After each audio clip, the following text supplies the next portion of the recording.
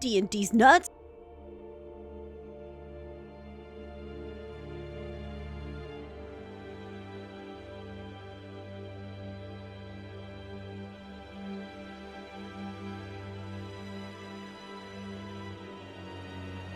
Oh my god! Oh my god! That felt good. I am a whore. It really does. I need to fix that. It does kind of sound like I'm saying, I am a whore. But, you know, I'm a loot whore. So, hi everyone. Welcome to the stream.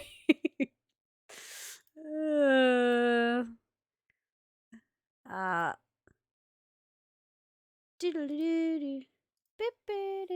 Hate it. You, Crystal. Good. I love you so much. I love you too. Okay, it said horse that time. But then the previous time it sounded like whore. So I don't know what to do, chat. Nobody I'm knows what to talking do. I'm live. Yeah. Am I a whore, babe? He said I don't know if you guys heard that. And he's out. As simple as I that. love He's you. out. Okay, let me turn the spoop on. I have to keep my door I sat down to closed. find out we're actually live. Cool. And it's like the Oh yeah, we actually are. biggest mistake. It is so hot in this room. Oh no. So I'm gonna open a window. You notice that too, OM? Yeah. Yeah, that clip needs to change. I don't know. It's Streamlabs cuts it off, but if I do it longer than that, it starts repeating itself. I don't know. Thank you for the chaos, Cassin and Chaos! Vixen. I like how somehow Crystal manages to sub every D&D stream. I don't know how that works. Are we committing chaos, are we? It's because I never have time to pop in, usually. So every time I pop in, is just going, oh, we've had this anniversary. This is when you can celebrate it. Celebrate. Celebrate! Crystal, can you try turn your camera on and off again? It's not. I don't know why it's not loading. Is it loading for you guys? It's not loading. Nope. For No. me. No, it's Not loading stuck at all. on that. We got buffeting square. What is that? What? That felt You're like one thing away from the hype train. I am a horse. It said horse that time. I don't know what I. No. Oh man, I'm gonna fix it after stream today. No, you won't. No, I won't. Honesty hour. That definitely said horse that time. But thank you, did. Quinesta. Thank you for your continued support.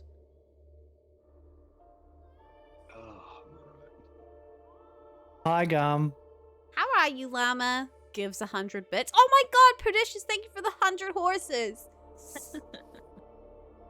Invisible horses, so better than your average horses and worth Better than your 100 average bear. and worth 100% less. Yeah. Okay, hold on. I need to... I don't know if your camera's gonna work today, sweet. It's being very weird. It was all Yeah, good. it was working till we said, hey, are we ready to start? Do you want to try Now the- restart your computer? I Oh, could. That's annoying, but... But that'll take me a long time. Oh. For some reason, my What? computer's real slow at the moment. Task Well- manager close Discord and reopen it. Okay. I mean, we Try also hard, know shut it, yeah. who and what we are. We're not going to be kicking off the game for a little bit now that the stream's started. No. So, I haven't pressed record yet either, so we're skipping this. Works for me. That's fine. We haven't done anything. No, we haven't done anything yet. Hi, Uriah! Okay, Hello, Uriah! ole.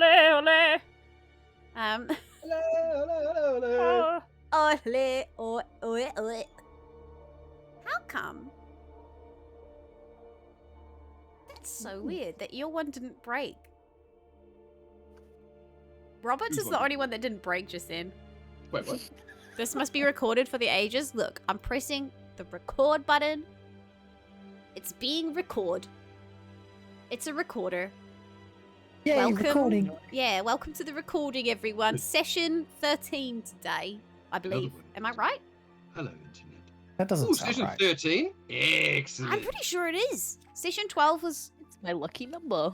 Yep, mine too. And a lot of people's most Aw. unlucky number. So today's gonna be a great day for the DM. Hey, it's within the average no threat range, so we're I still think okay. we should have a shopping day. Let's not roll in dust Oh today. yeah, shopping. Let's just Oh do a wait, shopping day. you know what's wrong though is that the whole city has been like pretty much evacuated because of clan warfare between the merchants. Or curfew.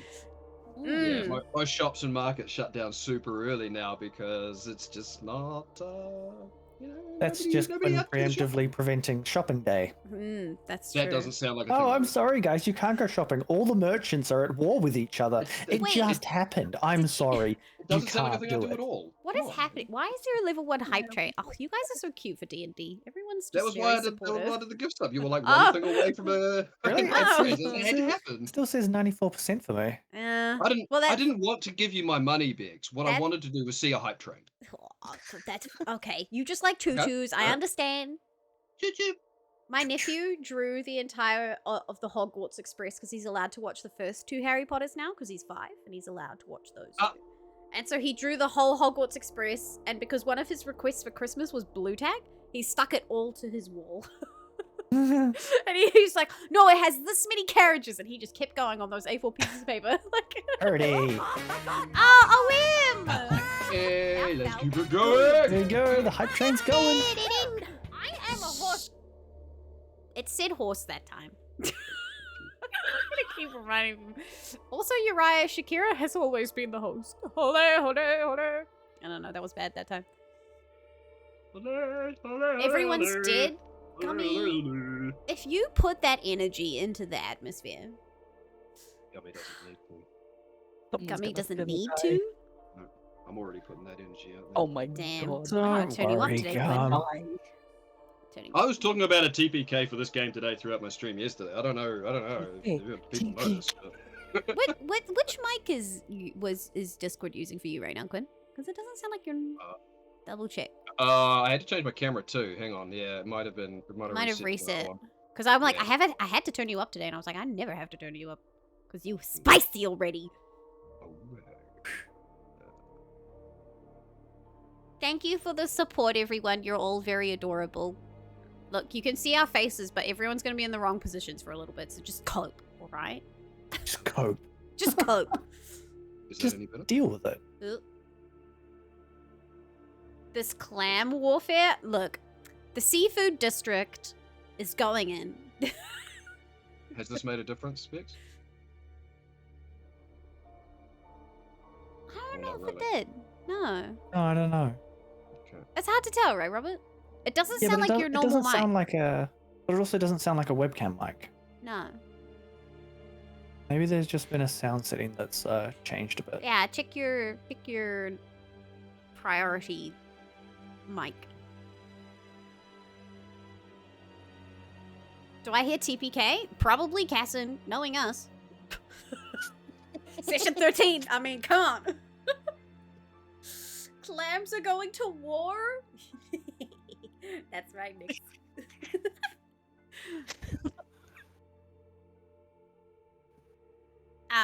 The high chat. Should I put some less spook? I've got spook music because we're currently running down an alley blindly.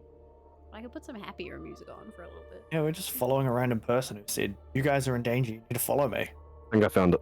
Oh There you god! Oh my go. gosh! Yes, you did. Oh, he tickled my eardrums. Oh yeah. Oh god! Stop! Ah, not on stream. Oh my god! Wait, is my Discord backwards? Let me check. Yeah, for some reason I think Oh, it because I was What's obviously like house sitting for a few days and everything was disassembled. Obviously Discord hasn't reset everything once I put it back together, so I've just had to do that manually. I know I had to fix my camera before. It's still sadly not registering Seket's camera. Hmm. Yeah, but how do I flip it? How do I flip the camera? Wait, I got to shouting last night? I know you can do it in OBS. I don't know how you do it on Discord. I'm pretty sure you can. Pretty sure there's a button somewhere. Should I blur though? Ooh. If you want to use clam warfare, in one of your games, go for it. Damn it. Okay, I don't know how to flip it. So I'll just say. This might or may not say sponsored by a certain someone. This particular bag of chips. This is button. Yeah. There you go. By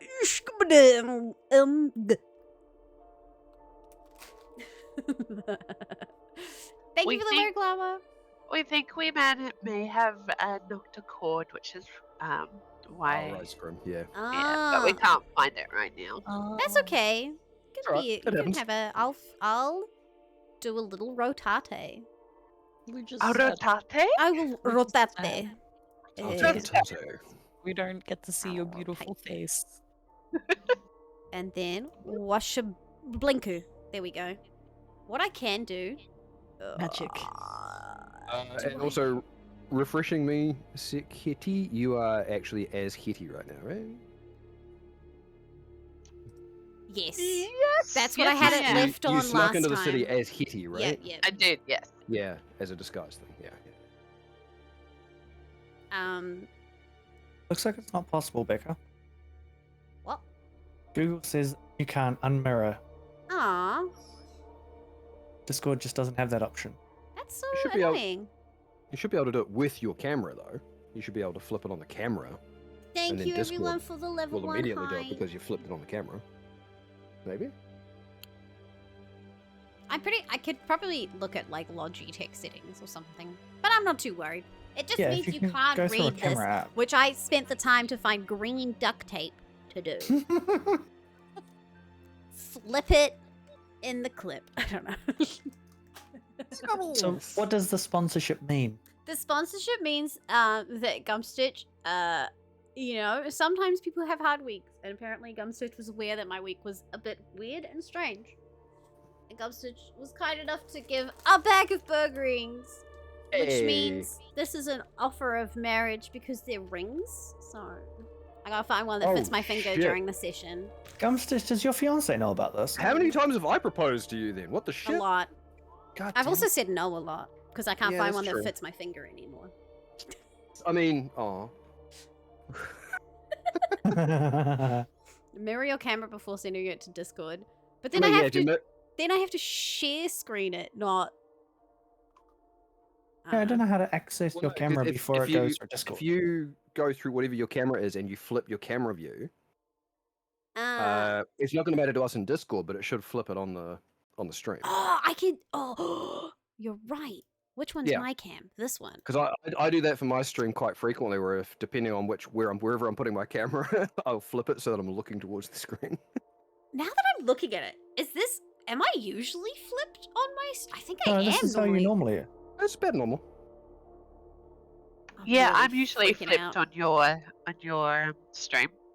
Yeah. When we do this, I'm usually flipped, which is sad because it's usually my not so great side. Yeah, like I would like to Flip. flip the other don't side so have it a looks bad like I'm side, can you? looking towards the rest of you, but I'll Oh, do cute. it perfectly, Oh, everyone. you.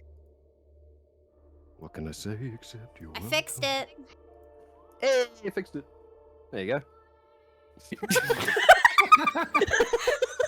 And yet, strangely, for Nofrit, I'm not surprised. Ah, I'm falling. Quick, catch it. Oh no, we missed. What? Oh!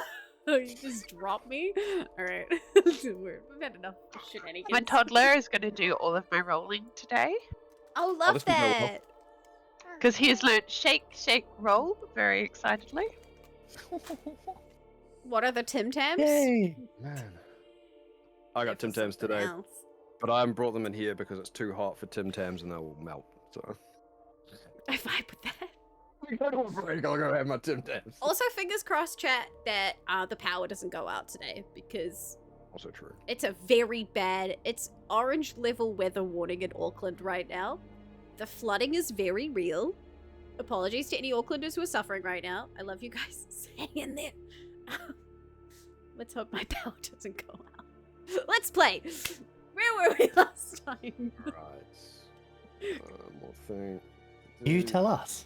What were we doing, I Becca? don't think it's my Yeah. turn, actually. I think Who it's wants to do Robert's recap? turn. Damn it.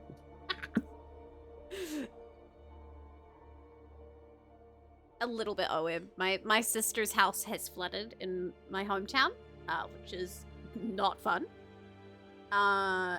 And some other family members have been really highly affected by it, but I won't go into that right now. Oh, plant daddy. Okay, onion rings are also the way to my heart. Honestly, I have a real problem. Anything ring shaped. Hint, hint. Robert, Where's where were we Q? last time? Last time we were talking about ring-shaped objects and your desire to collect them. So I have my grandmother's ring here. This is my Supergirl ring Quentin got custom made for me by my brother. Oh, That's the 2 rings that I have currently. And a bag of burger rings, though. I have a really pretty ring, but no camera. My bad. oh. That's okay. I have a ring light. Does that count? Yes, 100%. Can you fit your head through it, though? Maybe. These are my questions. Probably good. Funnily enough, OM, you can, which is why these are sponsored by Gumstitch. You can Uber Eats to other countries. Yes. But don't do it yes, right you now, can. because it's literally flooding. Yeah, It's don't not put a poor safe. Uber driver through Yeah. that. I mean, if they I mean, want to earn I'm money. sure if they're doing Uber during this weather, they need the money, but still, don't make them do that. It's it wasn't as bad this morning, but the weather is packing in now, which is why I was worried. I mean, I Uber her burger rings probably far more frequently than I should. I'm in the same country, but a different island. Oi, we're the same island. Where are my burger rings? What, you want some goddamn Daddy. burger rings? I'll get you some goddamn burger rings. Shoo, Daddy, I require some burger rings. How are you reading? Did I see no, how no. many there were? Holy guacamole! Oh my god, there's so many people here. It's easy. I We hit- should I hit the probably right button. start actually playing. I was gonna do a host, but I couldn't be fucked setting that up, so I just. I went don't with think ratings. hosts count. Hosts aren't a thing anymore. I think Twitch removed No, them. no, they've removed them, but that's Yeah. fine. That's Oh. why I just went with that because it's funny. Right. Oh my god, her did a flying proposal burger ring bag. We're good. Yay! I Proposal forgot ring we bag. had some in I forgot we had some in the cupboard. Beautiful. We can eat them in solidarity together. Yeah. Together. Guys, apparently we've been live for 20 minutes. And maybe we should play some. Maybe we should play some D&D, right? Durr! Let's go. Go on, Robert. What happened last time? So we went back to Dawa Mhm. to check on Zar, who we found fine, alive, okay. Mhm. We discovered a little bit more about her relationship with her mother, which is going to make things interesting, potentially going forward.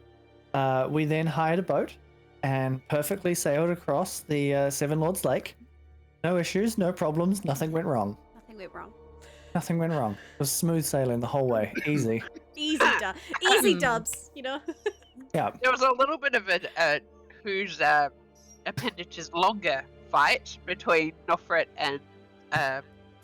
I don't recall that. I do recall winning, but I don't recall it happening. I don't recall you winning. I'm pretty sure I saw you fall over. I'm pretty I sure think you fell out of the tripped boat on a the few times, ropes, and we so- had to push you back up. That definitely happened. That's now canon. As the person Nice. doing the retelling, Yeah, as a person doing the recap, power of Okay. canon. This is my fault. it is. But after we fished Nilfred out of the water, and then tied her up so she couldn't do that again, we made it back to Gascon. Miraculously. Mhm. Perfectly, easily, no worries. No, easy dubs. Where we stealthily entered the city. So stealthy. Yep. Virtually unrecognizable. So unrecognizable. It's like I'm a different you know? person. Yep. So it's a real mystery to us how a dwarf came up to us and said that we're being followed and we need to go with him right now. And us being the trusting and respectable adventure group that we are, So followed. respectable. Without question. We went down a dark alley with a random person. Well, I mean, you hadn't, but now that you've said it and we've already established recaps are canon,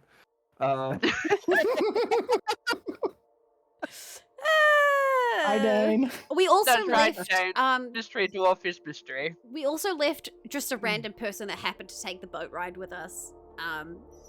They're staying at the docks. Headsman Olin, 2 days. the headsman of the village of Dawa, who may or may not, but definitely is regretting his decision. What do you mean? It was perfect. Everything went well. Yeah, it was fine. He just randomly came with us. It was extremely random of him. Yeah, If you you guys. have any questions about this recap, I suggest you watch last what was it, last Yeah. month's episode? No, it was It'll be up on our YouTube channel. A couple of Yes. weeks 2 ago. weeks ago.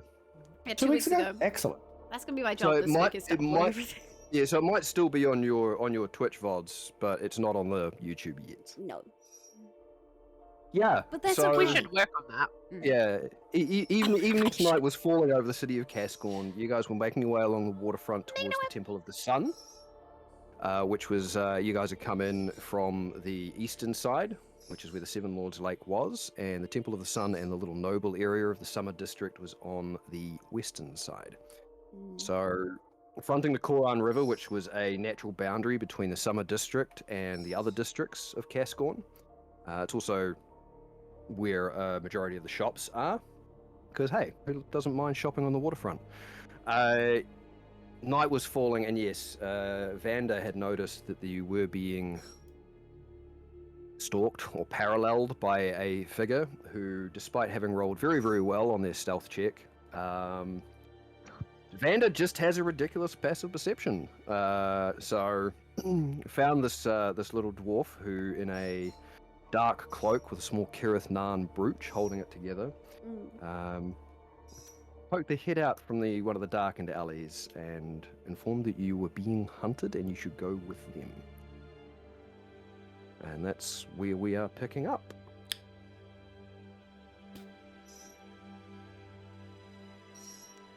And my closing question last session was, how bad has Cascorn got? Well, this might be your opportunity to find out. Yep. I want to hit things. Quick, this way. Okay. Let's go. The dwarf immediately sort of retreats back into the shadows between the two buildings, and ensuring that they are, not getting ahead, they are going to set a little bit of a pace, but they are going to make sure that you stay with them if you are all, in fact, following.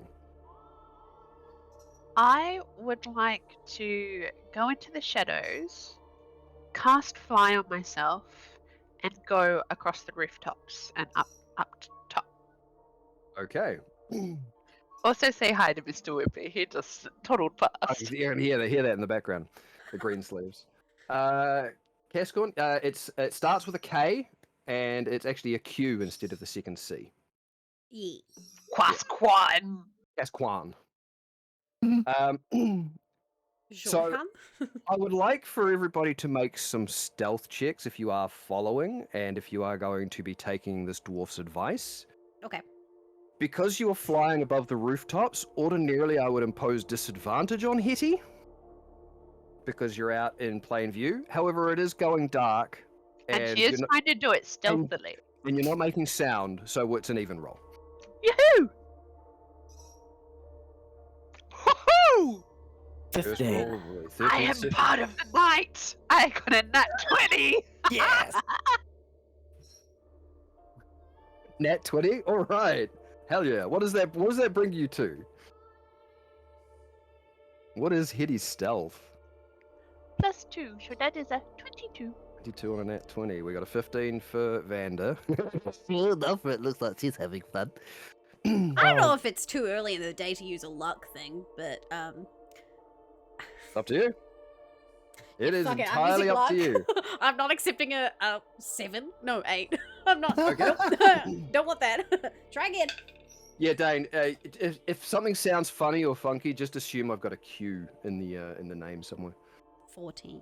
There may or may not be a theme to that in some places in Syleria for reasons that people don't know yet. And how did Freyalise go? Halfway. 12.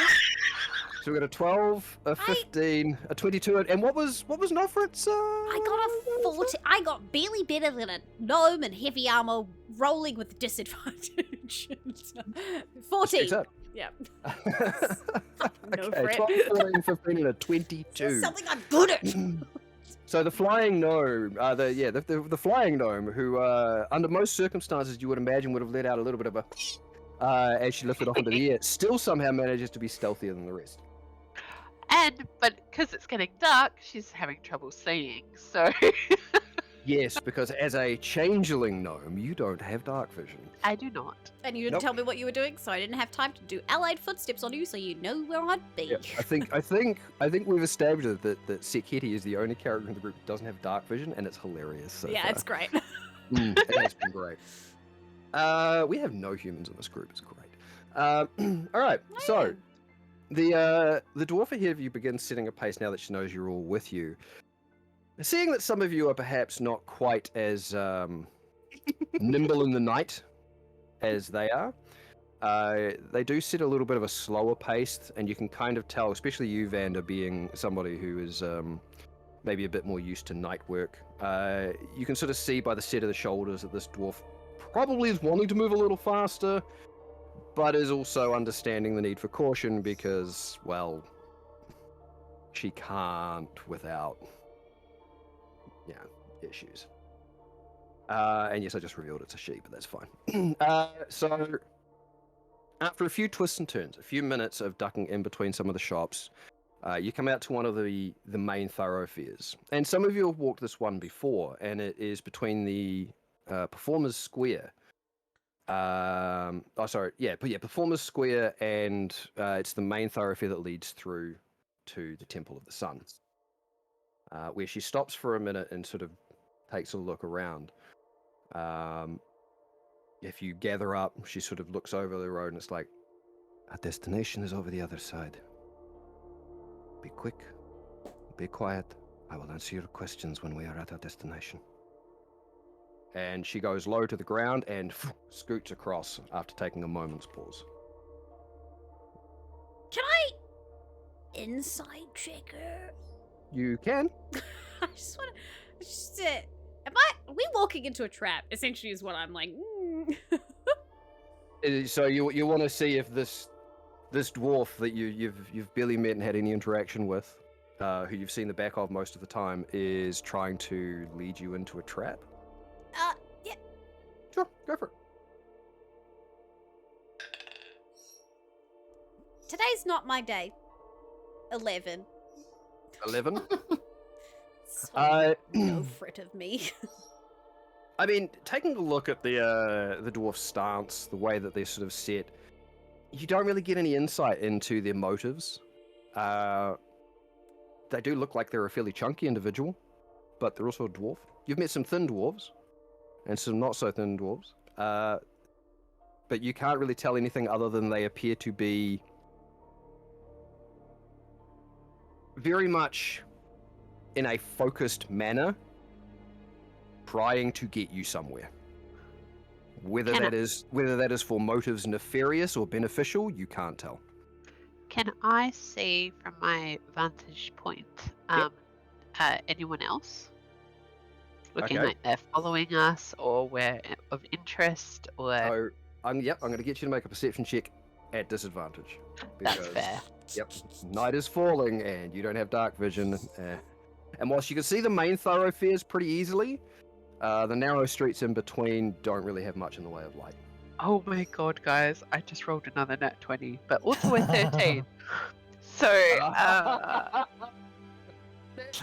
would 13 like plus some of that 2. energy, please. 15. 15?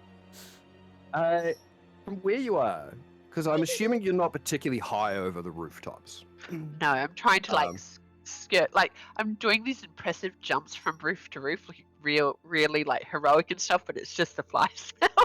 Just going. be along. And the section that you're in is mostly sort of 1 or 2 story shops. There's no big warehouses in this particular section of the Summer District. They're sort of a little bit further north in the direction you're heading. So you are still kind of close-ish to the ground. You do catch bits of movement, and most of it is you actually see members of the Aurora Watch. So the guards sort of walking no longer in pairs, like your previous times in Cascorn, they'd always been in pairs. You're actually finding that most are now in quartets. They're all very heavily armed and a lot more cautious than what they had been. You do note that there are other individuals that seem to be out in the night, but they seem to be avoiding the Aurora Watch or each other. You don't see any that seem to be specifically honing on where you guys are or any sort of particular destination, but from where you are, you can see that the night streets of Cascorn are not as quiet as you had believed them to be. There might be other people out on shady business that are not wanting to be seen, that your vantage point allows you to see, but none of them for right now seem interested in your little group.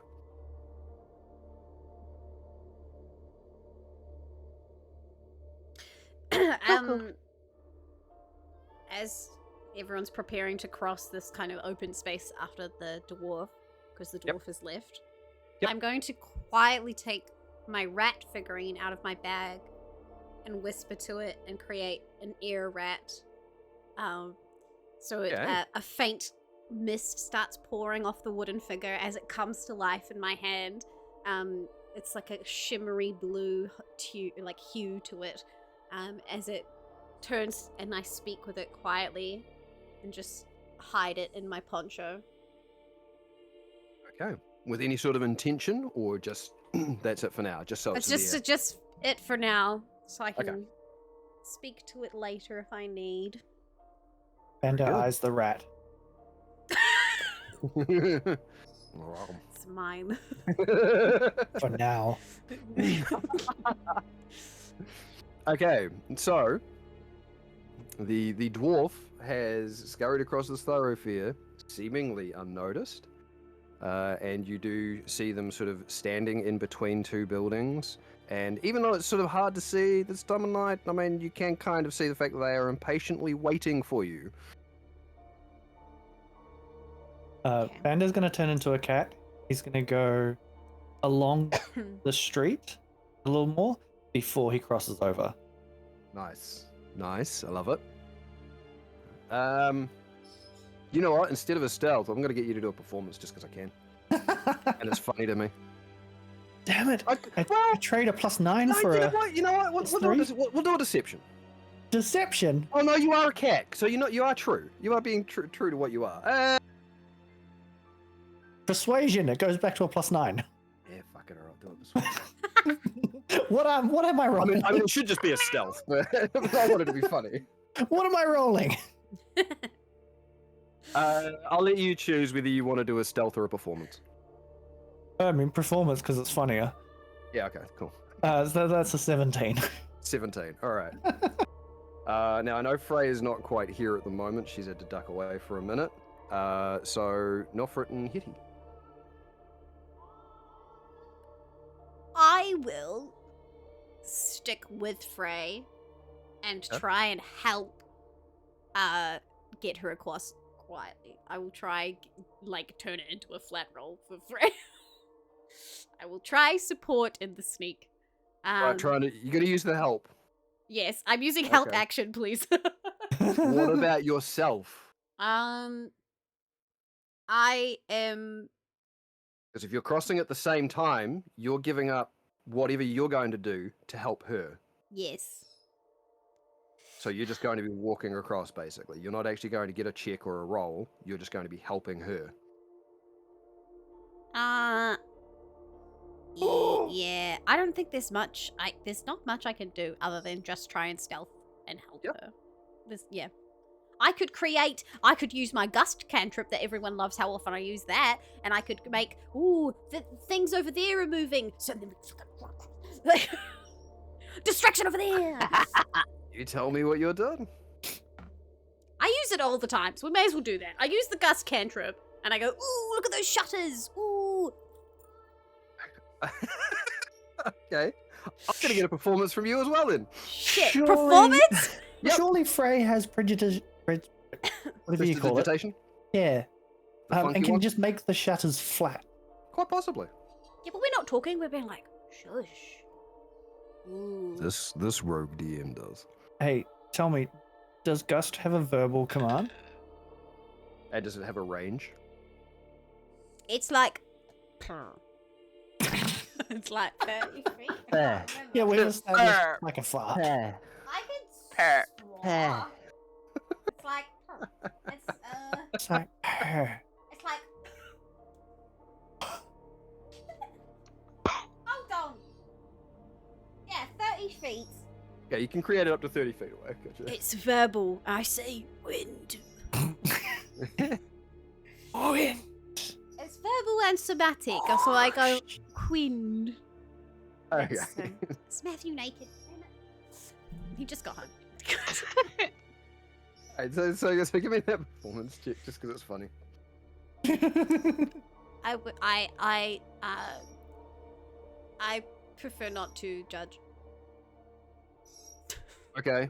So you're just going to use that as your help action then to get her across, and we're just going to leave it at that. Yep, Cool. because I don't want the Alright. 7 that I rolled. Thanks. So Freya's not unless Freya's back. I'm just going to have to Jaeger her and say she's going to attempt to make a stealth check. So it's going to be a normal roll. Yep. So if somebody could roll a d20. Bag's for me. not. I'm pretty sure I have her sheet here somewhere.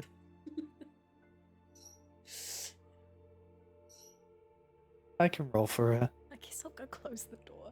Oh, yeah. He's definitely not wearing a shirt. Yeah, what do you mean? The shirtlessness is great. I rolled a 13 for her. 13? Yeah. Okay, flat roll 13. Where is her sheet? Oh, that's like 2 levels ago. That's fine. So shit. Okay, Wait, could I cool. not have used like my spell attack bonus or something? No, that would, it really wouldn't have made it that much better. Alright.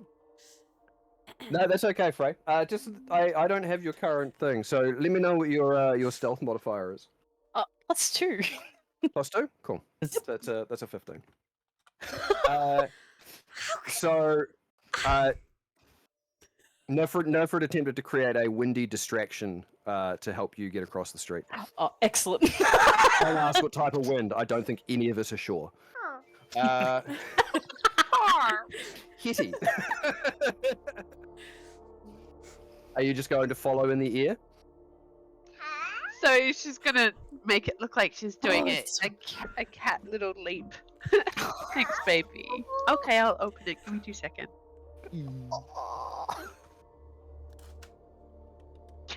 Sorry. So she's going to like do this leap, Mhm. but like carry over with fly, but like really make it look like she's like this cat ninja because she's seen like Vanders go like leaping roof to roof, so she's mimicking him and trying to look all superhero-ish.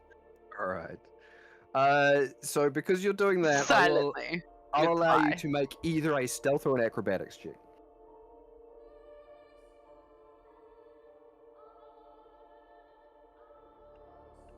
They are both the same.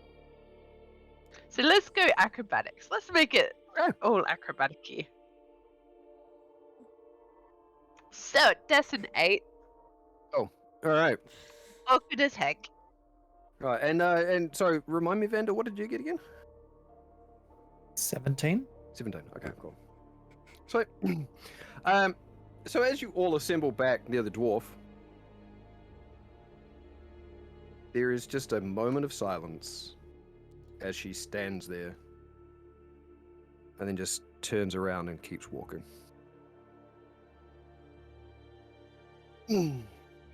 Some of you can take that as she's really wowed by your performance, and you did amazingly, and she's just speechless at how good that was. With my passive insight of 19, Do I believe? With a passive insight of 19, you can probably hear loud enough to rattle the rooftops around you a groan. Yeah, no, we don't use passive insight very often, but yeah, No. mine's 19. Yeah, I think I actually asked for it like a session or two ago. I really shouldn't be as trusting as I am. No. No. Not being me. Okay, so what I'm going to get is one of you guys, somebody, roll me a d20, and we'll see how the rest of this little thing plays Thanks, out. Becca, do it. Ah. Make it interesting. We've had a Bags not and a Becca do it, so they kind of cancel each other out. Somebody else want to jump in? I'll do it. Yeah, thank you. 18. 18. All right. So I want you, a fun option. following the dwarf, you wend your way through a variety of these different streets. You don't come to many of the main thoroughfares again. It seems like they do seem to be leading you around through a variety of different narrow streets.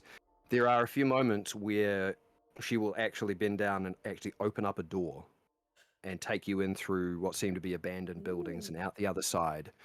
And there is a moment where, feeling like you might be a little bit lost, except for the fact you've got eyes in the sky, she comes to what looks like one of those sort of cellar doors, one of the ones sort of set at an angle in the ground, which has a big lock on it.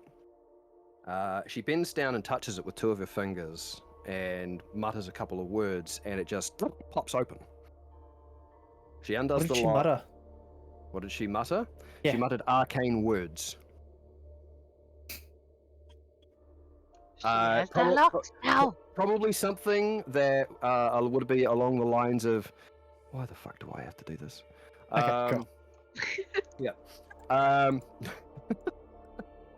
And she sort of pulls on one of the doors and lifts it up and turns to look at you all.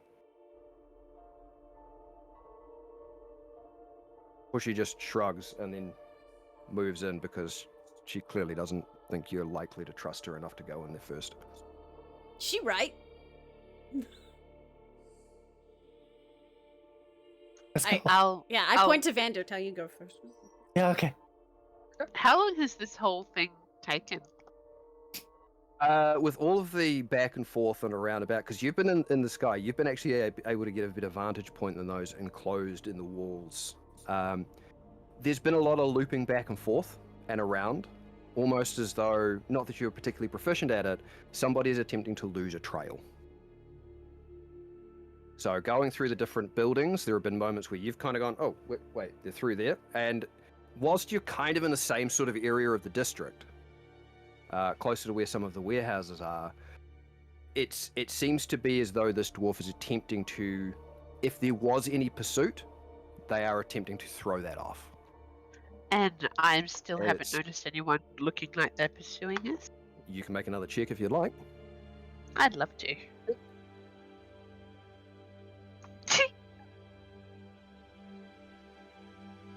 So is that investigation or perception? It's perception. You're trying to see. Alright, so I'll go with that first roll I had with the 3. Okay. Plus 2 equals 5. You're finding it increasingly difficult with no dark vision to keep an eye on where your teammates are in these shadowed alleyways. So pretty much most of your focus is there, and the few times you do look around to kind of feel like you're acting like the guard, the lookout, there will one or two moments where suddenly you feel like, oh shit, I'm losing sight of my teammates. So instead of focusing on that, you end up having to just keep a closer eye on where they are.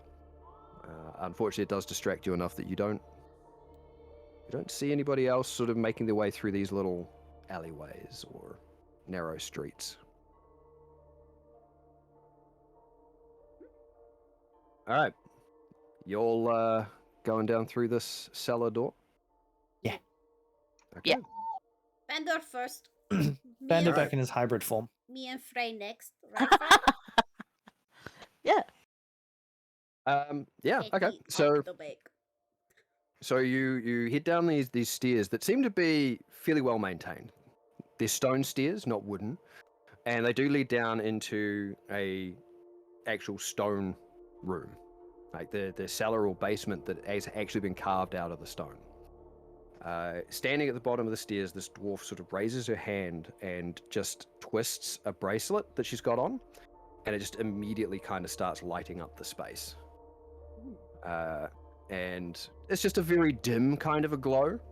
It's enough to alleviate not being able to see anything at all for those with their not dark vision eyes. And initially it looks like this is just a beer space. There are some barrels in the right-hand corner. It does look like at some point they may have held a type of liquid because there's some sort of just like a dried stain underneath them where something may have leaked out. There's a few propped up bits of rotted wood on the left-hand wall and some sagging shelves. But there doesn't really seem to be much here at all. She makes her way over to the far side of the room where she once again sort of bends down with her back to you all and seems to just move. You can see her shoulders and arms moving. And there's a very faint grinding of stone. And another set of... Yep. I was just gonna say, while the grinding is happening, I'm just gonna like message to everyone and be like, they look like Kirat Nan, but you know, keep vigilant, okay? That's it. Yep. And as that grinding happens, she sort of stands up and sort of turns to the side again. And you see that some of the stone is slid apart. And there's another set of stone stairs leading even further down. She sort of pulls her hood back, and you see that most of her head is shaved, and she's got a black hair that is in a single braid starting from her forehead and going all the way back over behind to her neck, where it splits and comes around the front. But her braid has smaller braids that all come from the side that all sort of go down almost like a net to meet those braids over the side. She's got a very square, blocky face and some very light grey eyes. Also a face that doesn't look like it smiles. She sort of looks around and takes stock. And I'm assuming there's just the four of you. There's not a fifth? That is right. I was told there might have been a male human with you. Never mind. Come. And she starts moving down the stairs with her arm and wrist out ahead to light the way. This is fun though. Let's go. Continue to follow? Yeah. Okay. So this little stone passageway, it's kind of wide-ish initially, and then it very much begins to narrow down into an almost kind of a claustrophobic sort of a space. And those of you who may have any sort of sense of architecture or land, it's definitely going down. It's continuing to go down, and it is almost in a direct straight line. There is about maybe 4 or 5 minutes into the trek, you begin to see that there's moisture forming on the stone, just on the roof and on the walls. And you can see the little rivulets that have come down the side, forming into tiny little puddles that seem to ever so slowly evaporate on the floor. The floor itself isn't slick, and it is what looks like a fairly well-maintained tunnel. But there's no deviation. It's just a straight line.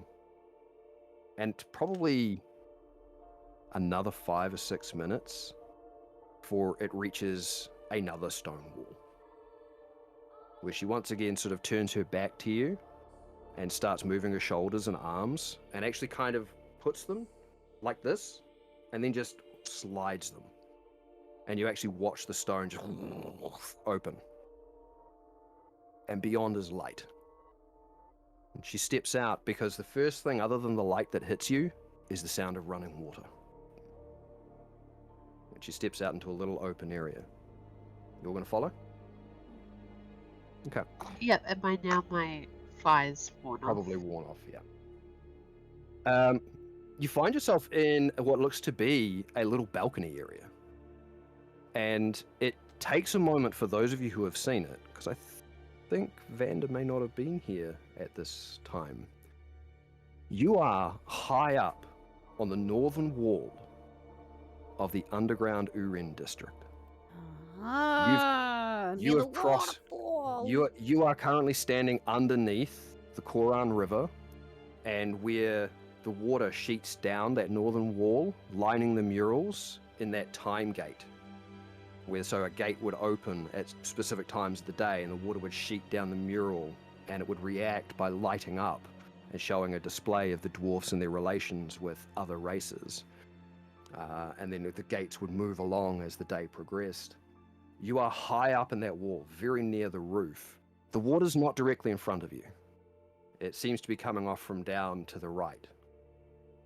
And looking out this small little balcony, you can see the huge stone pillars that are carved up, reaching to the cavern roof and holding it up. The dwarves and the elves and the kobolds and all of the other races that these pillars have been shaped after. And whilst the underground Urend district has this light to it, it's very well lit. There seems to be a lot more life here than what there has been anywhere else in Cascorn, probably since you came back from the Bastion Between. This little balcony area doesn't seem to have another exit, but it is of a decent size. And there do seem to be wooden boxes. And this dwarf has popped up onto one and is sitting there just with her hands sort of dangling between her legs, clasped, watching as you all enter. Can we see where the plucky canary is supposed to be? See if it's actually getting rebuilt, or if it has rebuilt? You're gonna go over to the edge of the balcony and peer over? You can, hell yeah. Worst that could happen, yeah. Yeah, exactly. A gnome and heavy arm from this high up. This is fine. Yeah, totally a cup of squash gnome on the pavement, yeah. What's your survival modifier, by the way? What's your self-preservation modifier? This is more for just a sense of direction. My survival is Yeah. a +4. +4, that's pretty good. Yeah. Yep. Because it's a wisdom-based skill, isn't Yeah. it? Yeah. Yeah. So it doesn't take you too long to orient where you are. Like, looking down, you recognize several of the pillars, including the one that you'd initially descended your first time coming down into the underground Urend district. You can even see, sort of, in front of you and quite a wee way in the distance, you can see the almost the tower that has the axe on the top of it, which was the wizard's axe inn, which is where you guys had been a few times.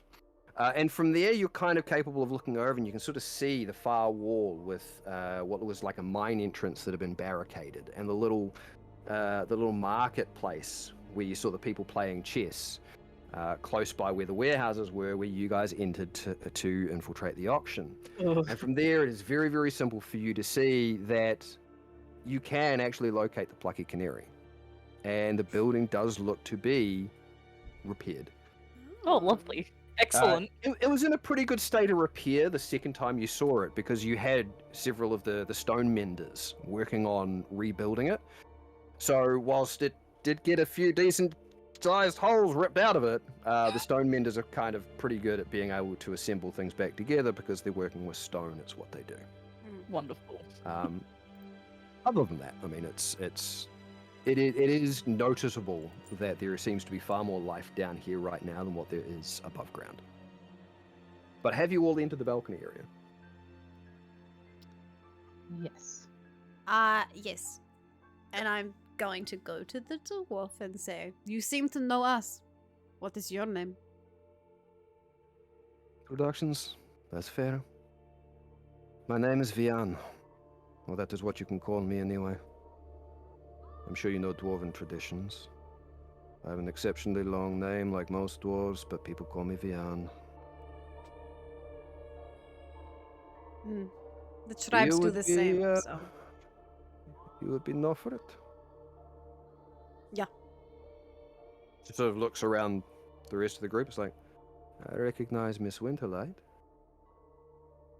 And I do know you, but I don't know your name, as she points at Vanda.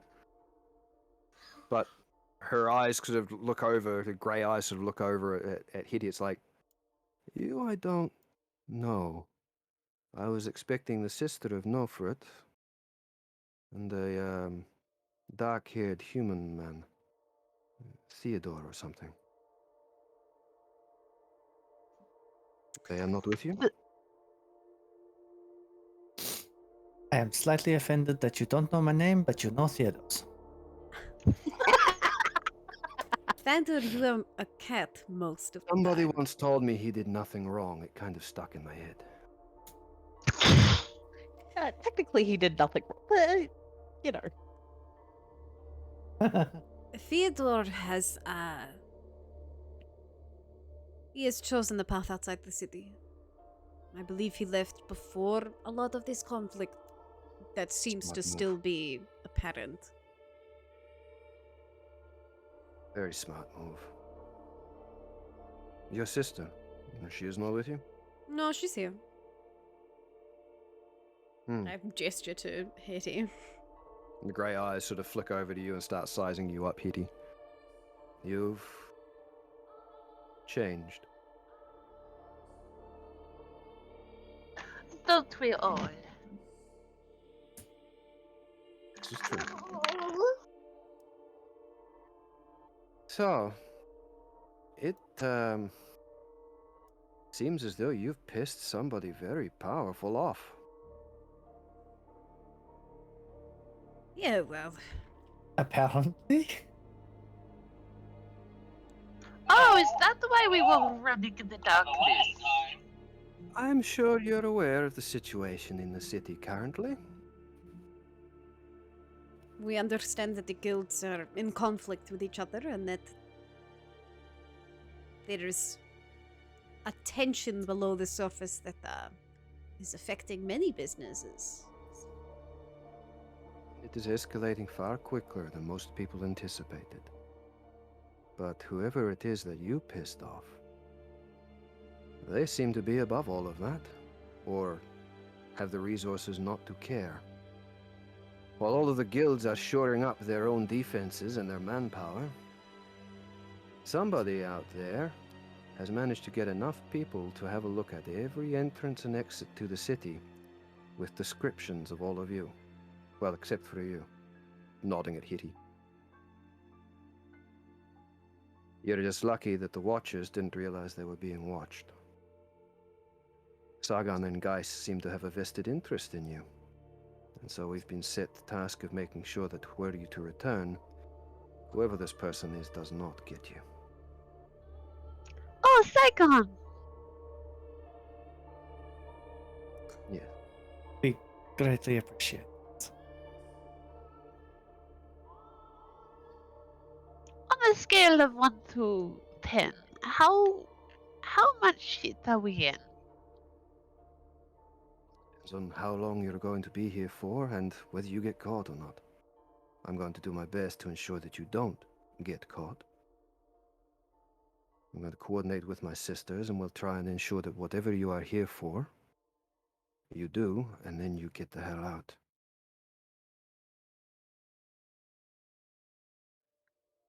I understand that we have been in conflict with individuals within the city, but is there any indication of what group this people belongs to?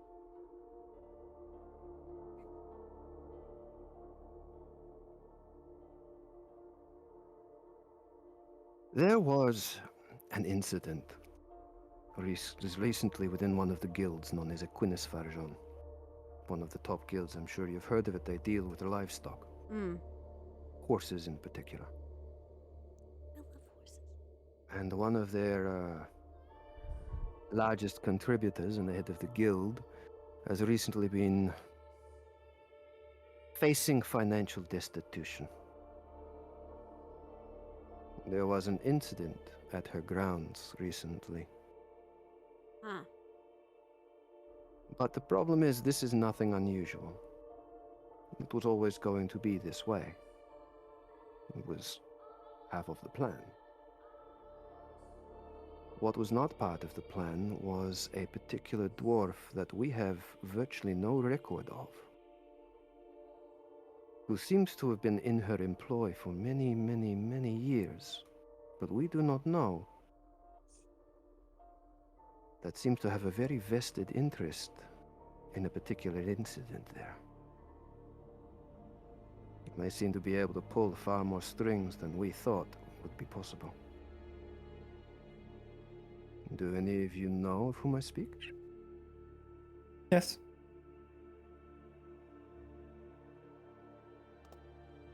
And I believe you have something they want.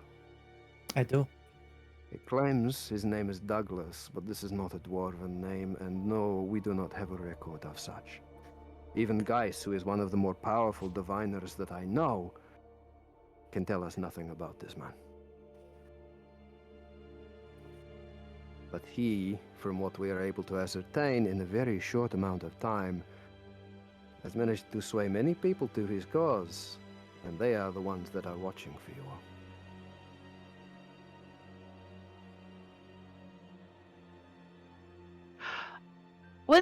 So, do you think they are swayed to his cause, or he's paying them a lot?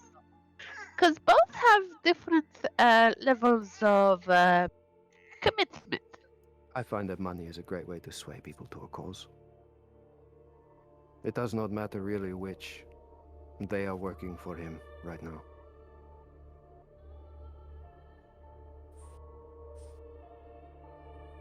It should be enough to note that he is ignoring the politics of this city in pursuit of a personal vendetta against you. That has us worried. What are you supposed to, looking into Vander?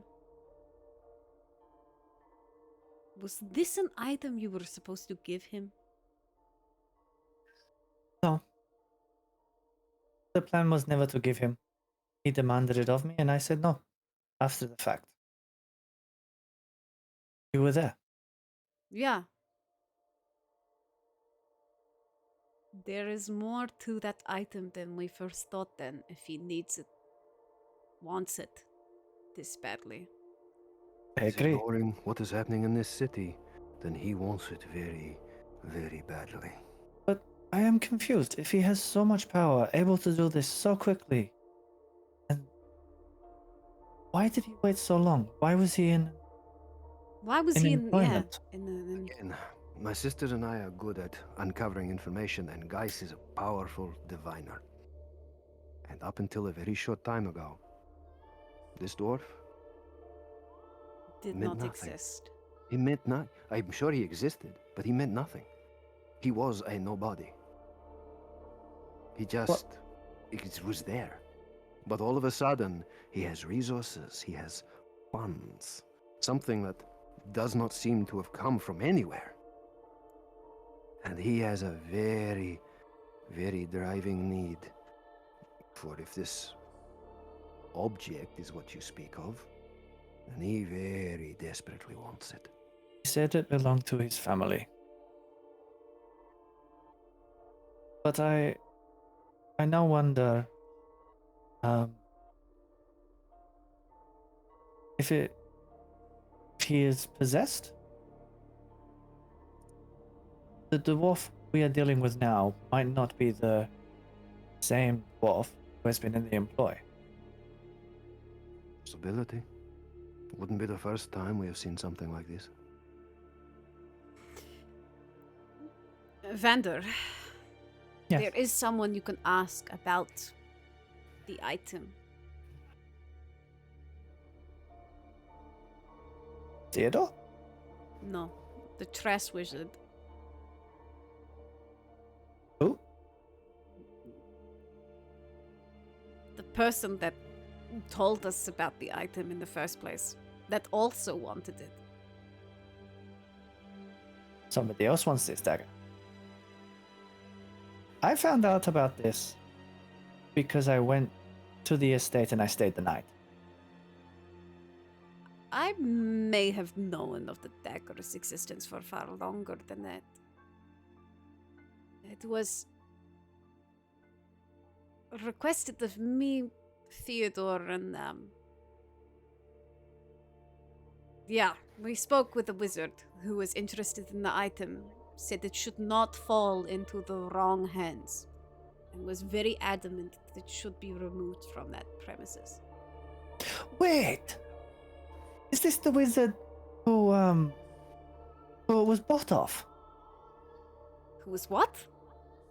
Yeah, that's how I've forgotten her name. Oh, You're it's telling me Nicodemus wanted this as well? Yeah. it's the trash wizard I never got to see because I was too sick. I believe I wasn't part of the party at this I point. believe I was the only Oh, you person weren't. in the party to meet the trash Yeah, wizard. to be Yeah. No, Yeah, I in- think Second went down. Second went down? Yeah. Okay. Yeah, Freya Elise wasn't here because Oh no, she had stayed out. to keep Yeah, her I was watch. thinking, I'm pretty sure it was me, Theodore, and potentially Azeria that went in and talked to Azeria, him. I think, yeah. We went and talked to the wizard. And then we were like, we could potentially go do that as an odd job. And then we just left it. And it just became it became a nothing and nobody went back to it, yeah. Azeria was dead set against it because she Yeah. didn't want to steal it. No. Theodore was very kind of keen on it Mm. because it sounded like Because he fun. wanted to, yeah. Because it sounded like fun, yeah. If Nicodemus also had an interest in this dagger, then it is far more important. He's a little bit mad and a little bit crazy, but he doesn't actively seek out objects for the hell of it.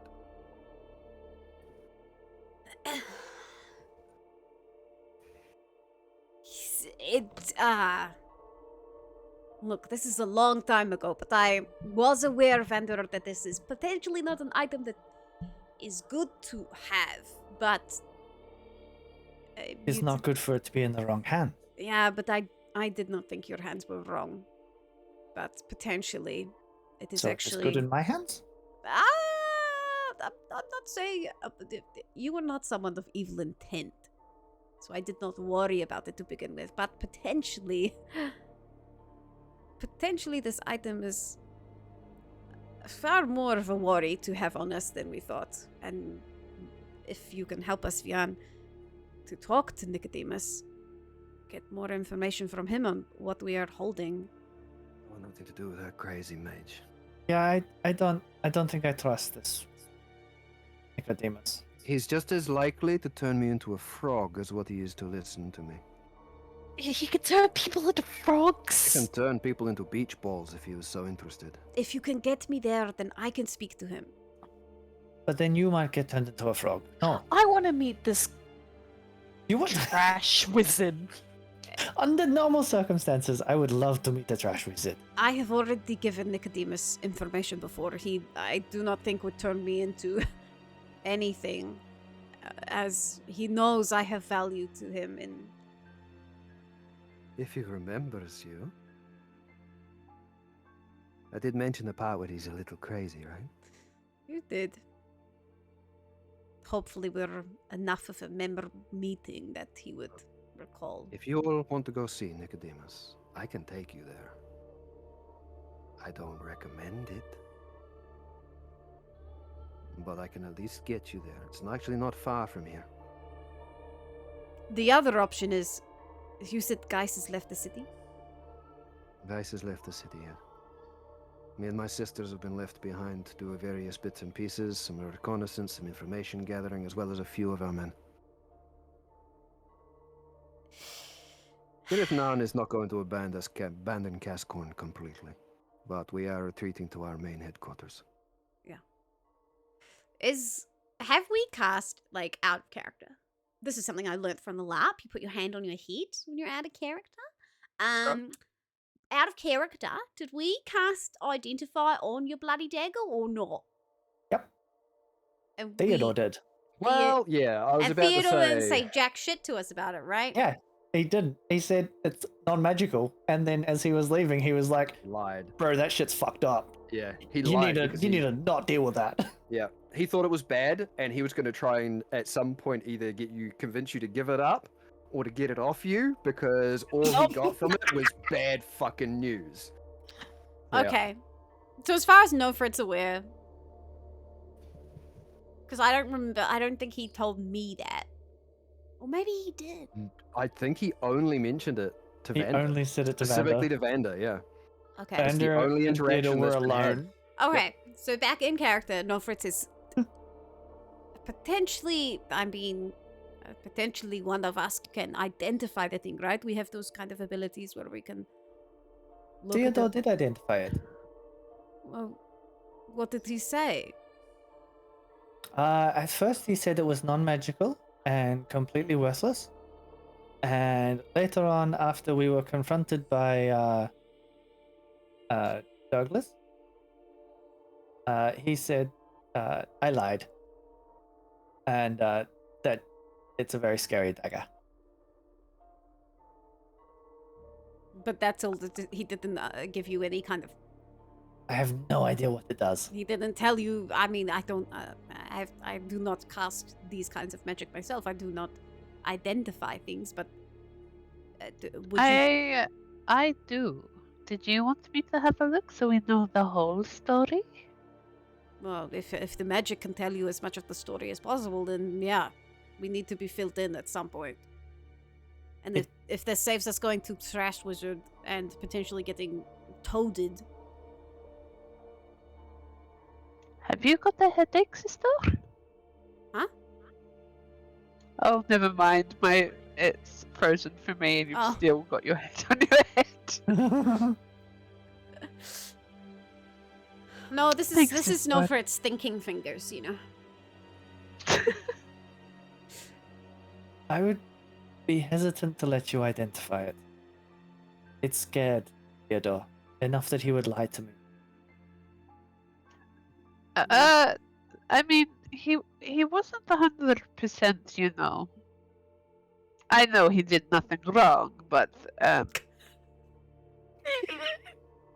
he lied to your face, Xander. I didn't think he would take that kindly. I think that information can be scary, but it can be utilized as a tool like anything else. I think we are better not off wrong. identifying it. Information is dangerous, but it's also information for a reason. Information is never good nor bad. It's how it is used. I like you. How do you I like how do you you get all the information? Like, do you just focus, or I'm just asking as a I'm So- wanting to take information. It is very, very exciting what they do. Like, it's a nice little way to talk with Goldilocks, which none of you know. But you know, he likes you guys, kind of. I think maybe it's hard to tell with him. But you know, he and I, we look over an object, and you know, we can sense the magics and or the makings of it, and how it has come to be, and what it's come to be doing, and get a little story. Oh. I play along. I mean, I quite like that. Okay. And I mean, if we have the information, then we can decide what to do with that. We have the whole picture, rather than knowing that, hey, this is important, that people are doing scary things to get it. I agree. Let us at least see more of the picture. May I have it, please, Vander? Vander reaches inside his leather jacket. Hetty's eyes do not leave his hand. Like, she is so curious. So Vander's got all of his belts, all of his daggers, strapped onto a belt along here. This one is tucked underneath all of that, so You it's have a not ever hiding visible. spot. Yeah. Good to know. One of many. You need to teach me some of your tricks, Kitty. Maybe someday. Although second If you ruins teach me that all one. of my things. I mean, we could work on it. While you're doing that, Vian, watching this interaction, sitting on the crate, is just sort of opened up a little pouch on his side and has pulled out a pair of knuckles. They don't really look like brass knuckles, but they're knuckle dusters. And she's very slowly applying some form of oil to it and polishing it, just while watching you all very carefully. Oh no. And he just kind of looks over at her. So this spell is going to take me a little bit of time. Are we safe here for the moment? If you are attempting to identify something, I figured it would take you time. As I say, I worked with Geis for a long time. I kind of understand these things. We should be about as safe here as you will get anywhere for now. Sounds good to me. Thanks, Fender. Anyone want a biscuit while we wait? Oh, I'm gladly. good. Vian. Mhm. Is there any way, while Hades preparing the spell, is there any way for us to identify this group of individuals that may be after us? They're not wearing any kind of symbol. They all wear fancy red cloaks or something. I don't know. The problem is some of them are pulled from civilians within the city. Others have left the ranks of guilds. There's no unifying factor about any of them, which again is part of the reason why we are very wary and curious about this individual. Well, let's not simply pluck people from different factions and bring them together for apologies, no cause. To ask for, people who live simple lives to take up arms and fight and kill or steal, that is... Yes, Whoever they were this not Douglas is involved with Well- something bigger. It would seem that way, which is why we are wanting to keep an eye on him beyond your own involvement. Part of the reason why my sisters and I are remaining in the city for now. Are your sisters and you a group in yourselves? Like, My are you a sisters- crack squad? Let us say that Geis's divining and finding things out is very effective, but sometimes more down-to-earth, grounded, mundane means are required for information gathering. And sometimes, regardless of how well-meaning a group, you do require certain people to operate in the shadows. That is what my sisters and I do. There's the reason Kirith Nan has had such a meteoric rise amongst the factions, amongst the guilds of this city. We may be partially responsible for this shadow war that is happening because of it, but somebody has to bear that weight, and my sisters and I are a very good foundation of that building block.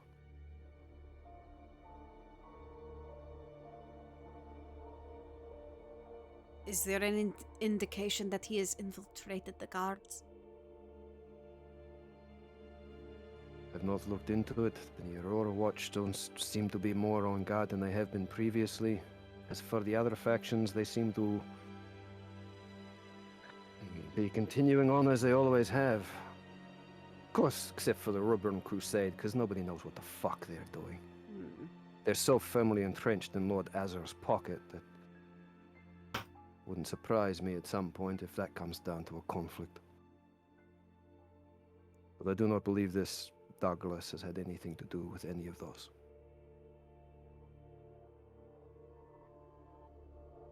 Okay. Are we getting our identify on? We are, yes. Alright. So, do you have the component required?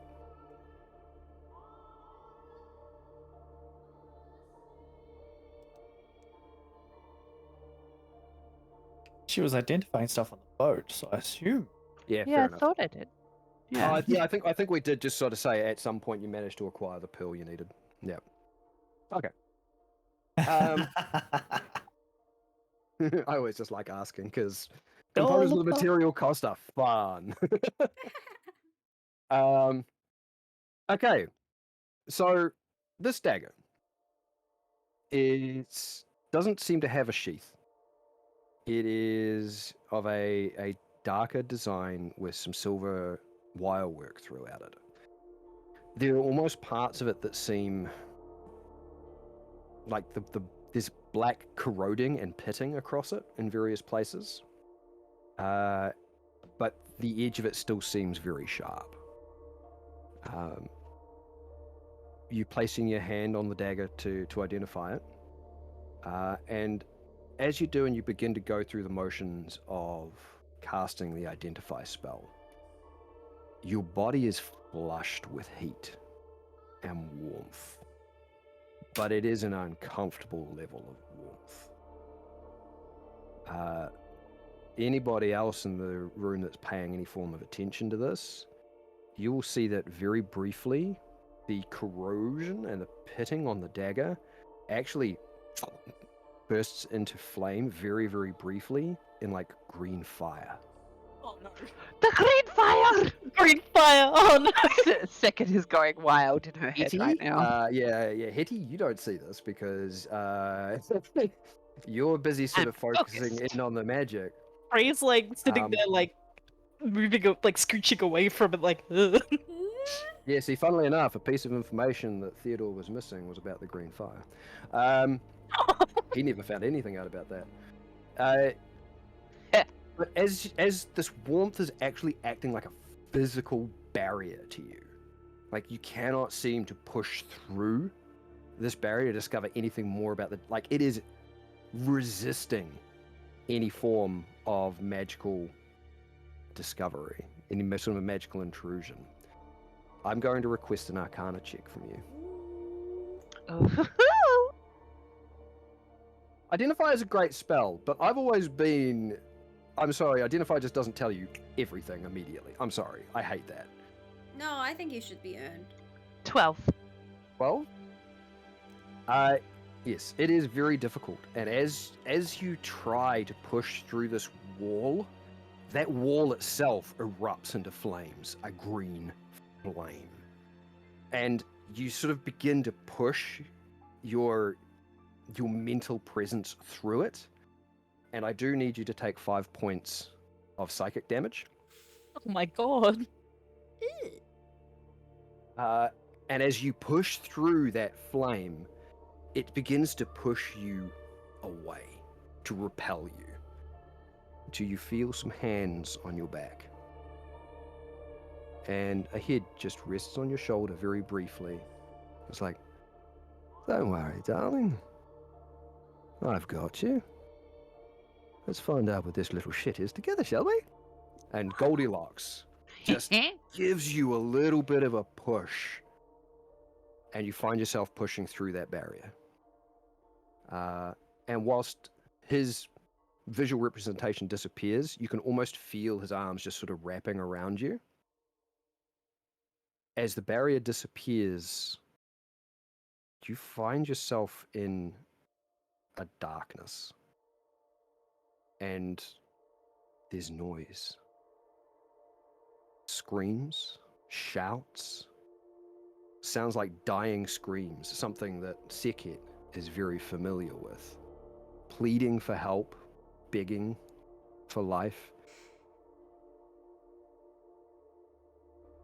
And then you arrive. The darkness recedes and you are standing in a wood-paneled room. It's old? Seems to be in an old style. There are maps on the wall. There is a big table that looks like a war table with an unfurled parchment map on it with bits and pieces all across it. And you see that on the far side of it, a figure is standing up with a bloody dagger in his hand. And there is green flame crackling up his arm. And as the blood drops from the dagger, you sort of see it falling across what looks like the armored form of an elven general.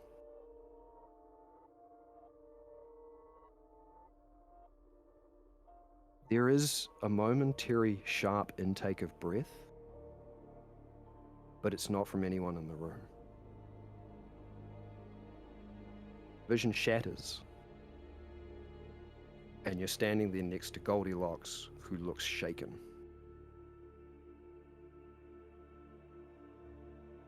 Are The you vision okay? retreats. The vision retreats, and as it does, he wraps you up in a hug. It's like, well, that was an interesting view into the past. Not mine, if you're interested, but you're going to want to be very careful with that. And as that consciousness retreats, this dagger is old. It has been around probably since the Scourge War, or not long after it. And it has been used in assassinations.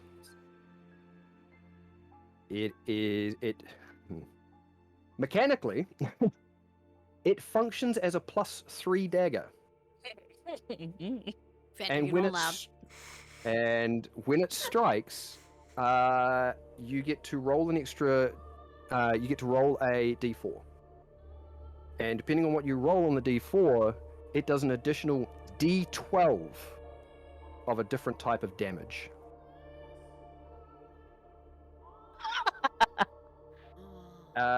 It is capable of lighting up with flame, so it can act as a light source.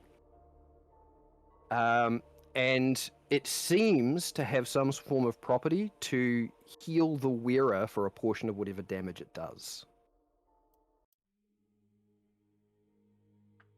However, there is a darkness lying across that blade that, unfortunately, because of your Arcana check, it warns you that there is something else beyond what you have seen and what you understand about that dagger. There's something more to it, but unfortunately you are not going to be able to divine what that is today.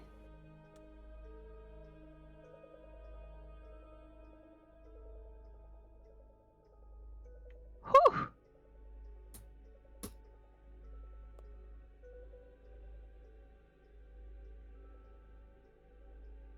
You okay?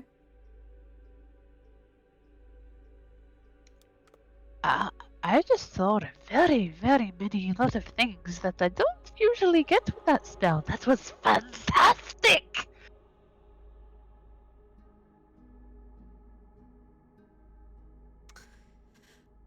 Although a little more difficult than a few other things I have tried, so I am very sorry, Vander, I did not get the whole picture, but I have got more of it. Okay, what do you know? Frey? Also, Sekit is screaming at me to say green flames to you. Lots of It's green green. flames. Green flames. No. Also, Vander, if you're holding on to it, the name of the weapon is Char Memoria. How do you spell? Char, C-H-A-R, and then Memoria, M-E-M-O-R-I-A.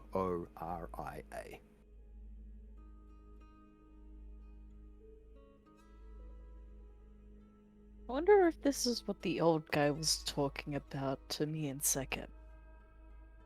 What's this? About the green. You probably heard us talking about green flames.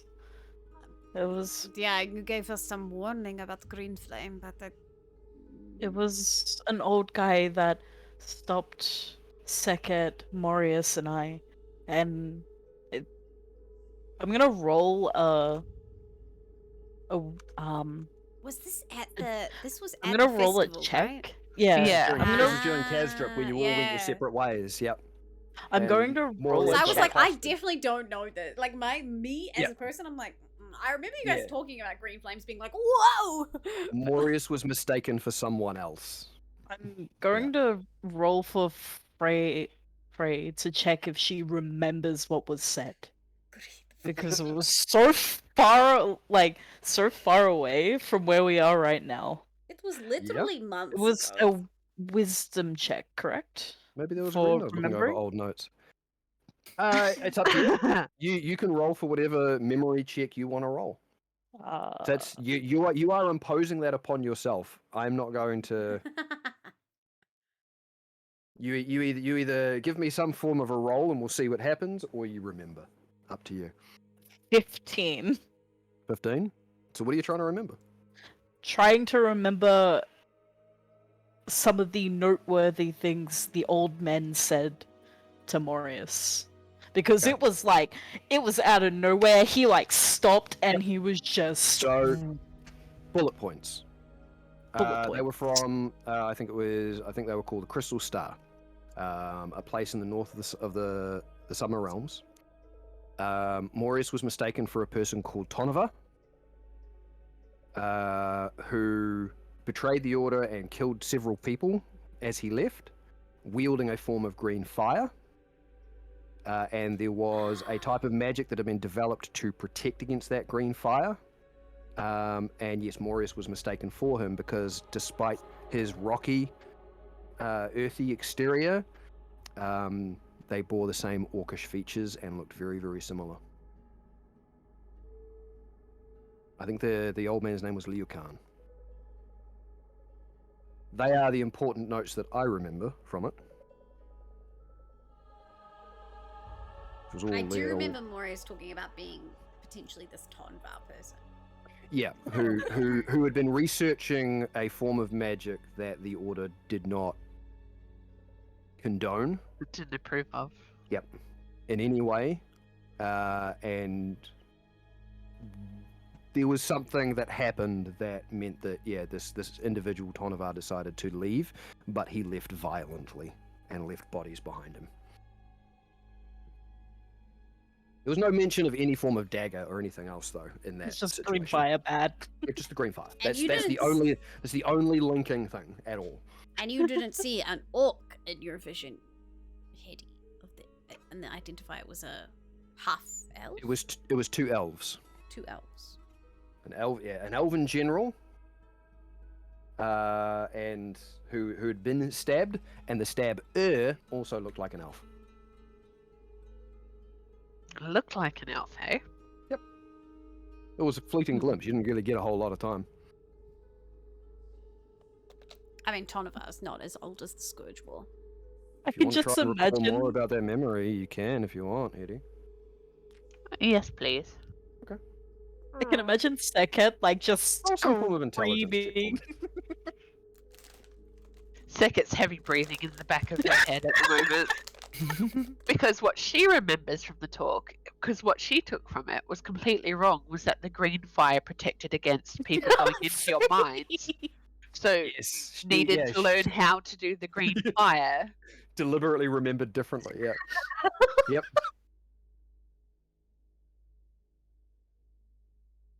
So just an intelligence check.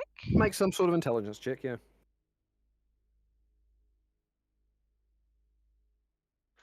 Can I investigate it further? Is it investigation an investigate- intelligence check? Yes, Go yes for it is. Yep, that's what I mean. Some form of intelligence check. I'm not too worried. So dirty which one it is. 20. Dirty 20. Okay. So there are a couple of things, both from what you saw and some things you've heard, or Seket has at least. As this elven individual had stood up, it's a little moment that you've sort of snapshot in your mind that maybe Seket's holding on to more so than Hedy. This individual, whilst they were elven in appearance, they were wearing the same form of armor and uniform that the general was, although of, you'd assume, a lesser rank. There was something almost glassy about the eyes, and whilst you didn't get much of a glimpse, they appeared to have sharp, bang-like teeth. And it does take a moment, because a dirty 20 is great, where there is a connection that comes together in your head. You heard a story once about something that went down in the elven capital of Lyra many, many, many, many, many years ago during the war against the siege of the Soul Ghouls, where they got access to the city by infiltrating and killing the commander of the defense. And that connection suddenly, bing! You just witnessed that moment, somehow, of a soul ghoul impersonating an elf, killing the commander of the elven defense in his own chambers with that dagger. She relays that to Vander. Is that not a story we heard in the Bastion That's- between? That was that's a 100% story on a we've heard. tapestry, yeah. We knew this. I knew that was the story of this dagger. But she's just witnessed it. Does this mean that this dagger is some kind of soul ghoul magic? What does that mean? I don't know if this Tonavar person, and maybe, you know, if we're pulling at hairs and leads, whatever, this green flame business, if this Tonavar person is trying to learn soul ghoul magic, which was the downfall of those people, right? The infiltration, the assassination of the general. The elf Maybe, survived, but yeah. maybe this dagger is unique in its aspect, and that is why this Douglas person wants it. This is a good Plus- cookie. It's a plus Thank 3 weapon. It's definitely considered a unique magical item. Yeah, level 6, and you got a plus 3 magic weapon in your hands. I don't trust it. I don't trust it either. Because you've been told not to trust it. That question, though. Okay, here's my question. You don't trust it, Robert. But what does Vander trust? Vander has a very high insight trait. Okay. So Vander is also on board, and we're not going to have an issue. Great. Like, I mean, Vander is well DM. aware Yes. that- scary enough. Quick question, Uh-huh. because it's blurring a bit what my character knows and what I know. How much about soul ghouls does my characters know in relation to links and stuff with? The only real thing that I believe your character knows at this point is soul ghouls and changelings are connected in some way, and many people distrust and dislike changelings because of the nature of soul ghouls and changelings is similar, and that they can take the form of another, and they can do so essentially at will. So because of that, there is an inherent distrust, and the fact that soul ghouls are considered monsters because they kill people. The soul ghouls are known to kill people to then be able to take their forms. Do we know why that war happened? Like why the soul ghouls wanted into Lyra? So I saw that look, Bex, and you have met a soul ghoul in one of my other adventures. Yep. I sure don't, Vito. Hello. Sorry, what was the question? Hello, England. Do we know why the soul ghouls attacked Lyra? Nope. Why they wanted in?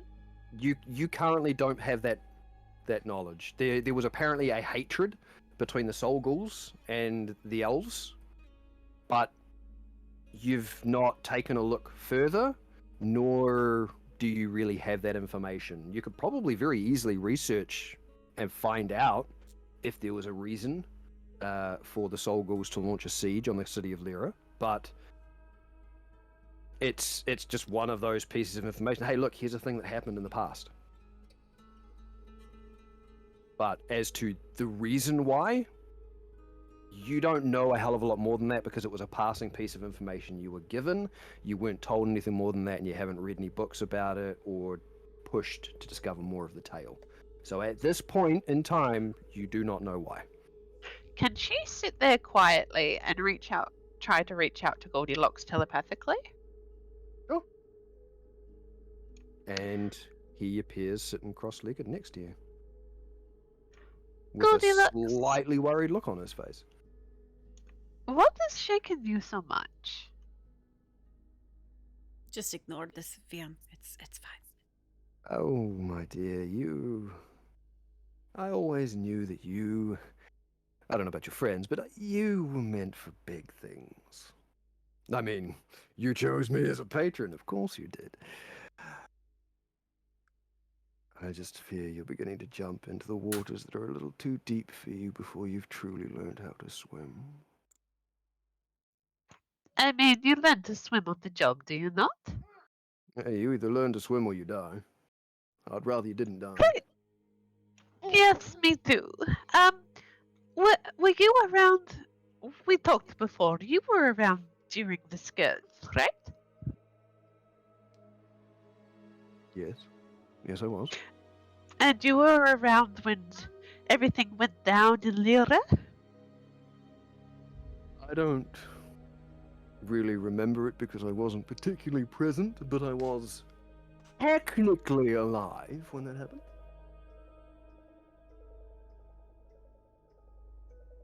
Alright, so you don't really know why Ghouls wanted to siege the city.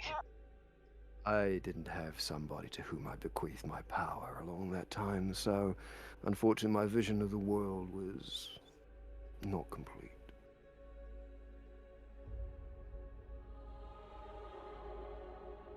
Would this dagger be good against whoever trapped you where you are?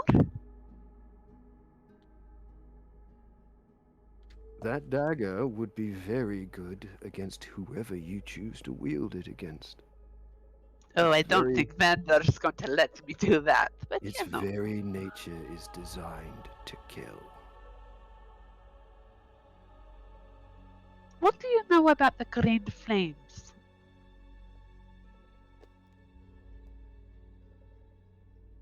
I don't. I think you have more pressing things going on right now than this. That should be a discussion for another time, I think. He's playing You actually coy. begin to see him immediately start to fade a little bit. Wait. What would you like me to focus on right now at this point? Because I am so interested in the soul ghouls and the fight and this dagger that linked back there. There are so many things that are leading me to Lyra. If you want my advice, you are here for a reason in the city. Perhaps pursue your goals there. And maybe we can talk again on the road. But for right now, everybody in the room's looking at you like you're crazy. Good. It's good for my image. I know, it's fabulous, isn't it? She just grins. I promise we will talk more, but perhaps now is not quite the right time.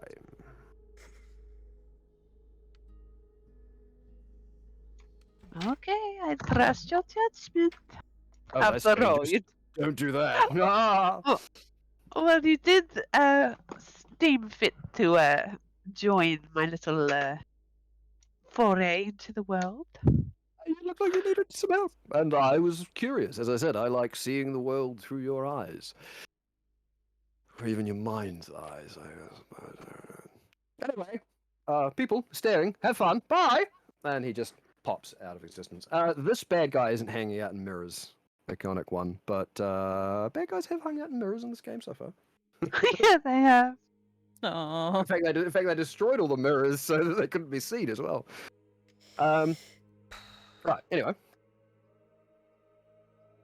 Hi, Yes, She was doing uh, all of that telepathically, by the way. Oh, okay, right. Yeah, it seemed as though Goldilocks was very interested in just getting out of that conversation very quickly. Yeah, very much noticed that. Vander would have taken the dagger back while they were having the conversation. Vanda would have seen there was a little bit of resistance from Hetty before she gave it up, but she did give it up.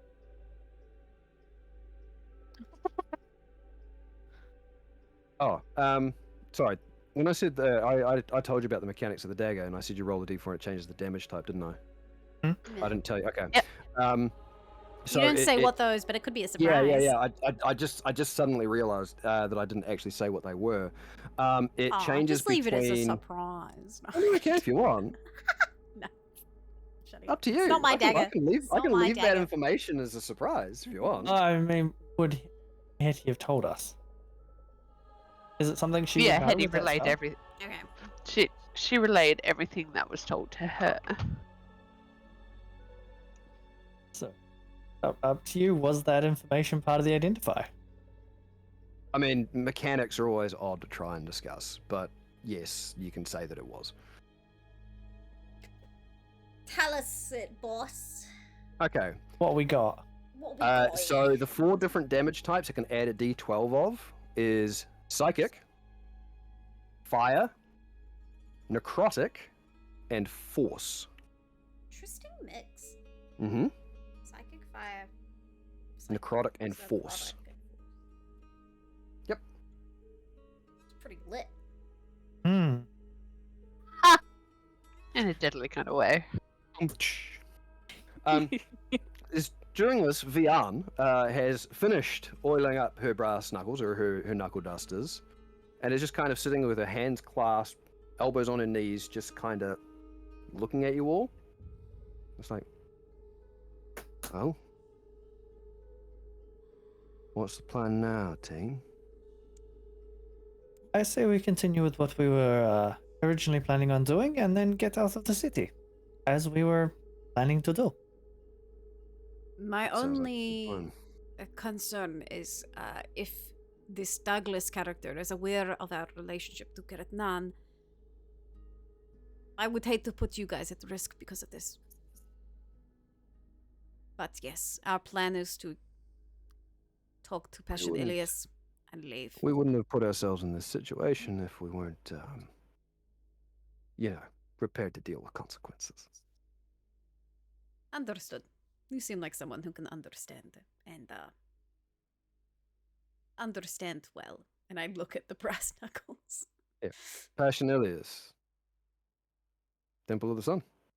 That is our original destination, yes. Are you, y'all ready to move? Yes. I think the sooner the better. Mm. And Right. after we see him, we actually do have a boat, but if they have seen us at the docks, then We'll do our best to get you out. Oh god, my Deal with the god, oh my god. consequences as they come. Ah, Would that you felt be able to good. deliver a shopping list to the boat? I am a horse. Thanks, Shopping list. Ion. You want me to deliver a shopping list to the boat? Oh, we have a shopping list that we were supposed to return with the boat. sponsored by Houndcraft. So you're just gonna don't find your own expect- way then? I don't expect you to do it yourself. But You Which did was- say you had sisters. Can they do some shopping? I don't think Vian They can, but is the I'm shopping going to type. have to take time out to get to one of my sisters, to give them a shopping list, to go and get something when things are closed at night, which hereby then kind of delays me being able to escort you anywhere. There Well- is 2 days to deliver these goods. yes, It is not urgent. Give me the shopping list. I'll see what I can do while you're talking to Ilias. I hope you're well, Aeon. Thanks for the sub. You're so cute. Thank you. now for it, do you have the list? Yeah. She sort of grabs it. She doesn't even look at it, and she just immediately stuffs it in one of her pouches. Just. And then she sort of walks up to the exit out of this little balcony overlooking the Urend district. She sort of does look over you once more. It's like, once you've done all this, What are your plans?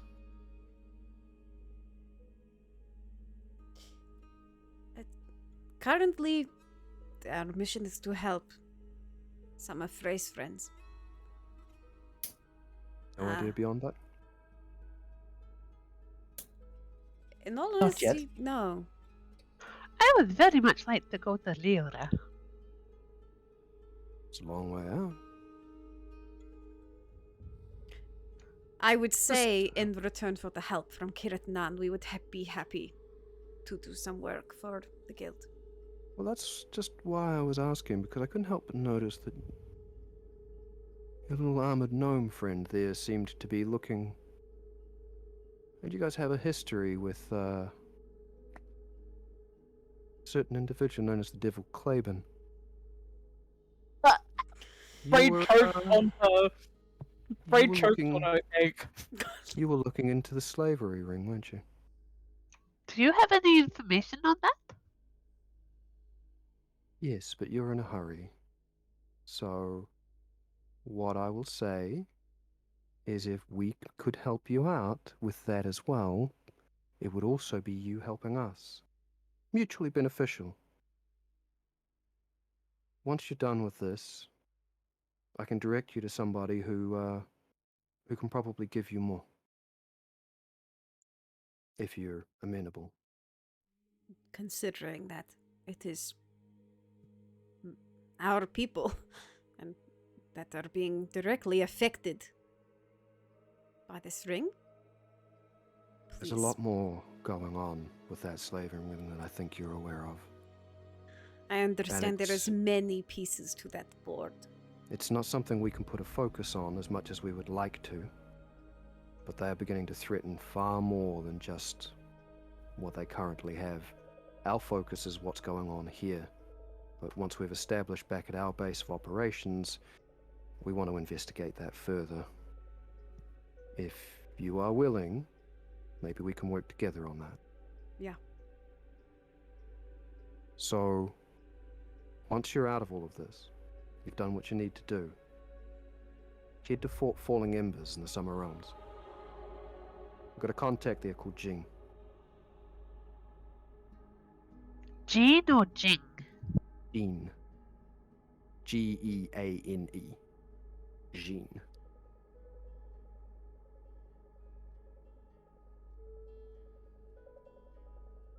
Okay.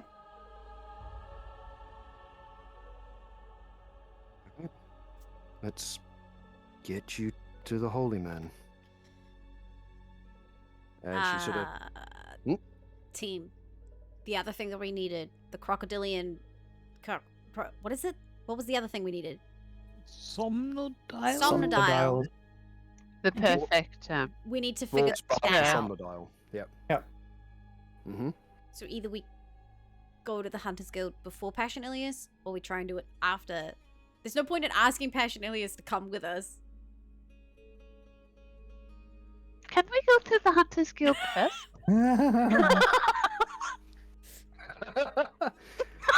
Just Vian, in her sort of transition out and into the hallway, just stops and she sort of looks over her shoulder. It's like, unless you have a Somnodial part handy. I don't think we should be going to a rival guild as yet. not only that, but when I said they were watching the entrances and exits of the city, I'm also talking about the transitions between the districts.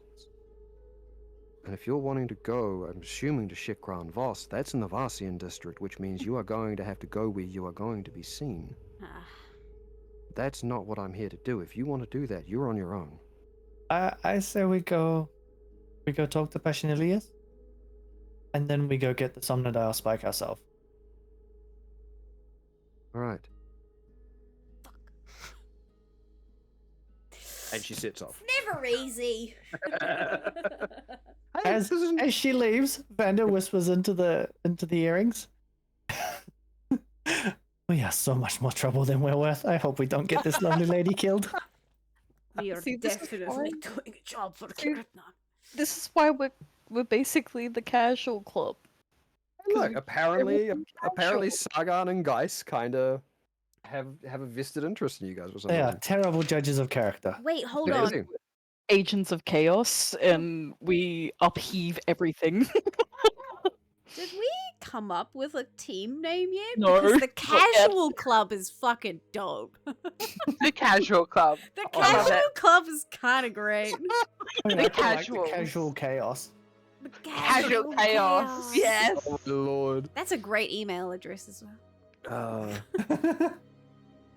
Who do you Okay. call when trouble's afoot? Casual chaos. Casual. I feel there was one chaos. other there was one other name we threw out as a joke a couple of sessions ago, but we didn't. I Yeah. don't think we stuck to it. There's been a few, and some of them have been funny, but they just haven't stuck. Yeah. All right. We're always so- acting casually. I'm into casual chaos. I'm And gonna we write it roll down. fives, and then it just. So it's about, I assume you're all following, but it's about 10 minutes or so making your way back through this corridor, up the stairs.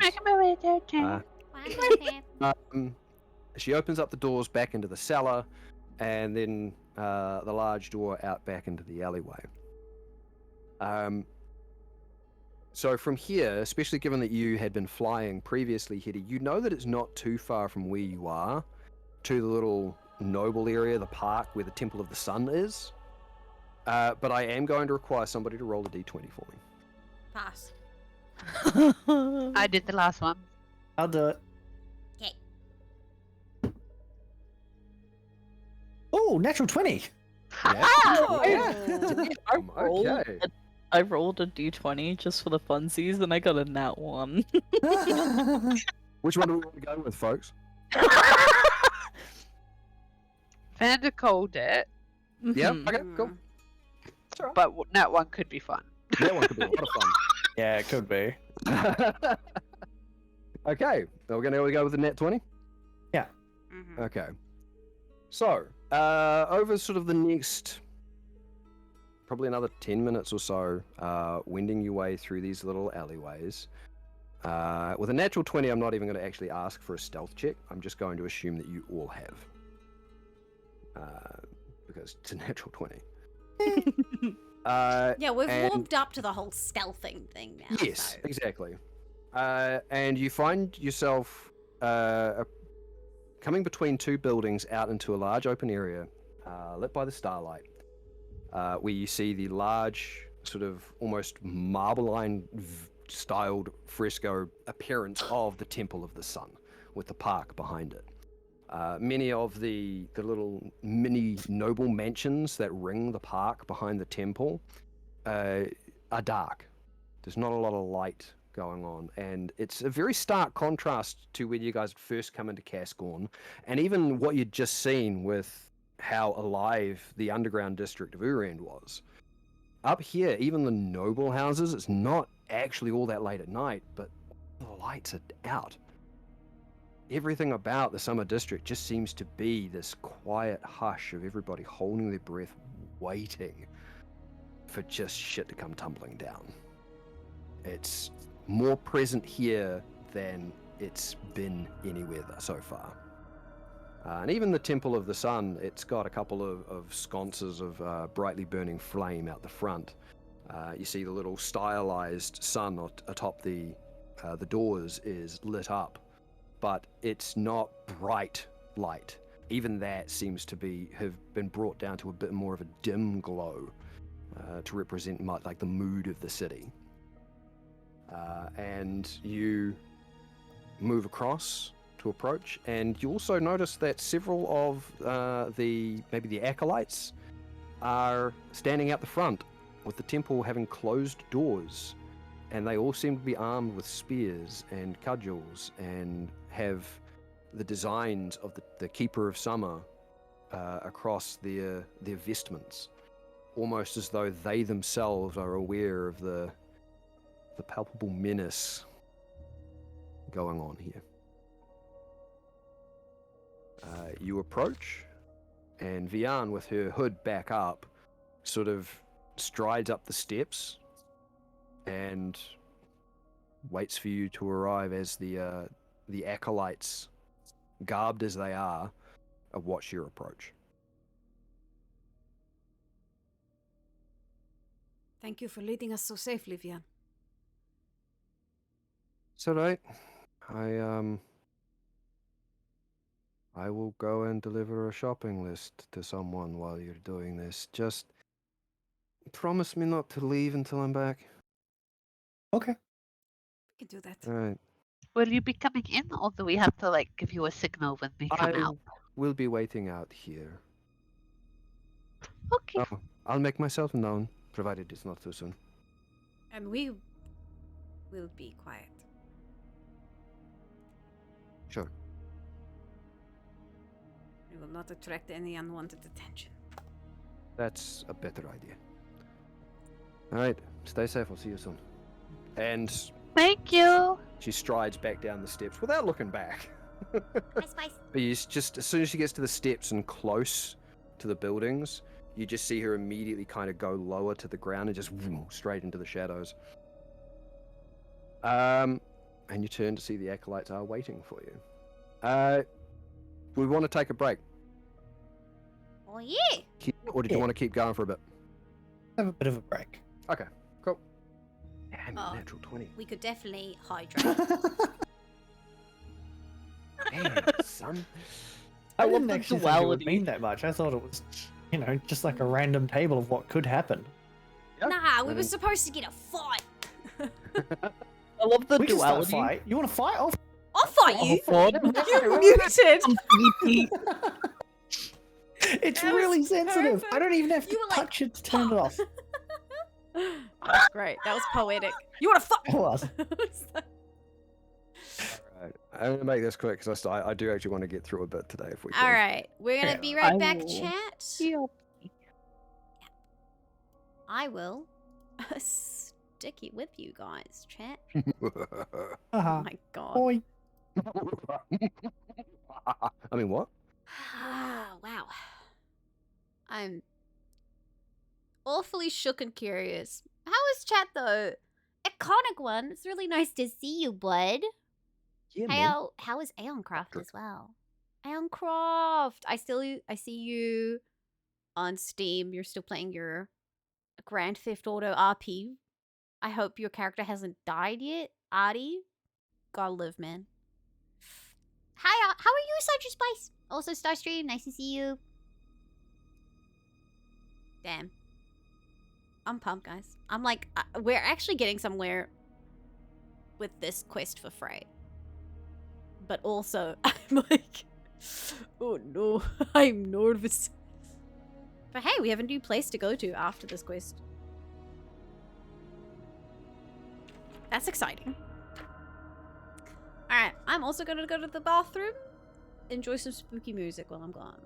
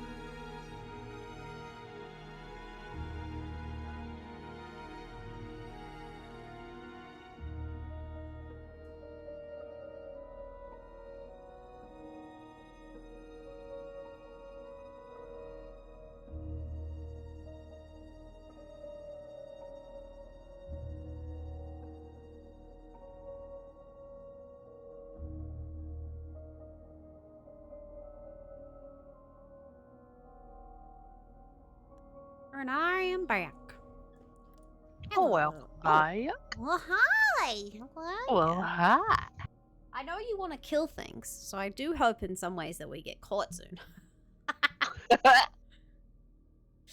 Level 6. I mean, Ooh, we could do something. It's been nice identifying and plot thickening and such. Yeah. But still. Death. We're at level 6. I want to find something, kinda. You know what I mean? Let me do the smacks. The smacky smack. That schmackerl. Schmacky. Old schmackerel. Oh, schmackerl.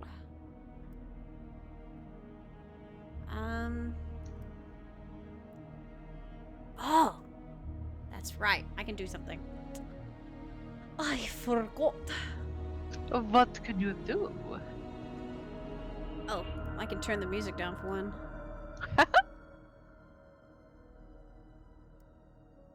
I can. When we all get back, I'll say what I'm doing.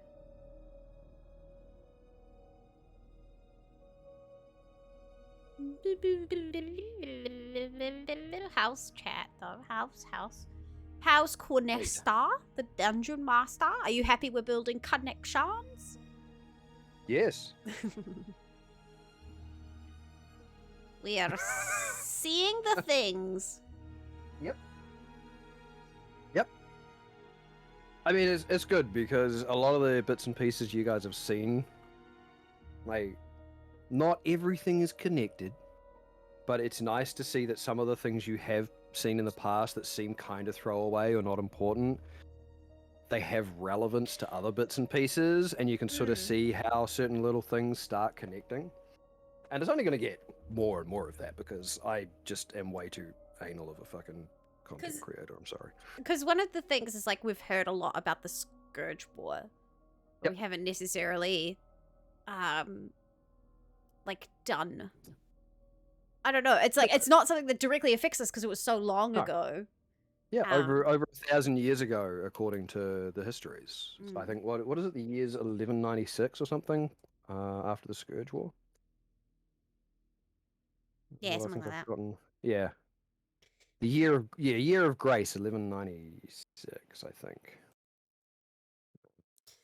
Yeah, so it's not like Was it the it's year of not something grace? that directly affects us, and yet, you know. The day, yeah, it is currently spring, the 22nd of Wendith in the year 1196, which is currently known as the Year of Grace. There we go.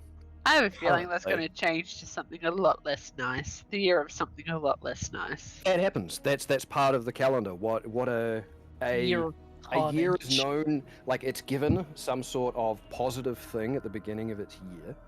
For its hope. Yeah, You know, a- this as is a how whole it's kind going of to a be. thing. But then as time passes, significant events that form, events that went on, it becomes known as the year of something else. The year of famine. The year Not of usually quite tropical like that, but- storms. But yeah, it like each year at its inception is usually given some form, or like it goes through a cycle. What kind of Like, other it's names like for year years of are grace, there? year of hope, year of light. There's those sorts of things. And they're all given that sort of name to begin with, and it goes through a cycle. Uh-huh. I think there's about 15 or 16 different names it rotates through. I can't remember it. I'm not going to look it up now. But they don't stay. They are placeholders until something else comes along. They never ever stay as that. It's just sometimes it's referred to as, hey, look, the year of something or rather else happened during year of pride, something or rather else, during one of the cycles. Got it. Yeah. There's lots of it's a calendar. So I've actually got a calendar there, and I don't know why I know why I've got a calendar there, but So, what was the year of the Scourge called? Scourge War. Yeah. That was just quite simply year 0. Because that's when That's time when the restarted. that was when the idea was that they start naming everything something a little more positive at the start of the year in their hopes Try and Yeah. manifest some of that good, good Yeah. vibrations.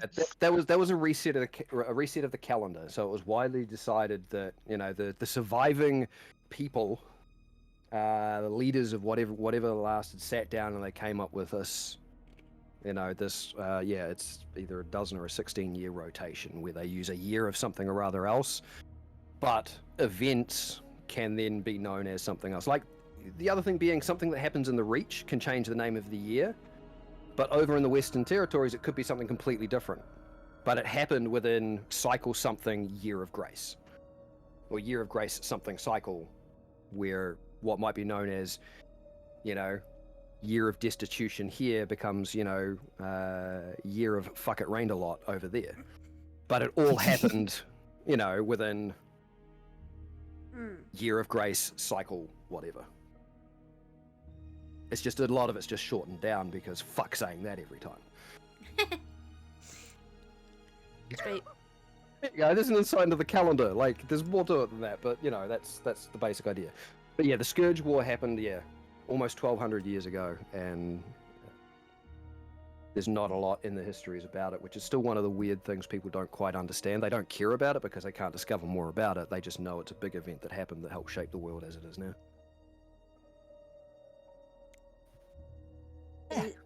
Everyone's back. Yeah. I believe so. I Yeah. don't know. Yeah. Yeah, there we go. Yep. Okay. I think, yep, here we got a groove.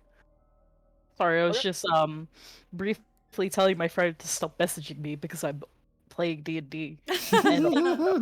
Friends that, and I've just been slamming down a couple of Tim Tams, but I left in the cool pantry instead of this warm space. At the temple, before we Yes. entered, because I'm assuming the acolytes are going to let us in. They know us, right? On site now. They may not know you on site, Oh, but I mean, you can certainly. try. No. I can up and be like, hello, I am from an order, please. My gnome friend is in there. From an order. I also am from an order. In, or I swear to God. I swear to all the keepers. Wow. Fear of God. I mean, it's going to be easy enough to be let in. The thing being, they are, as you've been able to sort of ascertain, they are not exactly on a high alert, but the doors to the Temple of the Sun don't usually close. And you don't usually see the doors being guarded, especially with them standing it's there very in what strange. looks like armaments, so they are very clearly aware of the fact that there is a tension in the city, and they are merely just being cautious about it. But yeah, I mean, should you so choose, it'll be easy enough to discuss with them to be let into the temple. The lights inside are also dimmed, much like the. Can I do something before we walk away from the gates? Yep. I take the rat out, and I'm going to speak to him and say, "Watch for anyone that is curious of our entry, but also Vian, and come tell me when she is back." I just want him to be a little lookout. If someone was following us again, I want to know about it. Fair enough. And the air rat has bonuses to stealth, so he's going Yes, to quietly. Adi is going to quietly hide. Artie. All right. Yeah, I'm just gonna bring up the No, Adi. thing for you. Yeah. Adi. Yeah. Nope, that's the wrong one. Just gonna bring that up because I have way too many files. Hooray! Oh, hey, look, there's Hok Fu. He brings the shrouds of mists about him and pulls it together and just cloaks himself into a corner of the portcullis, right up against it. Just kind of sits there. Very stealthed. Interesting that it's not there. Why is that? I can And it tell looks you. directly at him.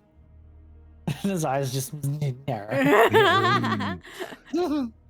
I can tell you what his Oh, that's all right. I'm going to bring it up. I'm just surprised that it was not on the sheet that I thought it was. He has a +7 to stealth. It's weird. I've specifically got one for your hawk, but that's okay. I'll get that later. That's all right. Yeah. He doesn't have any form of communication with you, though, is it? He's No, gonna have to come because and- he's the air one. Yep. He gains the ability to understand and speak in short sentences. Ah, that's right. I was about to say, I'm sure he gets gifted But only with in something. common. Yeah, yeah. So he can. Yeah. He basically is a really good stealthy little lookout.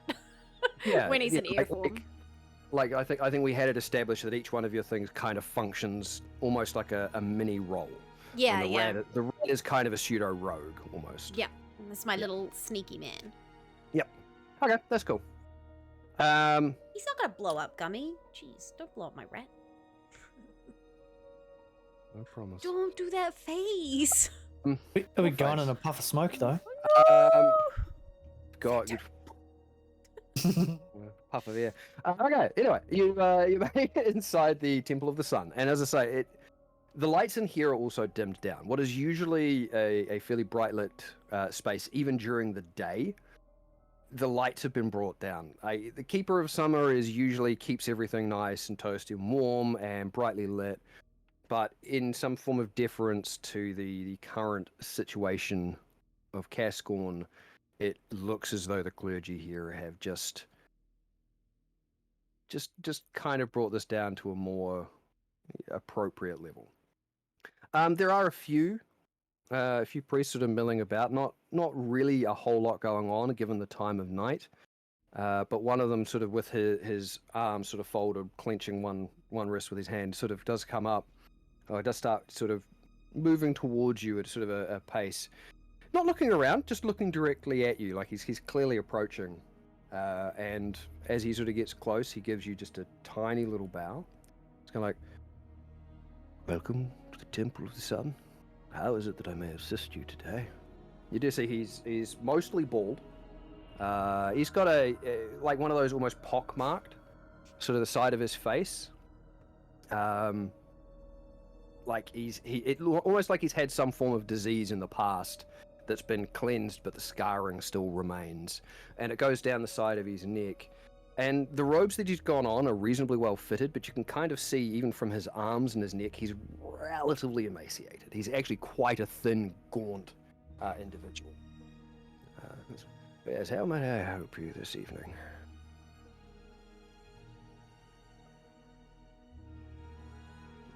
Frey, I take look it at away. Frey. Yeah, everyone looks at Frey.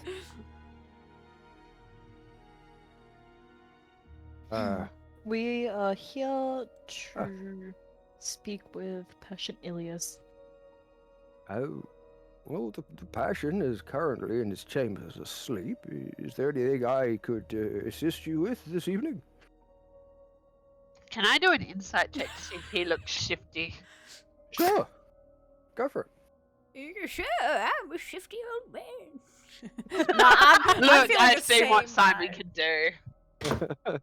I'm sussy of everyone. Oh, there's my third one, guys. Wow, really? Fuck yeah. Damn. Okay. 22 I told you. with a nat 20. Yeah, Did okay. you or DM roll that? Nat 20. No, he's quite clearly just, he seems to be one of the night priests, one of the attendants, and I mean, it's not exactly early in the evening anymore, and if Passion Ilias might be up for morning service, there's a good chance that he would in fact be abed at this hour. I don't trust him. So you're allowed to not trust. That's fine. It'd be about bloody time. Okay. But yeah, no, I mean, he does appear to be telling the truth. Imagine being a priest of the sun that has night shift. Yeah, that'd suck. Imagine. Yep. You're like, There oh may be a god, reason- you've gone to bed again. There may be a particular reason that happens. Who knows? Okay. But yeah, is there anything that I can do to assist you this evening? We do need to take my gnome friend somewhere.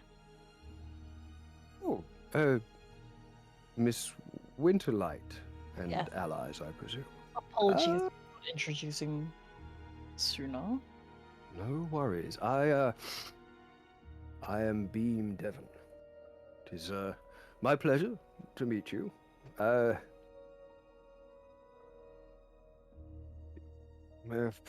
As much as I'm loath to do so, perhaps I should go and wake Passionilius. I think that would be wise, as he is most aware This of is- our current situation. This is urgent, I assume? Yes. Yeah. He had informed us that you would be returning at some stage. I just don't believe any of us expected it to be so soon. If you'll give me a few minutes, I will go and inform the Passion's attendants that you have arrived. He gives you another slight bow before turning and shuffling off at almost an infuriatingly slow pace. Like, he's not slow, but he's definitely just got that very slow, sort of stately shuffle as he He's sort of, elderly, you know. and it's nighttime. I mean, yeah, he's not moving because he's elderly. He's yeah. He's just being He's just taking his priestly time. about it. Yeah, he's being very respectful at his place of worship. So if you guys choose to do anything, have a conversation while he's doing that, you can. Otherwise, we can just zoom forward. Did we need to bring a priest back with us, or is this something that you are capable of, Frey?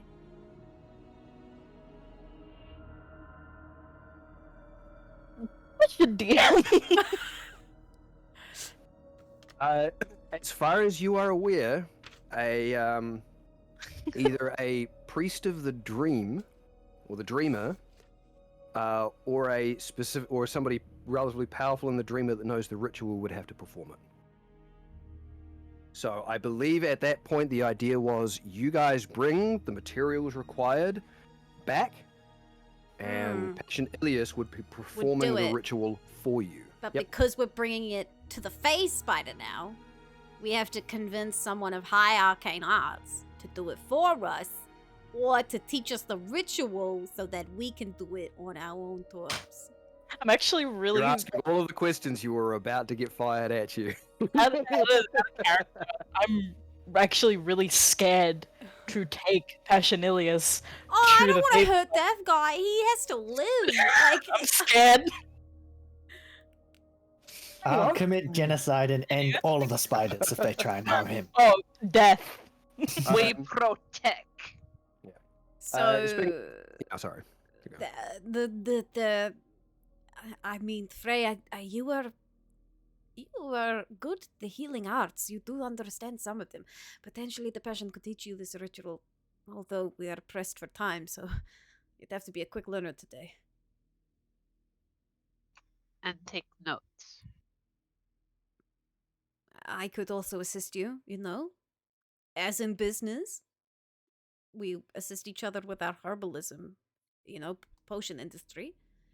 I can also, I guess, learn this as a person who understands some of dream walking.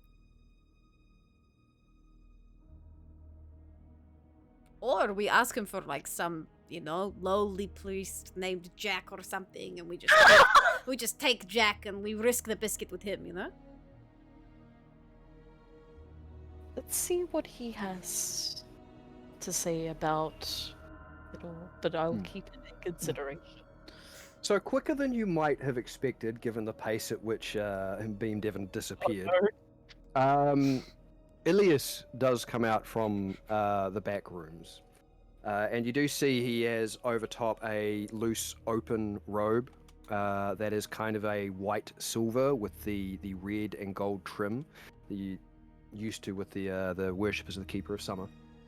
But underneath, because the robe is kind of open, you can see that he's in his night gear, which has a turquoise and rose pink coloration to it. Oh, that's cute. Which some of you might recall are the colors of Keeper of Dreams. Wait, is he sleeping with a Keeper of Dream woman? Oh, shit. No, That was his former. it's an interesting leap. Wow, Becca. Passion D&D Ilias is passionate in the thirsty. bedroom. Oh, But he's got the robe on and he's barely sort of cinching it up. And you sort of see he has a couple of necklaces on underneath, sitting over the night clothes. As he sort of moves rather quickly down the central aisle towards you, and you do see sort of a moment later, Beam Devon kind of shuffle the way out of the door, and it's kind of like. And he sort of just turns around and wanders back over to keeping a watch over the hall because he's not going to try and keep up with how fast Ilias is going. Even though Ilias looks like he might even be older than Devon is. Where? Looks like Devon may have had a hard life. Well, Oh, poor Devon. Devon's got a whole night shift to get through, let's be honest. He's got to stay focused on other things. Yeah. But Ilias comes up to you at a reasonable sort of a pace. And he goes, it gives you a very quick sort of a bow that's respectful enough within the bounds of the temple, but you could tell there's a bit of a hurry to it. It's kind of like, we did not expect you back so soon. You are ready? Shall I have Jonas prepare the ritual chamber? We have some news. We need You- to sit down. Yes, please. Oh, goody. I'm very sorry that we have woken you, but It's fine. I was expecting this at some point. Just sooner than I thought. Do we require a private chamber, or will the pews here do? Private. private. This is a very Very good. Come with me. And he turns and just immediately starts moving. You'll just go back to sleep. And so, yeah, he starts moving down the main aisle, back towards the door he came from. And you sort of see Devon, he sort of unclasps his hands and sort of almost looks like he's going to try and, have a word with Ilias. And Ilias just puts his hand up and just, and keeps moving. Whoa. We're more important And- than you, Devon. Sorry. Devon's Oh no! Oh, I just want a nap. and pointedly sort of looks away from where Ilias is going. You guys Ray's following him? gonna- Yeah. Before she follows, she's just gonna give him like a biscuit, as in like a "we're very sorry." That's all right. So you hand over the biscuit. What sort of biscuit is it? It is a lemon biscuit. Yeah. But the lemon taste isn't overpowering. It's just that very nice, Can you s- refreshing. Can you smell it? You can smell it. Okay, because he picks it up and it's like, oh, thank you. Oh, sorry, I have a bit of a citrus allergy. Thank Damn, Devon, you. you had to be I'll excited. take that. Yeah. Thank you so much. Yeah, very, very Oh no. carefully points at the disease. It's like, I had a bad fruit experience in my youth. Thank you. I think Ilias is waiting for you. And sort of again, sort of turns to look We away. adopt this NPC. We should take Bean We're with taking us. him. Yeah. We've Uh, decided. Alright, so you follow through the chambers, and the Temple of the Sun isn't massive, but it does appear as though the higher rankings do tend to stay here, while there is a place nearby where a lot of the acolytes and the other students stay. But you find yourself very shortly within a small adjoining chamber. It's like a communal area, but where the priests and whatnot sit down to discuss things. It's not actually a a personal chamber of any kind. But as you come on in, so Ilias sort of ushers you through, and then he does beckon one of the acolytes over, who's kind of cleaning sleep out of his eyes, and just kind of step up. It's like Ilias sort of leans over. You get the impression that what he's whispering is just to make sure we're not interrupted. And then he closes the door before turning to make sure that you're all there. Before it's kind of like, and he takes a seat. Arranges himself, realizing his night clothes are kind of showing, so he sort of rearranges himself so he's not being indecent. Before sort of looking up, it's like, all right, tell me what the problem is. We need to take Zarafa to the matriarch.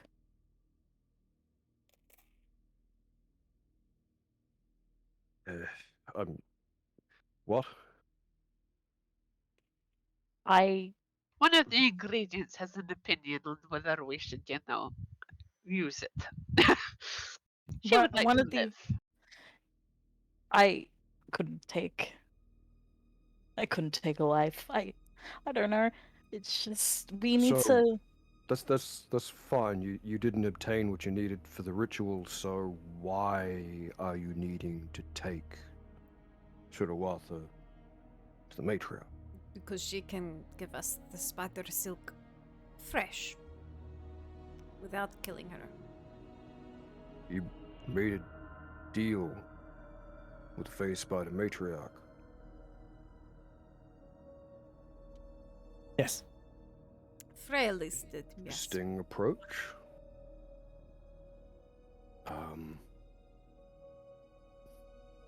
Is the matriarch also going to perform the ritual? That is the issue. You've come back to get Surawatha, and I assume you want me to come with you to perform the ritual. Unless one of us can learn.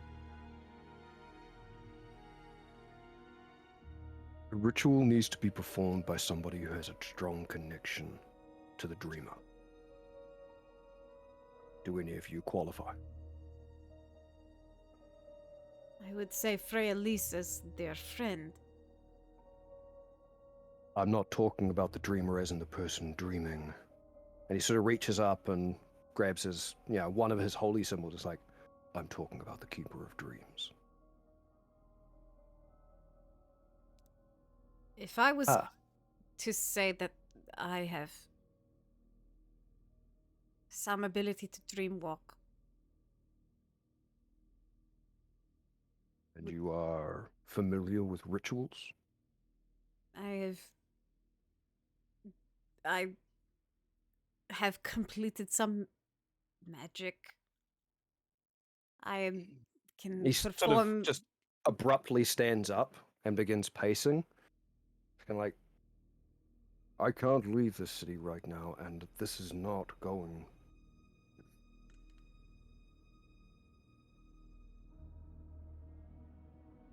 If you perform the ritual, and you do it wrong, and he looks at Freya Elise, your friend is most likely going to be lost.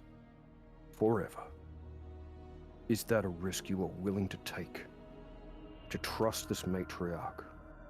And to trust, no offense, your tenuous connection to the dreamer?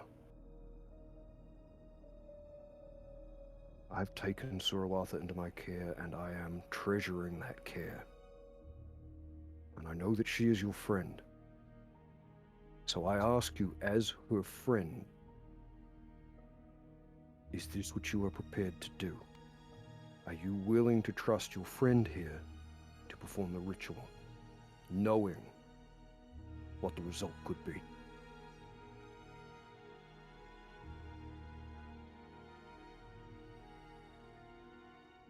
We're given a task, Gummy. I have faith in my friend. And if it does fail, then it is on me. Am I supposed it's a matriarch. It's a living being. Was I supposed to kill? I was not there. It was not my choice to make. And I will not judge you for the choice that you did make. But we had an understanding about what was going to occur. And if the situation in the city was any different, I would be happy to journey with you to meet one of the matriarchs, one of the servants of the Dreamer. But I can't. Is there anyone you can send in your stead? There are some options, but you're not going to like any of them. Why not? First of all, we do what you are suggesting. I give you the book with the ritual, and looking at you, Nofrit, and you can attempt to memorize it and do the best that you can with your connection to the Keeper of Dreams to try and perform it, trusting in the matriarch, to uphold what she has said she will do.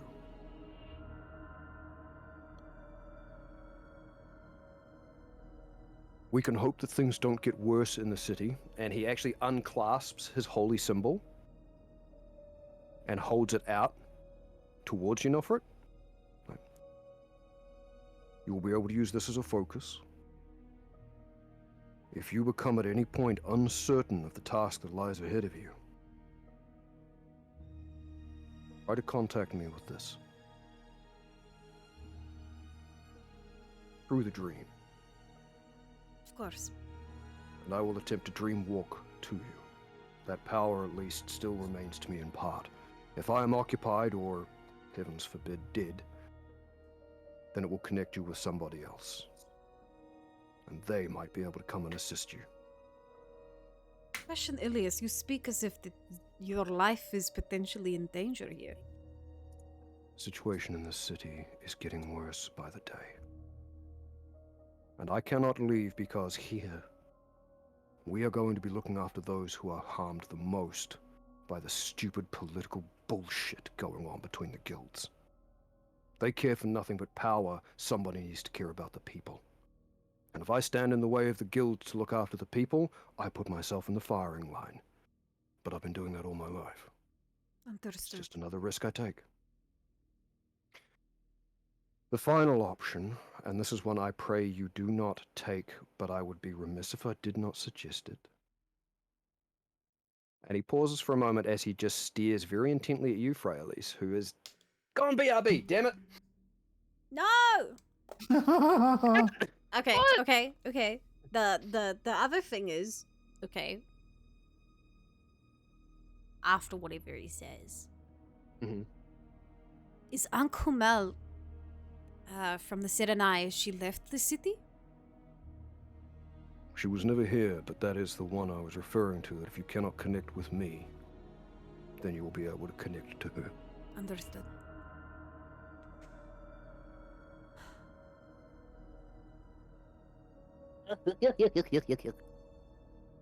Ah! Passion Ilias, no! I don't want him to be in the firing line. Everybody Oh, in the city of Cascorn is currently in the firing line. That's the point. I think we're going to kidnap a priest. Crimes! Crimes, guys! I have some concerns. So do I. What is They the have been what is heard and the weighed and ignored. symbol Fair that enough. he gave me to be able to contact him? What does that look like? Shit. Let me see if I can find... 'Cause I cannot remember off the top of my head what the dreamer's symbol was. And I had it written down specifically. Just in case. Yep. Wait, is I'm it the gonna find Keeper this of Dreams shit. symbol? Keeper of Dreams. It's his holy symbol from when he was a priest to the Keeper of Dreams. Is the Keeper of Dreams? It's like a moon, like a crescent moon with a thing in it. Am I No, that wrong? was Oh shit. that's that's Keeper of the Dark. That's Onira. Yes. She's you're got right. that diagonal crescent moon with the beam of light across it that forms like a Ah, bow, and the wings that come out from the moon. that does look cool.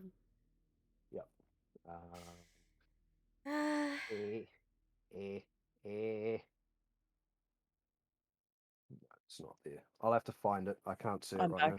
Sorry. Hello, welcome back. Had to let If I don't find it before the end of the session, I'll let you know.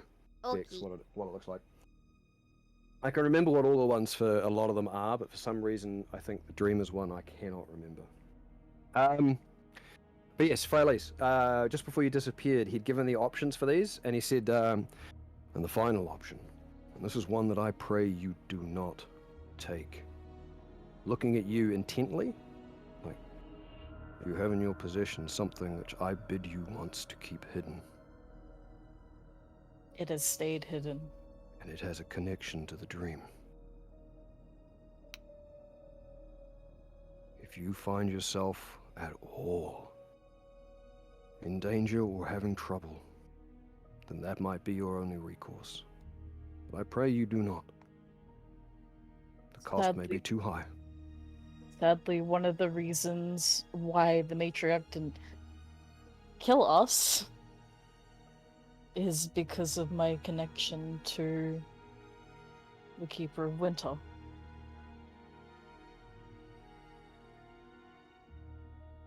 Because unfortunately, we killed one of her brood. She would not have taken kindly to that, then, I assume. Did not. She wanted a trade. It was either a life or the kind of deal that we did make.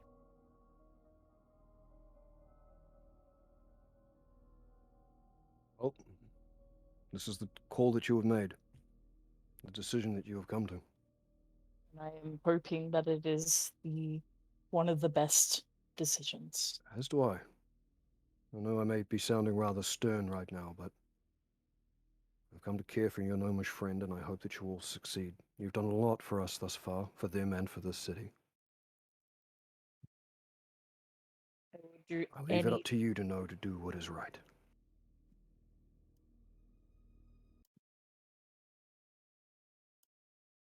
Sometimes knowing what's right is very hard. He chuckles a little bit. More than you know, little one. Well then, you will be taking Sir Arthur with you. Yes. And I will protect them with my life. I expect nothing less from a servant of the Keeper of Winter and Sacrifice. We'll prepare her for travel, and I will get some of the bits and pieces that you will require. I hope you have everything else that you need. If there's nothing else, I will return shortly. You okay, Vander? We don't have everything we need. He doesn't know that. That's why he... No, that's what I'm saying. We still need the Somnodial.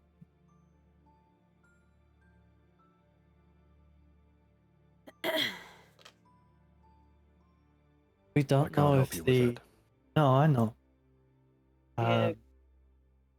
The Hunters Guild may have procured one, but it is dangerous for us to go there.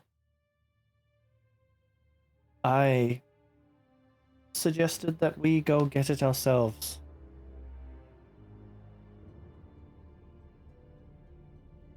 Possible. I didn't Travel intend to to take fast. Sir Arthur with us now, as we still have this to get. Travel into the Varsian district may be dangerous this time. That is the second time we have heard that, so... Why is Then- that district so much more dangerous than the others? Because the whole reason for this guild power struggle comes from the top. The Cerulean Dawn is afraid of their position of power. They have been in the position of power since the inception of this city. And they see many other guilds jostling for position, and so they want to consolidate. And if you've been in the city for any length of time, you are aware that the Rubrum Cascade, the supposed constabulary, is deep in their pockets. It is not a safe place for anybody to journey to from the Summer District, as this is the focus of their attention right now. Guilds like... Time and Tide, Wooden Woad, Kirith Nan, all of them are challenging the power. If you are seen approaching from the north, you will be watched. And as much as it pains me, perhaps, and he does look again at you, Frey, and hesitates before saying, maybe that item you have in your possession will be the key that you need then. You should be able to perform the ritual without the objects. Without both objects? So we could just do it here with you? Would I be using the item, or would the person casting the ritual? I don't know how it's going to work. I know that if that thing opened a rift between the dreamscape and our world, then it has the power to connect again and potentially sever the tether for whatever is holding your friend there. Who uses it, how they use it, I don't know. And you'll forgive this old man for saying, I'm a little scared to find out. If you want to venture into the Varsian district to see if you can find one of the barbs, so be it.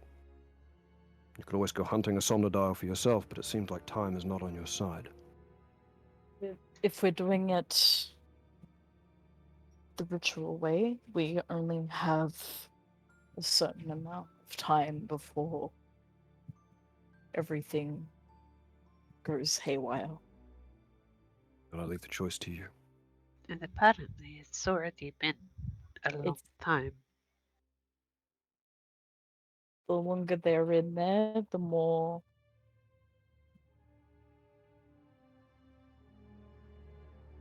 Well, then the choice is yours. I'm merely outlining your choices. I just don't want to risk everyone else getting. You use that relic, who knows what you're risking. It's powerful and dangerous. But it could be a fast track to achieving what you want. There's almost always a cost, though. Be aware, and that's why I don't want to suggest it. But if time is against you and you cannot get the tools that you need for this ritual, then it's an option.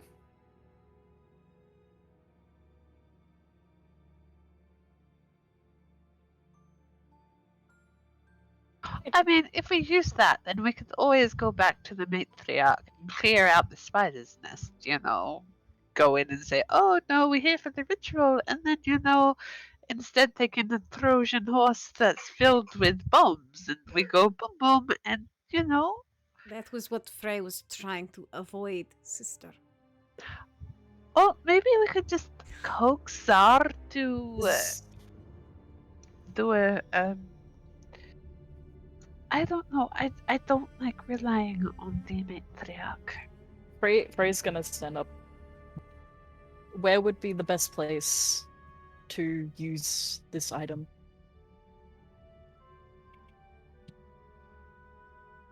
You mean here? Al? Anywhere. Well, you're going to want your friend present. And honestly, something with some sort of connection to the dream isn't going to hurt either. If you cannot leave, and it is too dangerous to go to another. If it is too dangerous to go back to the matriarch, because what if it's just hogwash? And what if, Nofret, what happens if you get hurt? Because of The world ritual? will end. The world will end. Only by your hands, sister. But also, I'm willing to. Frey, Do not. if you were to open up the rift to the dream world to help Surawatha, we would all go with you. I have a place. Have a place? I have my own little house here, and I have in it still a shrine that I maintain to the Keeper of Dreams. If you want to pursue this course of action, if you are sure you want to pursue this course of action, then I can give you directions. Go there, we will prepare Surawatha, and bring her to you. If you are sure. If we do this, Frey, we can all enter together. Ray's gonna once again, just while standing, just put her hands near her knees, and she's going to try and communicate with her keeper as guidance to, is this going to be the only, or is this the best way? I'm going to get you to make a religion check, and I'm going to get you to do it at disadvantage because you're currently in the sanctuary of a different keeper. I'm so sorry. Don't So get try to angry. commune with your keeper in the holy And if- place of another keeper. And if I remember correctly from the Fennec adventure, There is those There's- two, there's a fairly serious tension between the keeper of winter and the keeper of summer. Yeah, you're not wrong. very sorry about this. Don't So don't it's smite disadvantage, me. and Don't smite me. unfortunately- Yeah, the DC is quite high as well. I'm going to be very open and honest about this. Do you think you could get your keeper to say hello to the 22. summer keeper, and maybe the summer keeper will help? Because she knows nothing about the keepers. Sorry, what did you roll for? 22. I rolled On it. twice. They were both 18s. Oh, Wow. I wish I could. well roll like that. done. I wish I Uh, could roll like that. In response to your question, Hetty, Passionelia sort of looks at you, it's like, I don't think he would go for that. Some keepers are very hands-on in their dealings with us. Some are very hands-off. And the Keeper of Summer tends only to deal with people from the Summer realms or those of his clergy. This, I believe, is a matter he would not want anything to do with.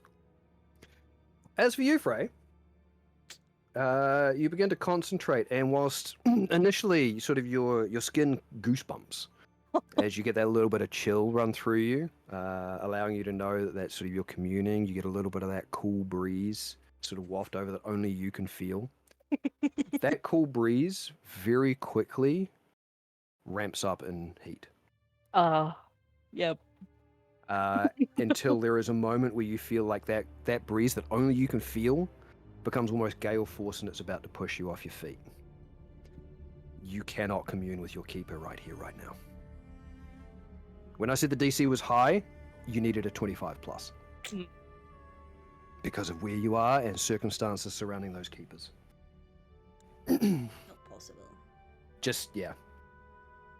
Possible. Cock block. You would need almost, even with a natural 20, I don't think your religion's high enough.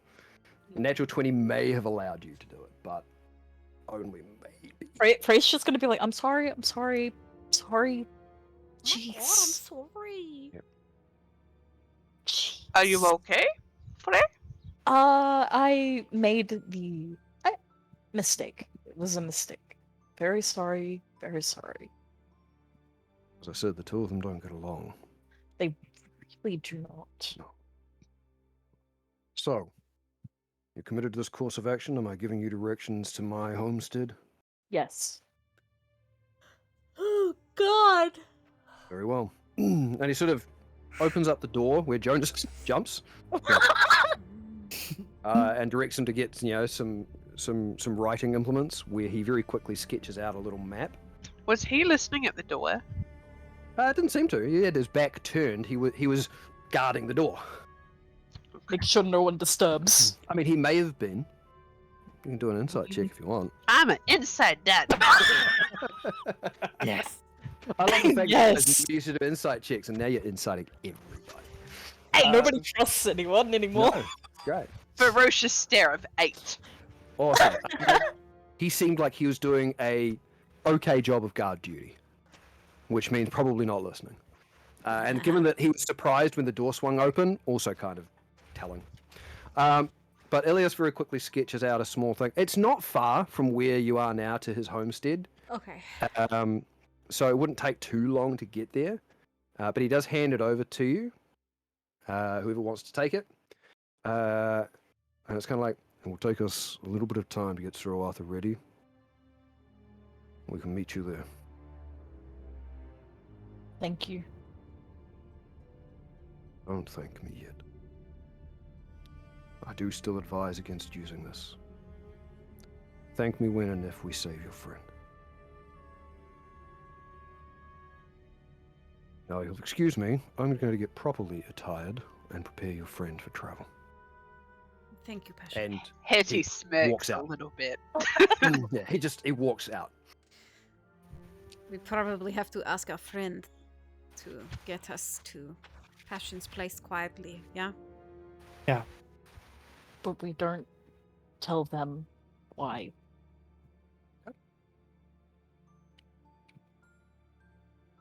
So you are. And whatever happens, the dream. Remember last time in the Bastion Between how much time we lost? We will have to tell Vane we might be in there a while. Vian, not Vane. Vian. Yeah. Because we have no idea how much time shall pass. And that means when we leave the situation, good for bad or whatever happens, the city could be worse. I'm just going to tell this now, yeah? Agreed. This person is still hunting us. And we do not know how much time he has to figure out where we are while we are inside there. Could be very hard to find us in there, though. I'm sure. But Some- we have been seen approaching the Passion before, so. We do this, we get in, we get out. I'm just saying we cannot muck around.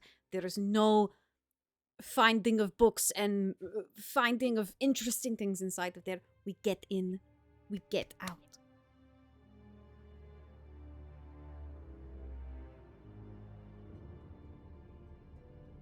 Yes. Alright. Hetty? Committed to your cause of action. Hetty's not making eye contact. Ray is hand in pocket, just Very contemplative. no, she's determined. Okay. Very determined, but she's worried about you guys No, we are committed. because of the hellscape that was Bastion in between. So, are you guys heading off then? We're Yeah. waiting for Vian. Vian has to come back, yeah. We were told to Alright. stay put until don't We are wander not off. gonna draw attention to ourselves. We're waiting for Vian, and then we're gonna ask for Vian to take us to there. Quietly. Okay. So And we've taken care of the shopping, so Mr. Dutyface can go back. How many weeks passed this time? yeah, which it seems like Oh, Vian, whoever's actually doing the shopping, is going to be doing it out of their own pocket because I don't think any of you handed over any money to Oh, Frey will Um, have money. her. He has a Look, lot. I was impressed that we remembered about this. We could have totally done all this and forgotten. No, Yeah, Mr. definitely. Tax I Man's was gonna surprised come when you up. talked about the shopping list. I'm not going to lie. It was like $2. Come on. Yeah, it was, yeah. 30 gold. Mr. Um, Tax Man is going to come it was- after me. yeah. It was a bit. All right, so you guys gather outside the front of the Temple of the Sun, where the doors do close behind you. And as you do, it is about 20 seconds later that you sort of see a head pop out of the same alleyway that she disappeared down. You see the black hood and an arm come out, which beckons you over. Looks very much like Vian has been there waiting for you.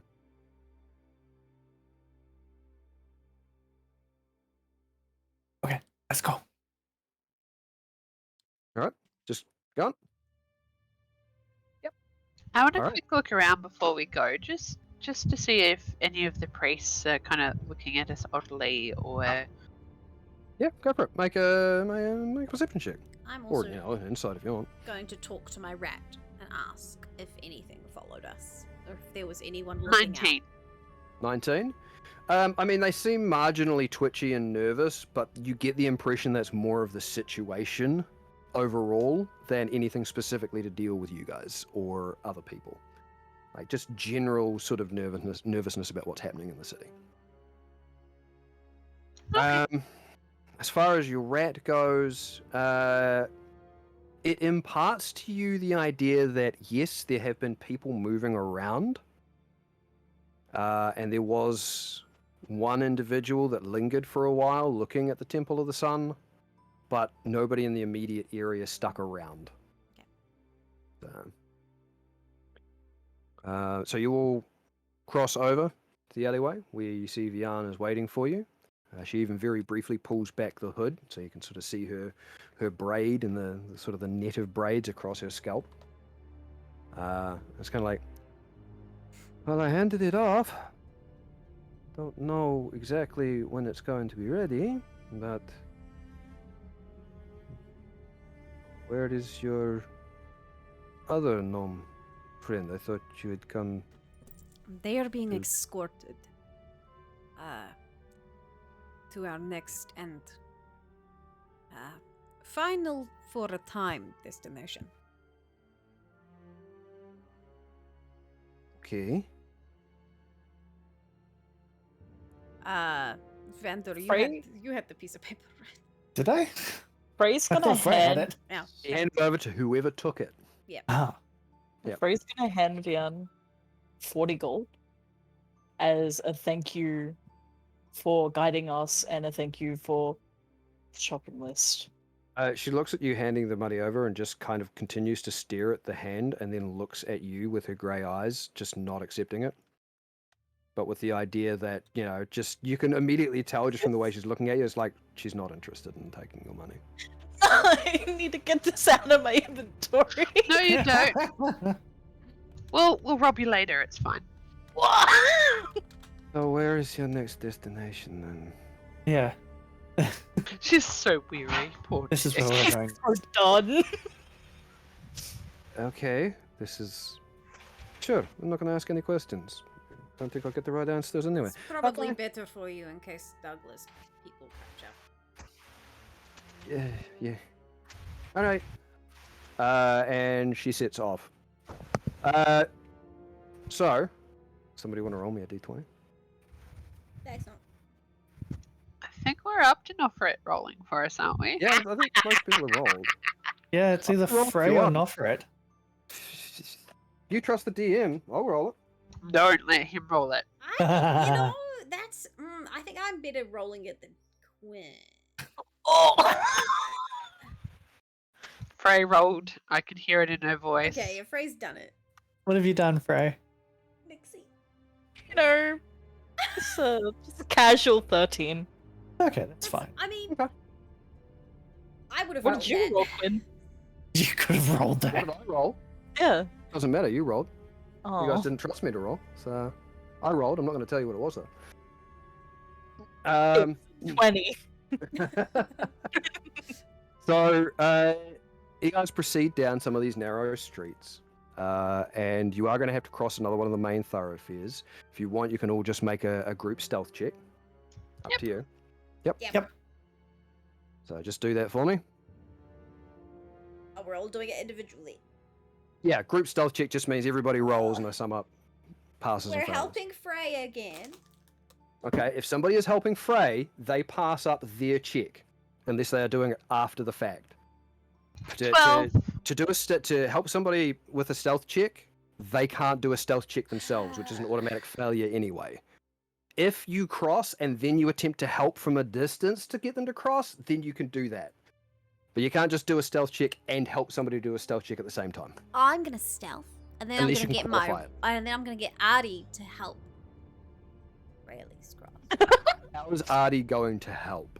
By showing Frey how to stick to the shadows. Being like, Right. go this way. Guiding. Yeah. Alright, how do we do a stealth checks, guys? 17. 12. 17? I 12? rolled good. 21. 21? 21? And for Ari, I suppose I need to roll his one. Yep.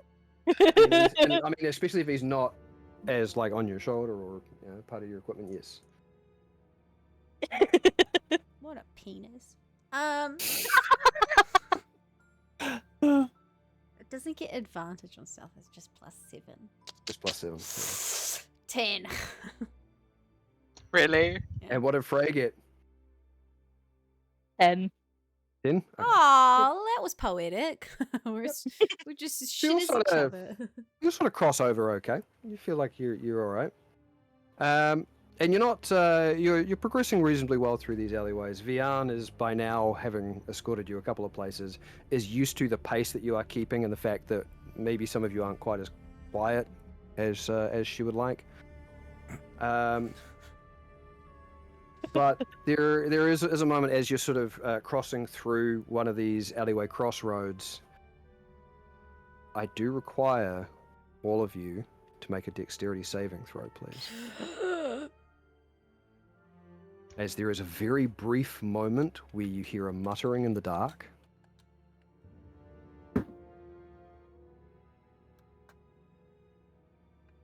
That 25.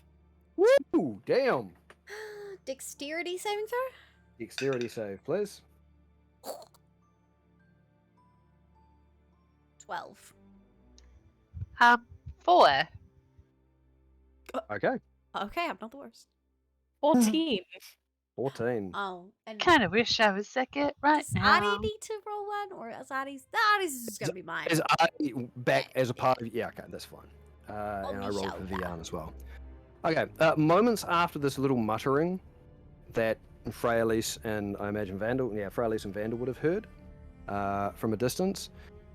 All of a sudden, everybody except Vanda feels kind of stuck in place as all of this white filament starts wrapping itself around you and sticking you to the ground and the buildings around this crossroads.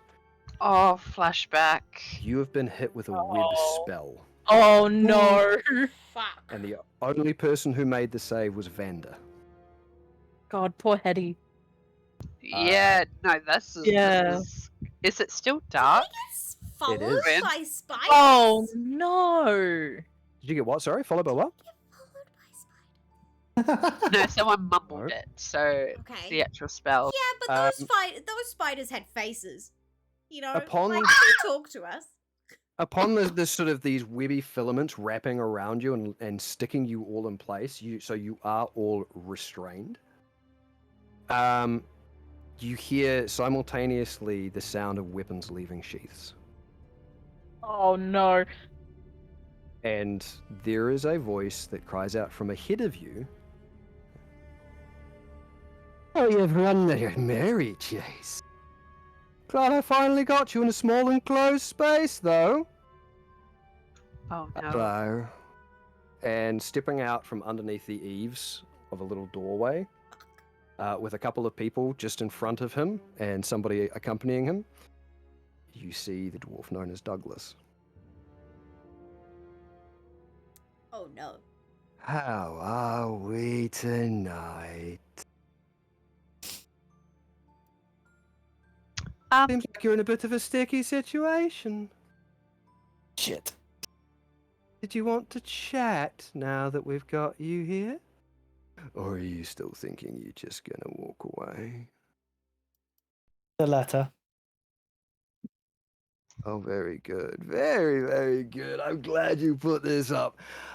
By the way, and he sort of just claps his hand, and from down the alleyway to the right, you see a figure step out in leather armor who has what looks like a small book hanging by a chain from his belt, and he's got his hands together.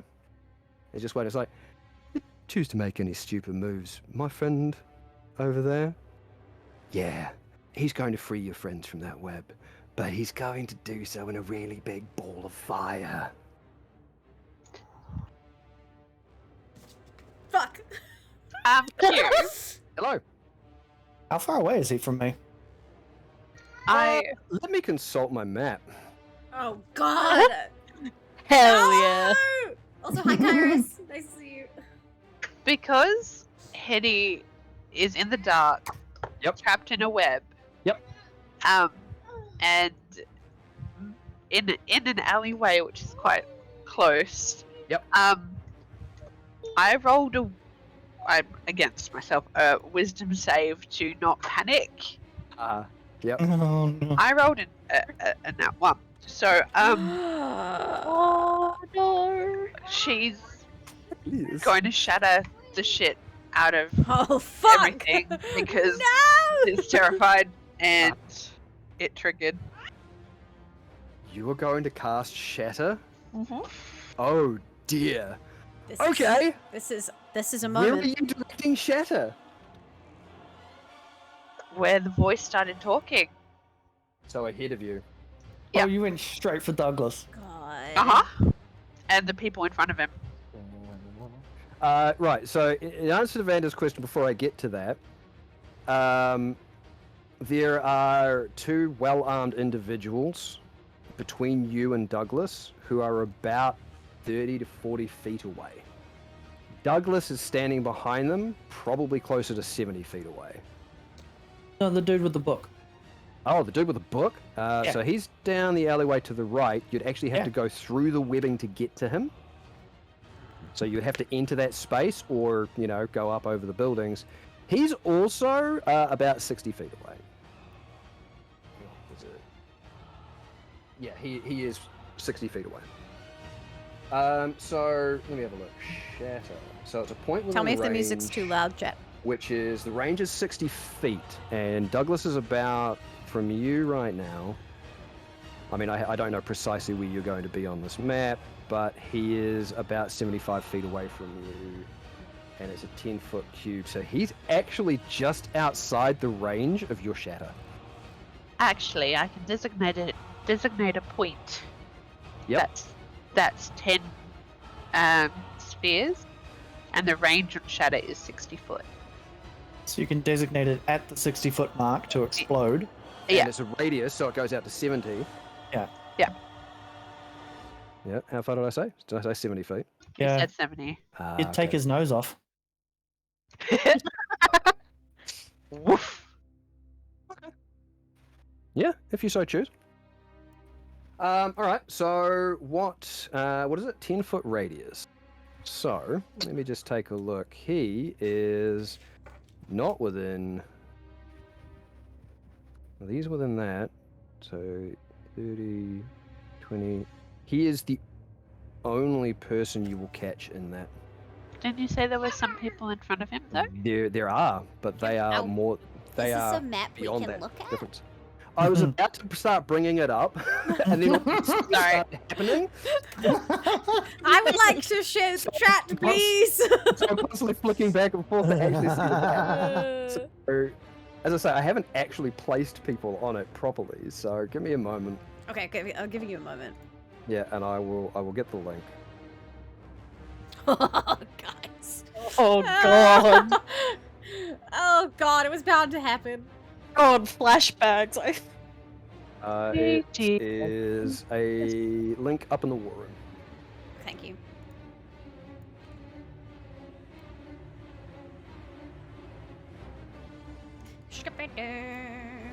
It is quite a zoomed out one, and please be aware that because the distances are weird, just halve it if you're trying to look for distances measuring between places. Because I couldn't get it scaled to the size I wanted. Or Oh, I just roughly placed you in around that area. Yeah, Seket's not there, so I can move her out of the way. my morals, right? My moral compass is going. Oh, this is a civilian area. Oh. Yep. So my brain was like, just Yep. tidal wave. It is a civilian area. But then my compass was like, wait, don't do that. My moral compass is, oh, so that guy dies. Murder. Murder. Murder? I think Murder? mine went along Sorry, chat, I'm nearly the there. plane as a eek, and that's it. So doubling it, so it does. So I want to establish Just that like that. basically 40. Yeah, this guy is probably going to Oh, that's, if you're managing to get it right on him, that's going to hit the front of the building too. That he just stepped out of. No, He stop may selecting die. whatever you're selecting, please, for the love of Jiminy Christmas. I will also actually reveal Oh, actually, it VR looks kind because of she's on the map as well. I do have a quick question. Viana's though. with us? Fuck yeah. Would there have been the movement of the people in front of him first, or would he have started talking first? Because He would have she's doing stepped- this as a fear reaction, so she's going to go either towards the first thing she sees moving or the first thing she hears. Basically, these people were either hiding or they were, propped up against the buildings like beggars. And the moment this web spell went off, these guys would have stepped up and drawn their weapons, and that would have happened moments before Douglas would have opened his mouth to talk. I drew the web for you. Thanks. Basically, the idea is it encompasses that entire cross section. Holy So, shit. yeah. Okay. That's cool. Okay, so you're casting Shatter on Douglas or on the two guys in front of him? What are we doing? It's a web, alright. Probably, honestly, the two guys in front, because the movement and the drawing of weapons would have. That would have Drawn happened her. moments Yeah. before he would have started speaking, because the web spell was the cue for things to happen. Okay. And Douglas wasn't going to announce himself if he didn't get at least half of you on the web spell. So he would have waited that brief moment to see who got caught. Okay, in which case they need to make con saves. Okay. Sorry, I'm just Um, giving us some variety in the music chat. oh man, 3d8 thunder damage. Yo! Actually, I have to see what level I'm casting the spell at. Of course, because Warlock. Yeah. It'll be a 3rd level, I think. Oh, there's the guy with the book. Okay. What a nerd. Book. Book.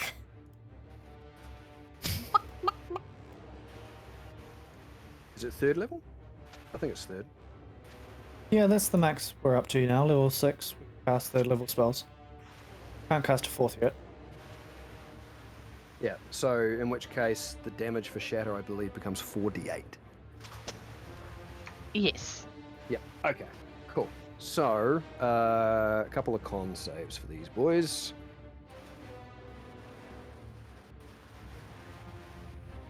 Shit, what have I got? That's a 14 for one of them. Oh, shit. And a 19 for the second. 19 does, 14 does not. Okay, roll your damage. And the one who succeeded still gets half. Yeah, still takes half. Correcto mundo. I mean, what? Jeez, guys, settle down.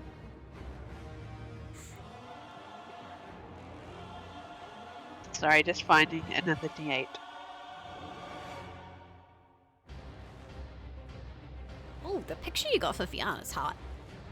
I like that one too. It was the last thing I did this morning. I couldn't find the one that I wanted for Douglas, so he's just the bearded one. The icon. But I found one that was kind of close to what I wanted for Vian, so I went with that. 22. 22 damage. And half Damn. at 11. Okay, so the first one failed, so he takes 22. The second one succeeded, he takes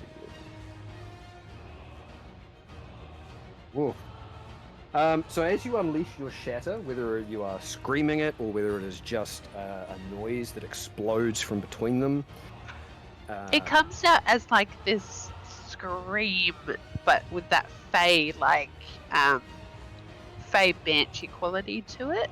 yes, that high pitched. Yeah. Yes. Okay. So Stressing myself out with this fight music.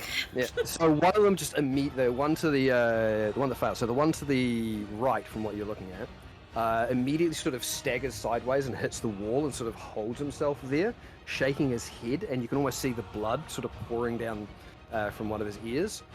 And the other guy just briefly shakes his head and looks up, almost half stunned.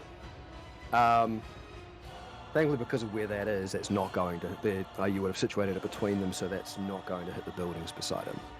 Are we rolling initiative? We're about to, because that's initiated some combat. Douglas was going to chat, but you've initiated some combat. So Shouldn't have put her in the weapon. Sorry. Nah, that's This is exactly right. Screwed- So Fuck you, dice! let's do it. Let's roll some mother flipping initiative. 3. All right. So, I rolled a 1. Get it out of Vander- your system Vander goes now, first. please. So Yeah, Vander goes first, Nofra goes last. What changed? I got a Um, 4. Because I rolled a 2. okay. I'm I proud rolled of an you, 18. I will get this all in a moment. Do you know what my initiative is when I roll an 18? 27 You or plus something. 6. It's 29. Oh my god! When you roll a what? When I roll an 18, I have a plus 11. Yes. Vander goes first. Fucking stupid! Oh my god, I love Yep. that. Which means I could potentially have an over 30. Hell yeah. Right. So I need to just try and roll some group initiative. I don't even know what I'm going to do. And then Oh, get your initiative I have checks a from me. plan for something. I may have follow-up plan for Hetty.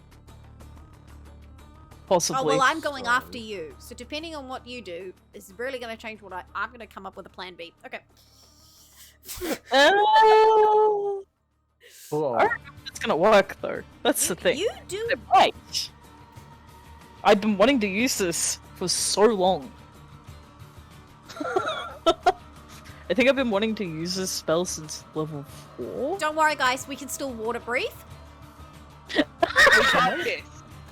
No, not that spell. Not that spell. I use that in the sewer. Can't use it in civilian places. Q. hello. This might be a bit cheeky. Mm-hmm. What is it with you? We like cheekies. But knowing that we were coming back into Cascorn, into the city, Yeah. I had meant to mention it earlier, but I was going to do Armor of Shadows. If you want to have had that done previously, you can. Thank you. So cute because I also did Armor of Shadows this morning. Right. Sisters! So, very quickly, now that I've kind of half got this set up, hit me with your initiatives, guys. 29. 3. I just wanted to say it after him for contrast. 12. 4. Kitty, and... Huh. Oh, That Okay. means that Vander gets 2 turns before us, right? if only. I mean, he was going to react before the shatter spell went off.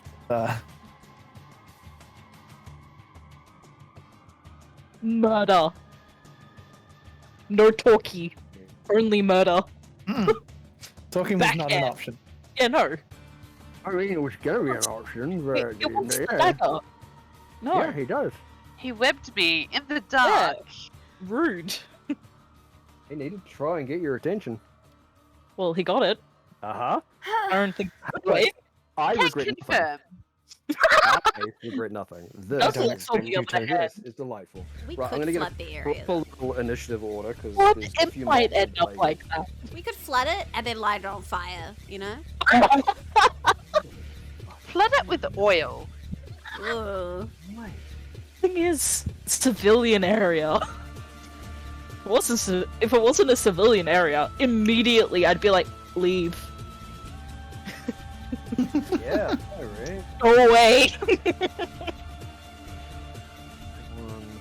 It's sheer dumb luck I didn't shatter the buildings. Dumb luck. It's just the placement of it. sheer dumb luck. This is the thing, as you get into higher levels of play and you get more powerful abilities, there can very easily be collateral damage for everything you do. And there might be a reason why he decided to pull off some form of ambush in the middle of an area like this. Well, it's a damn shame that he's still gonna get absolutely destroyed. Yeah. Yep. You're not We'll wrong. see about that. I have doubts. I don't know. One of us may die. I have some concerns. One of us may die. Possibly. Kitty, what is your dexterity? 2. It's a big town. We won't destroy all of it, Scream. Do you Just want like a to roll little D20 portion. for me? Some things might go on fire, like it says. 12. Flames were pending. Okay, cool. Thank you.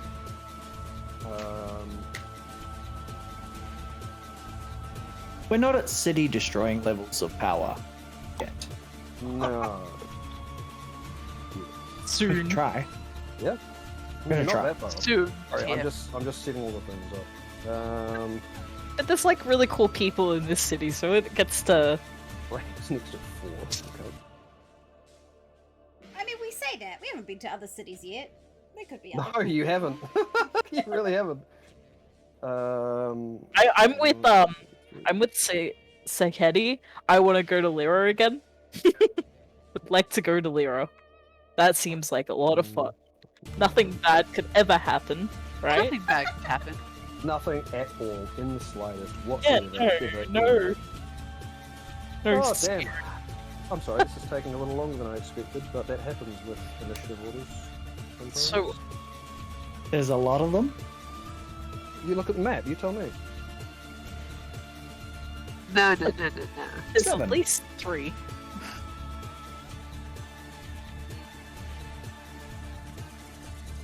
Plotting things out as we go. 7 that we can see. Yeah, exactly. And you offer it with 3. Yes. We're gonna put... I got my 1 out of the way. That means I don't roll a 1 this combat, right? Yeah, you get it out of Oh, your. what? I got it out of my system. Okay. Right, I think we're set and we're good to go. Vander, as one of the only people not restrained by the web in the party, the shatter happens. Douglas kind of starts spouting off some nonsense that, I mean, the resounding echo of the shatter probably drowns that out. The 2 guards, one of them staggers, and the other one just kind of shakes his head. What do you want to do? If you want to attempt to get anywhere to the north or behind where you came from, because you came from the right-hand side, you are either going to have to go through the webbing or up and over the buildings. So did he hear Douglas say about the wizard man? Like, was that audible through? Well, I mean, the thing being, he's not first in the initiative order, so his reaction now would be something different. I'm going to get to that when it's his turn now instead. Like, he started Okay. talking, the shadow went off, and so now we're just kind of wiping that clean. I'm so sorry, guys.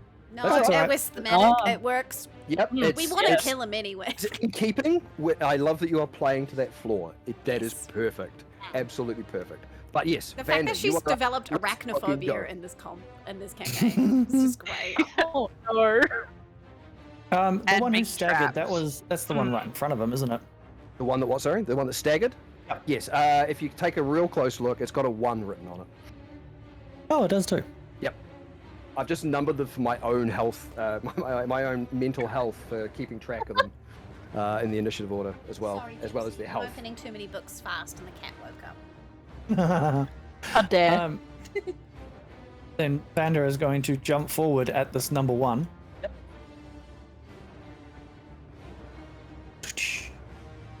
Drawing 2 of his daggers and attacking. Go for it. Which daggers are you using? He's going to use the Dragonbone one Okay. and the +1 one. Nice. Okay. Go for it. Make your attacks. Okay. Well, that's cocked. First one should hit. It's a 24. Yep. He's off balance as well because of the shatter. As I say, you can see the blood coming out of his ear. So yeah, that's an easy hit. And the second one is a natural 1, so that misses. Okay. And as it is 1-on-1, that's sneak attack. It is. Yep.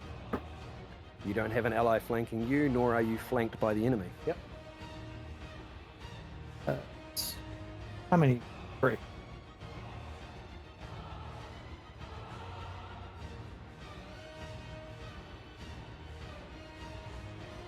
Kind of wish I could hear the battle music. I can. Oh, we used to be able to share this shit through this We could. Discord. I just So that's muted my mic for a moment. If I did. 20 points of damage. Ooh, damn. 6 rogue. 20? Alright. I do feel bad So for this was the dragon bone. So as you bring the dragon bone dagger across, taking him completely by surprise as he sort of recovers, you moved so fast. He's still trying to get his balance, and you bring it up and under what looks like a very roughshod breastplate, straight into his gut. And he's just and the blood just comes out of his mouth. That's with the shatter damage that he took, more than enough to actually drop him. And so as you retrieve your dagger, he goes down to his knees and just climbs over at your feet. Awesome. Then Vander is going to very intensely take steps towards number 2 and be in front of him. Moving with murderous intent. Go for it. Yes, and so you've used your 2, you've moved close to him, so that's it for your 2? That is it. Okay. Well, the next person up is actually Douglas. Oh, fuck. And he sort of hears the shatter, sees Vander leap forward. It's kind of like, oh, well, I guess we're not talking today. And he just puts his hand out and snaps his finger.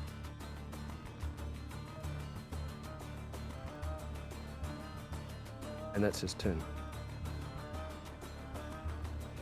He's just Can you called in more say troops. something? And then he just starts backing up just a little bit. Oh no, is it the fireball?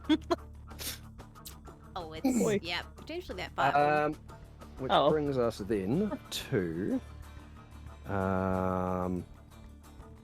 as he snaps his fingers, you guys are actually restrained, so you're probably not going to notice this. We're like, Whipping away. 60, so he can go.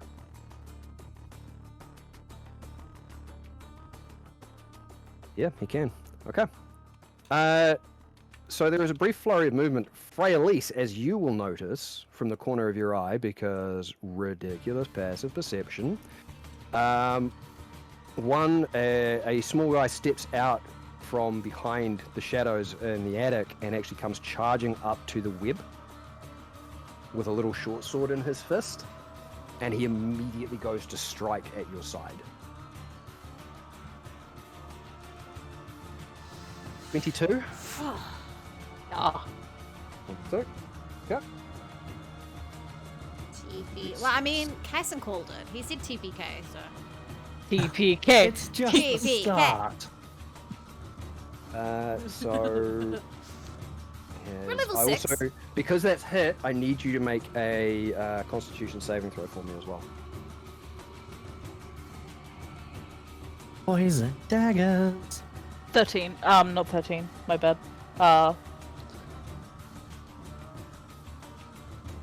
16. 16, nice. So you take 8 points of piercing damage as this short sword just comes across the side, and you do feel an immediate burning as something from the blade lingers in the wound. You do take an additional 2 points of poison damage. And because he used his bonus action to close that distance, that's his turn. Okay. Which brings us to Vian.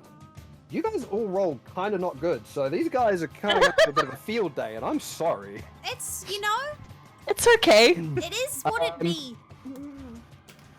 So, Be what it is. Yes.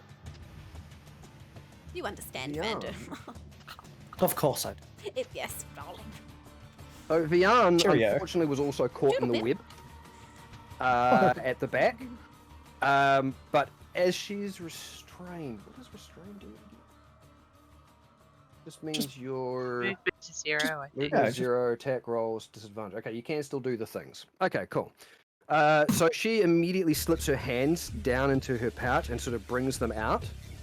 And you sort of see, well, those of you that would be paying any attention to her, her black cloak, just the brooch, sealing it, immediately unclasps, and she's wearing a sleeveless black tunic underneath. Her arms, by the way, are fucking massive. Oh my god. Okay, she's hot. She is, for a dwarf, she is approaching 5 foot, and she is about half that again across, or half that across. She's like my height. Her shoulders and arms are huge. House. yeah, as the cloak falls away, she sort of, even though she's restrained, you sort of see her arms begin to flex and pull on the webs as she's going to attempt to make a check to break.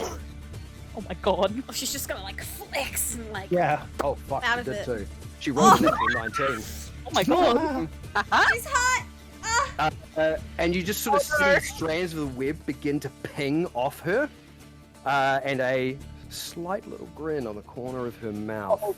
Murder. As she then stamps her foot onto the cobblestones, and the buildings around her begin to shake and tremble a little bit. She cast earth tremor. She takes a couple of steps back as she's freed herself from the webbing, and you see nails and little bits of metal begin to peel out of the side of the building, and the buildings themselves start to warp away from her, also pinging the web, which is going to lower the DC for the rest of you.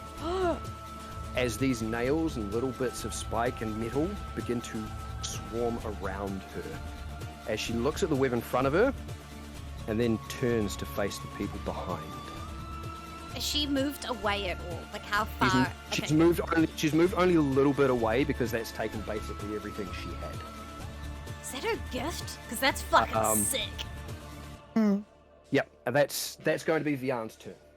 Okay. Which then brings us to this guy next to the rogue. So, taken by surprise because a lot of these guys thought there was going to be talking involved first. Whoa! He gets to move to about there, which means he's not within range. He does, however, have a spear, which is still not going to give him enough reach. So he's going to reach into a pocket, and he's going to pull out a small little handful of what looks like dust, and he's going to begin grinding his hands together, and it's going to be his turn. Which then brings us to the guy with the shield at the back. Right, there's going to be a lot going on, and I would like to apologize, but I am not apologizing at all.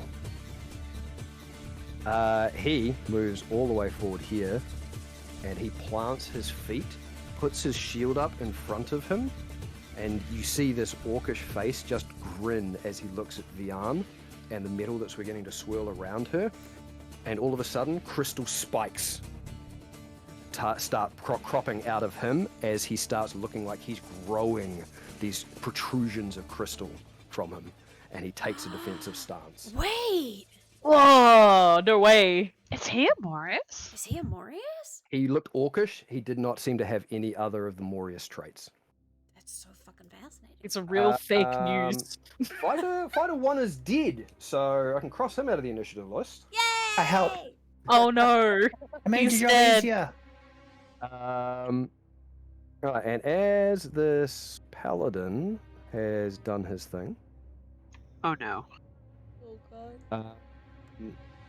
you see cropping up just directly behind him, moving in the shadows along behind him, a small little kobold-like figure who just pops around with a smile on his face, and he just flips a dagger a couple of times and hiffs it straight at Vian. No, not Vian. She's hot. I mean, She's- she's in trouble. She's probably just gonna flex her biceps and it's gonna just ricochet Oh, away. I'm sad Nofrit didn't see it because she's facing the other way. Thankfully, she doesn't take much damage because it does actually go through her little swirling maelstrom of metal.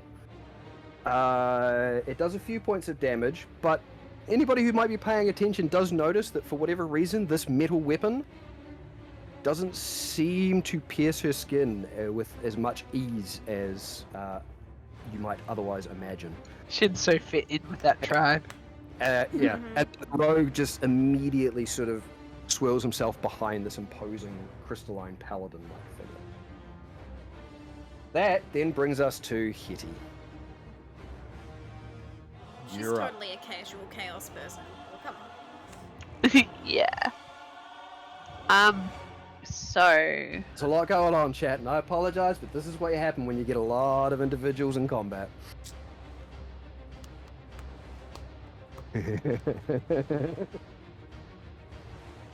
I've got no more spell slots left. I just want to let you know that. Oh, So because you that used you can- fly and I shatter. did, yeah. Yeah. Huh? I mean, excellent. What? So I'm going to do Eldritch Blast on one of the ones I hurt before, because the other one's down. But Okay, so the other one is engaged with Vander at the moment. all right, so I wouldn't really be able to get past him.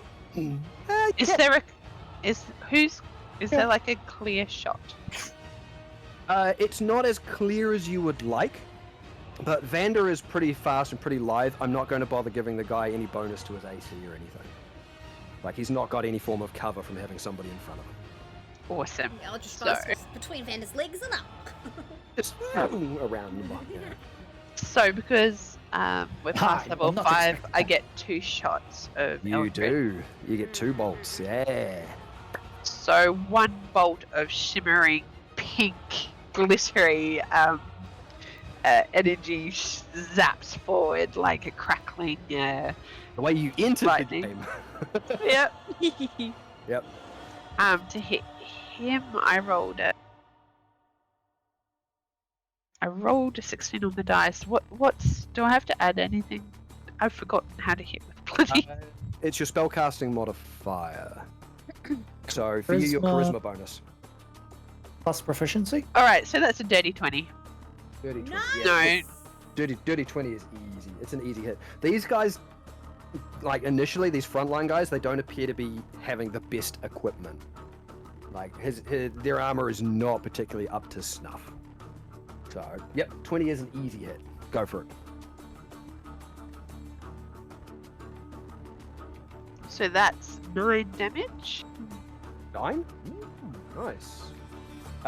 Force damage. Yep. So seeing his mate sort of get eviscerated by this weircat, he's kind of half prepped himself for that.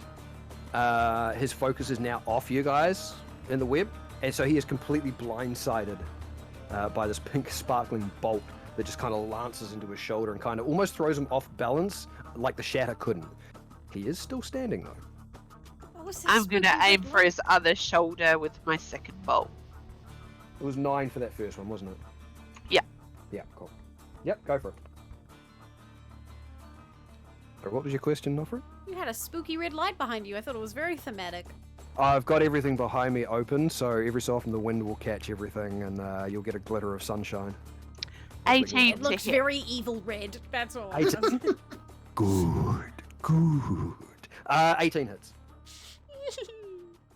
6 damage. Okay, Squeak 6? saw it too. I wasn't making that up. So one bolt curves around one side of Vander and the other one sort of comes up the other side, both lacerating into him. He does kind of almost take a half step back, and now he is exceptionally rattled, but he's still standing. Now the front liners for a reason. Yeah. Now you're still constrained by the web as well. So movement's down Can't to move. 0. Yep. Can I use a bonus action to try and break free? It's an action to try and break free. Yep, that's fine. Unfortunately, with the web up, it's an action to try and make a strength check to break free. Unless you've got something else you can use. Because, rule of cool, if you can do something with your bonus action that might justify you trying to break out of the web, we can discuss it. Because I love cool shit. You know that. What about if I started to thicken my legs? So what? Oh, actually, the other way. If I start to shrink to an orphan size that we may have seen running around. Okay, so it is. You're talking about using your changeling thing to change. Just not a full Not to- change. not form change, but an actual, yeah. You can, but I'm going to treat that a little bit more like an action, unless I'll make a bargain with you. If you start doing that this turn, you're not freed from your restraints. But if you also give up your bonus action doing it next turn, we'll say you can slip out of the webbing. Because the webbing will move with you as you shrink and move. But if you want to give up your bonus action next turn as well, we'll allow it.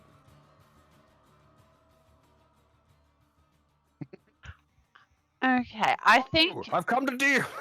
I've come to do. Come to bargain. I think Up it's to a you. good trade-off. I don't know. Yeah, Giving up That- your bonus action next turn to be free, yeah, because I Oh, don't have a that lot should of be- stuff to do with my bonus Yeah. actions. because your movement will not be available this turn. But I will say you are free this turn. Okay, so I could move next. Just turn. you, yeah. It's just you're going to be giving up your bonus action next turn to achieve. Done. Okay, cool. Easy. Easy. I love it. See, I like just messing around with shit. Easy I like dubs. All right. So that brings us to this fella, and he is going to. Yeah. Kitty's the one wreaking all the damage right now, and he Oh, no. sees that. He can't quite see Vian from where he is. Yeah, no, he is going to. There is a fella down the alleyway to the right who seems to be holding something in his hand. You can't quite make out what it is, but he sort of ducks his shoulders and hunches in on himself a little bit as he begins to just mutter. And all of a sudden, a big green ball of energy flies from his clasped hands and shoots directly towards Hetty. Now, I believe, if I remember how this works, Ian doesn't remember everything.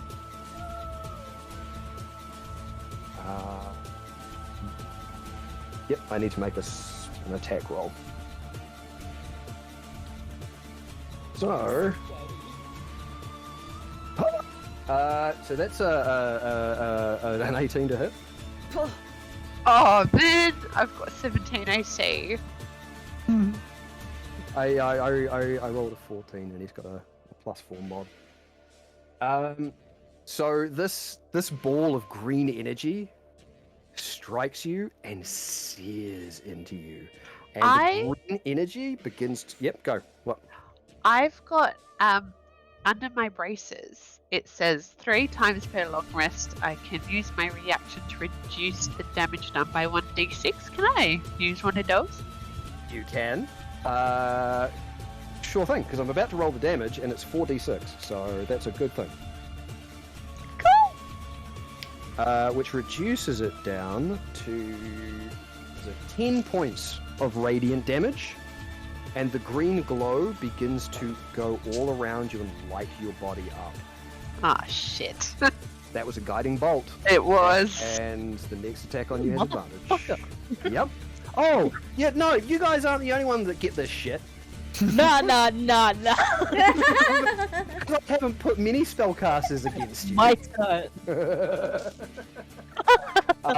As his bonus Hi, my action, dude. he's gonna do the thing. The thing? Oh. That wasn't a Do the thing. And because you are now lit up, Hedie, Uh-huh. the next attack roll, which is one of these guys, gets advantage. Uh-huh. Fuck, woof. I'm There we joking. go. Hey, look, there's a lot of mooks here, Panicking. okay? Greeting, mine dude. Welcome to the stream. Oh, thank God he had advantage. Nope, I don't think that's going to matter. Oh, That's no. a 14 to hit. What, sorry? 14. No, she's up to 17 AC. Damn, okay. As an arrow comes whistling down from above. As Oh, you it's see, simple. yeah, as you see a gnome with a bow standing up on the top of the roof, takes a shot at you, but the shot goes wide and gets tangled up in the webbing. And he only gets the one shot. And the advantage fades. Can we see him on the map now that he's... I've just revealed him on the map. He's standing up the top of... he should be... If you move it along a little bit... Hold on, maybe I'll just refresh. Yeah, it might need a refresh. Ooh. Actually, maybe I need to refresh mine. Which means I'll probably need to do a re-invite. Give me a sec. Yeah, I borked it. Yeah, 40 same. is a lot of damage, Scrim. Mm. Wait, what is going on? Unable to connect to game. What? Screw your game! luck traveler. I'm a sentient being of luckiness. Basically, I'm a good of luck, not a leprechaun. I traveled here to give you some of my precious clovers. Damn, my Cute. dude, that's adorable. Lord knows I need those for my rolls. I want to run here. know I what don't know what's going on. Albert to the rodeo. Come on, baby. Yes, the ranger will appear up the top. Shit, I actually need the map now to see the rest of the shit going on. It's a gone. So you're a bit of a D&D'er then, mine dude. Mr. Luck Traveler. A traveler of luck. Oh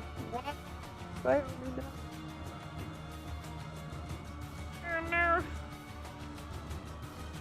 This is unfortunate. Albert Rodeo, Um, please. I know, right? Okay, look, I'm gonna close that whole thing down because that might just have to be what I do. I'll just transition here for a second. Yep. While I try and figure out why this has died on me. It's okay. It lets us regroup and breathe for a little bit. Yep. There was some clinching going on, I'm not gonna lie. Clover blast. Clover blast. I will have to be right back for a moment, if that's okay. Yeah, it might take me a minute to try and Thank you. sort out what the hell's going on with this. Um, Gosh, dag nabbit. please hold callers. Maybe I'll extend chatting the isn't- amount of fight music we have. Your chatting is important to us. We will be with you shortly. Bum bum bum bum bum bum bum bum. Start. Fuck it, we're gonna play the whole list.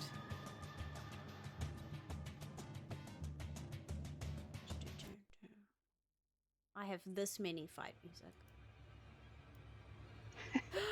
Starstream, thank you for all your beliefs. That feels like luck right there. Have fun and good luck on your journey. Farewell, mine dude. Oh shit! Thank you, I mine just scraped dude. my microphone.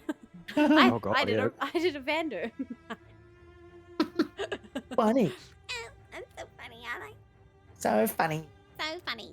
Do you have Okay. plan? Do you have a plan here, right, Robert? Okay. Of course I have a plan. Okay, great. Uh, Is it Yeah, stabbing? you can do some Yeah. stabbing. Is it Just kill them all or stabbing. survive or both of these things? I basically, I will- I'll have you know that Iron Man is my inspiration. I have a plan. Attack. We need to come up with a plan of attack. I have a plan. Depending on what Frey does on her turn, it very much defines what I'm doing on mine. Here we go. I've reposted the link. I don't know if it's going to keep updating though. So Look, whoever's alive on my turn, I will deal with. if the link breaks again, we might just have to we can keep going, but it's just going to be a little less of a visual. Yeah, it's just giving me the loading screen. Yeah. Hmm. Dag nabbit. Yeah, same for me. It's not like, and it just shows me in the party. It's not connecting to the. Oh, something's happened. It's loaded a blank page. Hooray. Hmm. Yeah, that looks like as far as it's gonna go. Is Albert Rodeo down for maintenance or something?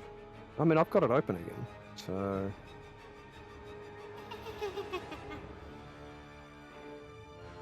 If I know this will take me a second to correct everything, but you could share screen it in the Discord, Quinn. I could, yeah. But I've got no guarantee that it's going to keep updating on my one either. Ah. That's what I mean. I get the impression that even if this keeps it keeps doing this, it's not going to keep updating. Just carry on then. I could. Give me a minute. I just have to be careful because it's going to keep showing off the things that I've got hidden and whatnot. Panic. So give me a sec. Stab them until they die? That's not a bad plan. So I need to make sure I don't, Problem is I give don't away have things. knives. 'cause- I do. Yes, you do. Someone has an excessive amount of knives, and other people in the party have no knives. So I have a stick It's fair. I have a stick too. that It's I all never mine. use. Same. It's a big wax stick, though. Oh, okay.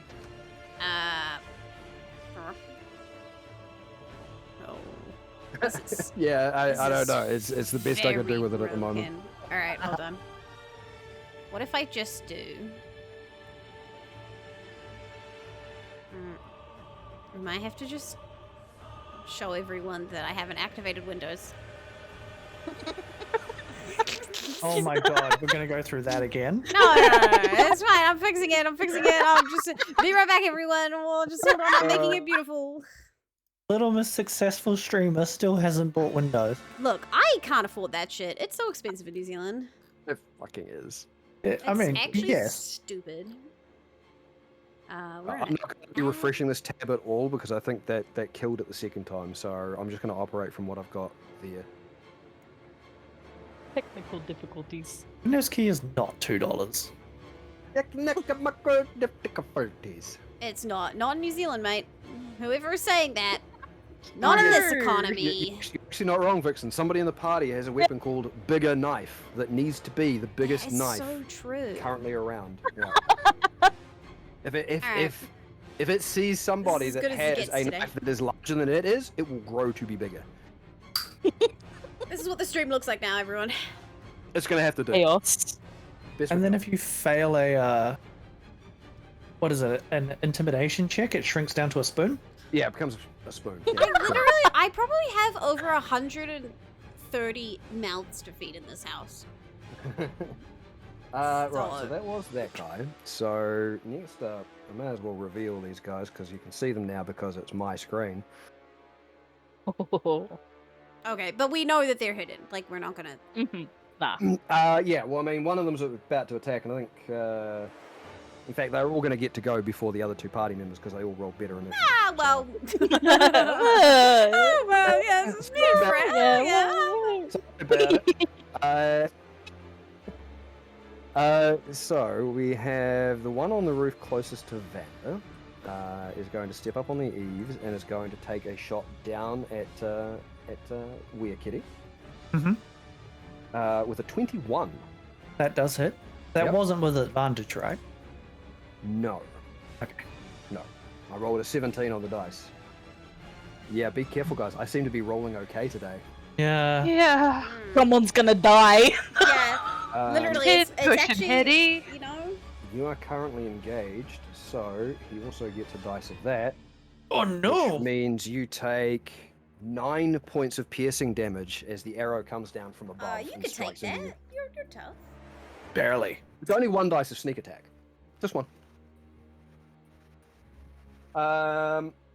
And I think as it's a like bonus- $130 a stream. Actually, he's going to continue his movement. He's going to step New back Zealand. out of sight of you, and he's going to use a bonus action to do a spell casting thing. Wait, seriously, Gum? Yeah, you can find them relatively cheap if you know where you're looking. I just get so alright. scared. And because he's here, Yeah. You know? this fella is also going to step up, I don't kind wanna of fucking in front of fight. Douglas. And he okay. has a short bow, and he's going to take a shot at Vander Oh my god. with a 22 to hit. Yeah.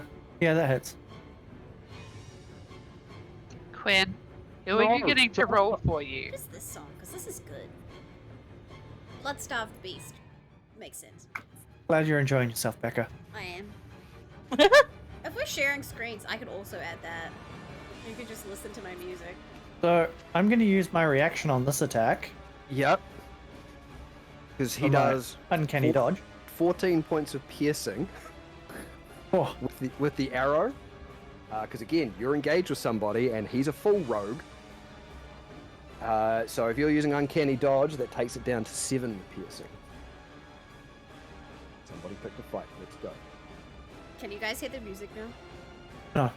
no. I went live in the Discord, so in theory it worked. I've probably got it all muted anyway from other times Yeah. we've tried doing this, I think, personally. Alright, so that brings us to the guy you're actually engaged with, Vander. God damn. And he also is equipped with a small short sword that he's going to take a couple swings at you. 16, Yes. That hits. and the other one will miss. Jesus. He does 5 points of damage as he swings the short sword across. Whoa! The Oblivion fight music. And And is almost at half health. Let's go. I think that gives us Yeah, Hetty's in her squishy form. Yeah.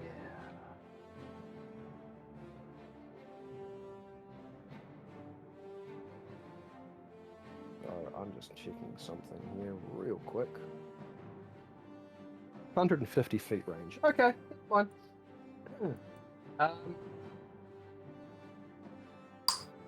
It's also 20, so again, halving the distances, we've got 40. Where's 40 that way? Okay, so he can hit either Hetty or Vian. He's going to hit Vian because that's the closer one. There is a fellow there with the book hanging from the chain behind the crystalline armored guy who brings his hands up with the book and he begins to waggle his fingers, and it is finished off with a snap, emulating what Douglas did. And he releases a small little red bead of energy to fly directly towards the web. I need Freyalise, Nofrit, and Vian to make a dexterity saving throw.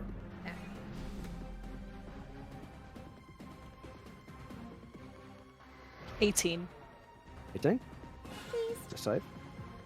Nope, where's the dice? Oh well, new dice. Oh, that's good. 18. 18's a save. Nice. Vian, despite having a decent dexterity, is the only one that failed. Oh my god. No, she's hot though. She's about to get hotter. Oh no. Oh no. As the small little bead of energy strikes the webs just behind Vian and explodes into a ball of fire. Oh, lovely. that one. Yeah, that one. Ah, yes. So, On a save, we still take damage though, right? yes, you do. Whoop! I throw my dice away because that's what I do. Oh no, I can't see it. It's lost. It's gone forever. Shit. You know, it's just this. So I want that. Oh god. 2, 3, 4, 5, 6, 7, 8. So Vian takes 32 points of fire damage. Oh, she's hot.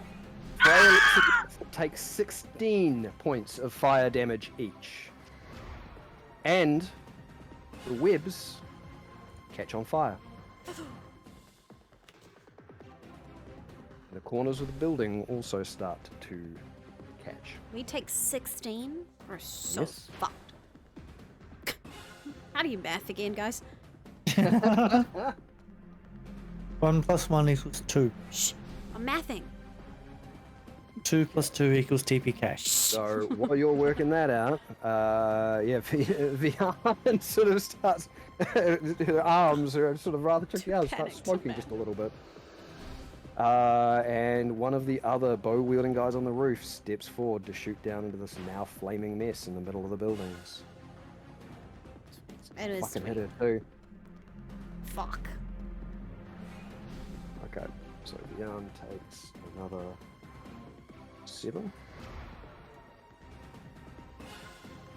He's not looking good either. Fuck me. Okay. Freyalise, you're up next. Okay. Okay. You are, because you are starting your turn and these webs are on fire, you're going to take 2d4 points of fire damage. Oh, Ah. Because he's that's still the way- restrained? Nope, the webs are burning away. Oh, fuck! I'm sorry, that's 8. Oh! I rolled double 4s. Take another 8 points of fire damage. at the I'm start of your turn. still standing.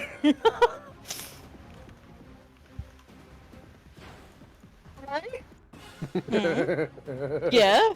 I'm still standing. Yep. I'm Okay. still there. That's alright, it is your turn. Okay. So I'm able to do stuff, correct? You are. You are no longer Okay. restrained, but as long as you're standing in that area that's kind of marked by where the webs are, it's going to be on fire for this round. Okay. I would like to move out of the area, but away from that rude individual that stabbed me, Okay. mostly. Yeah, and I will allow you to do that without taking an opportunity attack, because whilst he did stab you, he's Yeah. also slightly out of melee range because that was part of his movement. Alright. How far is Vanda from me? So roughly, nowhere near that. It is about 35 feet. Excellent. Alright. Everyone's in range. I'm gonna cast Mass Healing Word. Oh, okay. Let's go. That's good. That's good. That's good. That's good. Yeah, that's real good. Okay. Clerics on fire. Yeah, go for it. It is going to be on basically all of us. Okay, so it is Love it. I love it. 1d hit points up to 1d4. Okay. Yeah, so I think it's you select a number of people and it's a D4 plus your spellcasting modifier to each. It's not much, No, but it is something. But it can be something. Yep. Yeah. Modifier is My question is, how many people can you cast it on? 6. Okay, so you also casting it on VR. Yes. Yes. I mean, yeah. Hey, we've met some interesting NPCs today, but what is going on, guys? I like Beyond. Modifier is spell Okay, attack Becca? bonus, correct? Yes. So you use your wisdom to cast, so it's just whatever your wisdom modifier is, which is +4. So roll a D4, add 4, and that's what everybody heals. 8. Everybody heals 8 hit points. And as a free action as well. Yep. Should have done this first, but I'm gonna cast Celestial Bodies on myself. Yay! 6 level features. Let's go. Do you want to describe that, Frey? Basically, what happens is Frey just like touches on her chest. You can see a little bit of muttering, and then 3 celestial wisps orbit my body. When it's activated, like when a wisp is activated, I gain 5 plus my cleric level in temporary hit points. As long as I have these temporary hit points, I gain +1 to AC. Yep. As a reaction, I may choose to evoke one of these 3 wisps, expending its power to protect an ally within 30 feet of them. All damage that would be inflicted on an ally will be mitigated from them and instead transferred to myself. This is when the homebrew moon cleric truly gets their tanking feature. Yep. Which is what I think the initial design we'd made for the moon cleric is they could very easily become a tank, and this is their main tanking feature. 11 temporary hit points and a +1 boost to your AC. Let's fucking go. All right. Anything else you've got? Because of the mass healing word, do you have a bonus or an action left or a movement? Anything else you want to do? We'll step you away. Who are you moving closer to? Vian or Vanda, sort of thing? Because you're still currently in the fire. Sorry. Moving towards Vion. Okay, cool. Yeah, because I was about to say, if you want to go the other way, you're actually going to have to probably get into melee range with the others. So we'll move you close to her, but not right up close, because she's currently got a mail of metal around her. That's it. Cool. Which brings us to Norfred. Unfortunately, you are also on fire. Okay. So you I take damage. 4 points of fire damage. Fuck.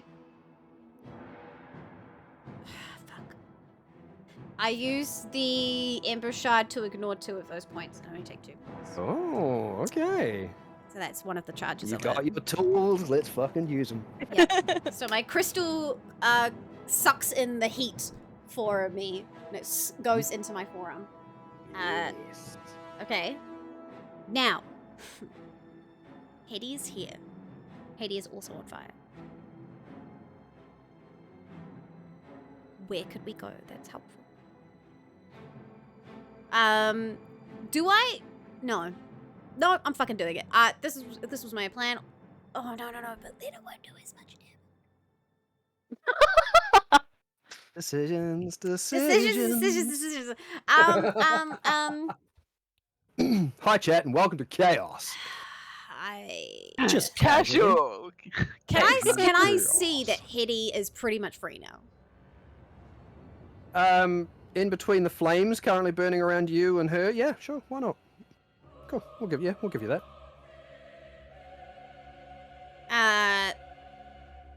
Okay. Because this is, let me, spells. Spells. Spells? Spells. Spells. It's Spells. 10 foot of space around. Yeah, unfortunately the map is not really to scale, so I'm just kind of winging half of the dimensions on it. I couldn't Okay, get this map to scale the way I wanted. here is a question, right? If I wanted to run up to the two fucks in front of us and Are you talking about cast, Vanda? So are we To- talking to- these two? yeah, or the ones those with the two, those two. Okay, so the dagger and the crossed swords. If you Yeah. wanted to move here, for example. Can I drag Hedy with me as part, if part of the You turn can or carry an not? individual, but it does reduce your speed to half. That's fine. Yep. I will drag her towards them, Okay. and How then close are you getting? what? How close are you getting? I only 'Cause need if to you- get within 10 feet of them. Okay, yeah, because if you want to leave the area that's on fire, you'll have to engage in melee with them. That I just want to get within Unless 10 you feet wanna- of them. Oh, okay. Yeah, to get in 10 feet of both of them, you will basically have to get in melee range. That's okay. If you go within 10 feet of them, but you're not in melee range, you're going to be in the fire. That's fine. If you want to be out of the fire. Oh, I'm gonna be out in the fire in the sec. I just need to get within 10 feet of them. Okay, cool. But you're not going to go within melee. All right, sweet. So I we'll grab put you Hedy. about I there. pull her into me. Yep. And then a spectral foot made of stone with obsidian cracks in it steps down on top of them, and I disappear with Hedy. And I am now standing on the roof, the eaves above the dead guy with Hedy. And I've cast Thunder Step on them. Okay. The building. Understand. I love Thunder Step. Which was that the building to the left or the building to the right? Sorry. Above the dead guy, I want to be on that side of the road. Okay, so say about here. Yeah, perfect. Behind the archers, You- great. You can carry Hedy with you. Yeah. Beautiful. Okay. So that's 3d10 with a Constitution saving throw to them. As the foot comes slamming down. Sorry, how much? What am I rolling? They have to do a Constitution saving throw. Okay. The thunder can be heard up to 300 feet away. Let's hope some guards are. That's fine. The shadow spell went off just before. I'm Yeah, no, popping off! Oh We've my had god! shadow and thunder. This is no longer a quiet brawl in the alley. No. Fireball, all sorts of shit happening. It's math to So me, that's a 15 for one, and the other one just fails. 'cause 27 that's a bad roll. damage. 27 to both? Yeah, 27 thunder Yeah. damage. Also a bunch of just building breaks, I suppose. Yep. It takes all the guys are now The force of the parts of this spectral building- foot. Between Vian's warping as she peels metal away from it, the fireball, the whip that's kind of climbing up into the buildings and setting it on fire, your thunder step and the shatter, you guys are starting to do some collateral damage to this little area. Not just you, everybody. And as 27 damage, right? Yeah, 27 force damage. Okay, so Oh no, thunder that, damage, sorry. Thunder damage, that's fine. The this fella is wiped out. Step on The guy me. with- Good. The guy with the dagger is literally flattened and is out. Good. Okay. Karma. That helps you, Frey, a little bit, just having those guys. Oh, don't worry. I was gonna guiding bolt him. Okay, cool. I And then as we land and I release Hetty, I'm gonna use bonus action to charge one of my runes, and the side of my jaw starts to glow with a glyph appearing. Ooh, okay. So I'm I love that. forfeiting a sorcery point to charge a rune. Right. Lovely. And that is my turn, boss man. No worries. Neon Nation Gaming. Yeah, it's not a Roll20 setup, but it's actually not our usual setup at all. But we're having slight issues with our usual setup. So, okay. So that brings us back to the top of the round. Vander, you are up. You felt the heat at your back. You've been shot by an arrow, stabbed by this guy, a dagger's thrown at you. You're in a bit of a predicament, and yeah, you can feel the heat at your back as the webs are kind of catching and burning. He's going to make a massive thunder explosion behind I you. would have felt the cold heal as well. So it's just yes, like heat, cold, and then loud. Yeah, a little cold breeze would have wafted over your fur. Just Oh man, I feel sorry for anyone trying to sleep in this area. They'd be like, "What is going on?" No, they're not. No, they're not. no, not anymore. He's going to glare at this person in front of him. Yep. And then casually slash at their throat. Gotcha. Okay, go for it. Make your attack roll. So that's this one. Oh, it's a natural 20! Yeah! A room with a natural 20. This is fucking bad. Yeah, this dude has low health. I did not need this. No. How are you, this- Neon this- Nation? Still flashy. This guy's been hurt by the shatter and smashed by the eldritch blasts. He's not feeling good, but this is just gonna seal it. In fact, you almost don't have to roll damage. But we're here to roll dice. Roll some fucking damage. You can still do the secondary attack though if you'd like. So you can forfeit a sneak attack on him if you've got an idea of trying to get a sneak attack on someone else. I mean, I was planning on going for somebody else after this. Up to you. I know that's probably not the way sneak attack's supposed to work, but we've also discussed the changes to two-weapon fighting, so up to you.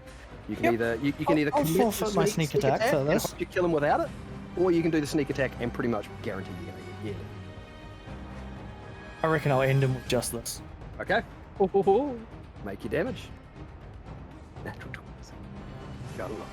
I mean, it's a little less impressive. It's only 8 points of damage. Well, that's all right because he literally only have 4 left. So you made a good call. Very good, very good. So yes, it is a visual, very casual, just swipe at his throat as Vander is turning. He looks up at the dude on the roof who took a shot at him, Yep. and he is going to scale that roof. He stepped back out of line of sight, but you know where he came from. Oh yes, yeah. He takes a step back, and suddenly there's a flying cat in front of him. Wow, you actually annihilated one of the fast-moving roads. Okay, cool. Yeah, your movement will allow you to get that far, and then you want to make a second strike. I would like to make a second strike. Go for it. So this was Ranger 3. So that is a 21 to hit. Yeah, that hits. This guy's dressed in basic scrappy leathers. That's going to be my sneak attack. Yep.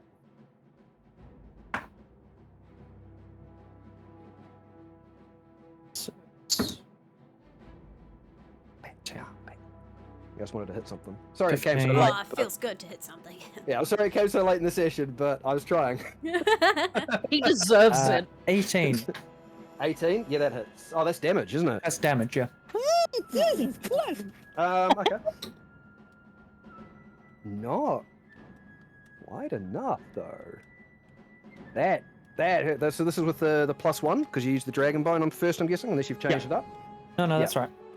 Yep. So the dagger does slice in to this dude, and he's just... You can sort of see the fading remnants of a little bit of magic from his hands as he's clutching the bow. And your dagger just comes across and slices into him. He's like... Hello. And his initial instinct is just try to step back, and then he's kind of like, I'm on a fucking roof. I'm not going anywhere. This guy got to me so quick. He's pretty bad. he's pretty fucking bad. So that was 18, wasn't it? Yeah. So that was that one. Cool. That, though, then brings us to Douglas. Fuck. What a rat. Yep. And he takes a very brief moment to survey the fading fires of the web, and the fact that you're all free and your quick movement up to the roof. The fact that he's about 3 people down from this, and it's kind of like, Well, I was hoping we could maybe chat, but I guess we're just going for chaos. All General right chaos. then. And he begins bringing his hands together and starts casting a spell. And he lifts both hands, and you see 3 flaming lances come flying out of his hands. Not towards you guys, but into the buildings either side of the alleyway. Oh, he's lighting. Oh, yes. He's lighting on fire. One Make piercing through a terrain. window, one straight through a wall, and the other one setting a door on fire. It's like, this city is on the verge of falling apart as it is. Let's just ignite that fire of conflict a little early, shall we? And see who rises. Douglas is fucked, guys. Take a few more steps away Asshole. from you all. Coward, running away like a fucking stinker. Yeah, this that's going to be Bad guy. his turn. As the buildings around you now are going to start catching on fire from everything going on. See, this is the bad guy that we're allowed to beat up and not feel bad. Yeah, I understand. Yeah. Goodbye. Excellent. I admit nothing. So that brings us Very to, menacing. believe me, Gum, if they'd actually been able to have a conversation with him, this guy's full on bonkers too. Ugh. I'm almost disappointed we didn't get that, but that's okay. Things aren't over yet. We're aware. Well, Vander's aware how bonkers he is. Oh, yeah. He wasn't he's planning on got- talking. He's gotten lit, worse. we Um, just lit a house on fire. I'm pretty sure that he's messed up as hell. So it's he's set these things on fire, and it's going to be very shortly that's going to start playing into this. It's Vian's turn, and as she sort of begins kind of just hitting her knuckles together and starts taking a few more strides, every step she takes down towards this crystalline styled armored shield bearer, you see the buildings Oh beside my her God. start rattling more and more, and just more nails and studs and bits and pieces start coming out and circling her into a bigger and bigger maelstrom. And then certain little pieces of it start latching on to the knuckle dusters she's got and wrapping themselves around her arms, and she starts becoming even bigger as she just starts going into a lumbering run towards the crystalline paladin. You know when I said that can we adopt the person at the temple? Can we adopt her instead? Yeah, 100%. Yeah. She's an yeah, NPC yeah. that stays with us forever now, right? That's her bonus action to get there, along with all of that. Oh, is Vander on the And- roof now as well? Band's up on the... Oh, yeah, I need to move him. Yeah. Sorry. I keep forgetting that we're on this We're thing. not, so yeah, that, we can't do yeah, it. so you guys can't do the moving of the things. I've got to do it all. That's fine. That was how our initial combat mats happened anyway, because I was using a different system. I just need to remember that this time. And she's going to make a couple of punching strikes at this crystalline dude. Okay, that's... Yeah, that hits with an 18. Oh, and that's definitely a hit. Nice. And with every strike, as she comes in, given that silence and stealth is kind of off the table, even from where you guys are further away, you can hear the resounding cracks as her knuckles just strike into this guy's shield and armor. And you're almost sure that that shield's probably bent under the force of her strikes. And that's going to be Yeah. plus... Where is it? That one. So that's 14 on her first strike. And that's 10 on her second. Okay. And he looks marginally rocked, but he weathers her fisticuffs, her assault, and still stands, even though there's sort of and a bit of blood already covering him. That really hurt. brings us to this guy who's now suddenly abandoned and feeling a little bit shook from the thunder that struck him. It is thunderstruck. The closest person to him, actually. in fact, the only person within range of this guy, because 3 of you are up on the roofs, is Freyalise. So, this guy is going to pull out a second blade to accompany his first. Oh no, he's got the spear. Yeah, no, this is the other guy had the short sword. This is the spear. Yeah. So he's going to step in close, and he's going to just dab out at you, Freyalise. Okay. No. That's I just rolled a 4 on the no, I rolled 4s for both of his attacks. Never mind. I'm not even adding modifiers. That's just not gonna happen. Welcome back, Q. Yeah, you're welcome. This is what happened. I lost a dice from the set, and now I'm rolling like shit again. But as he sort of strikes out, the little luminescent celestial wisps you've got just kind of interfere with his strikes, and he's looking just a little bit, what the shit? Just what the? Uncertain what's happening. Right, this brings us to the Crystalline Warrior. He's going to. He's got this this cudgel in his hand that it also looks like it's made by some sort of crystalline material. He very briefly lobs it up into the air, holds his fist out, and you see it begin to glow with a blue light, and then he just slams it onto his chest, and you see the wound and the blood just sort of start to recede as he pumps a whole lot of his healing energy into himself. And then as a bonus, as he catches the weapon, you see it begin to be infused with a sickly green light. That's very Morius. This is very There's a interesting. little. So that brings us to the kobold hiding behind the crystalline guy, and Vian is very much a threat. So the little kobold is going to step out, and so he doesn't engage. He's just going to throw more knives at her. And with her current armor scaling, that's actually not going to hit her. What you got there? A In fact- knife! As the kobold throws the little knife, it kind of hits one of the spinning bits of metal around her, and then just kind of whirls and kind of gets caught up in that maelstrom before being flung out of it and sticking into the wall with a plunk. And the kobold's like, Thank you. Yeah, fuck that. and just sort of immediately hides behind the crystalline thing. That brings us to Hetty. Sorry, there's a lot of mobs on the field, so it takes a wee bit. Hetty, you're up. I'm going to You see. suddenly displaced up on the roof. Yeah. Yeah, I'm sorry if that ruined any plans of yours, but I was saving my sister. So. You actually just stepped up a plan for me, so I love meant that. that I didn't have to take the damage to get there. So appreciate it. Excellent. So is that dude on the roof still near us, still alive? Yes, he is. In fact, he doesn't know where you guys went. He heard the boom. He looked down. He's watching everything going on. He currently has no idea that you guys are behind him, because I'm pretty sure the thunderous noise is only from the place you leave, not from the place you go to. So he doesn't even know you're there.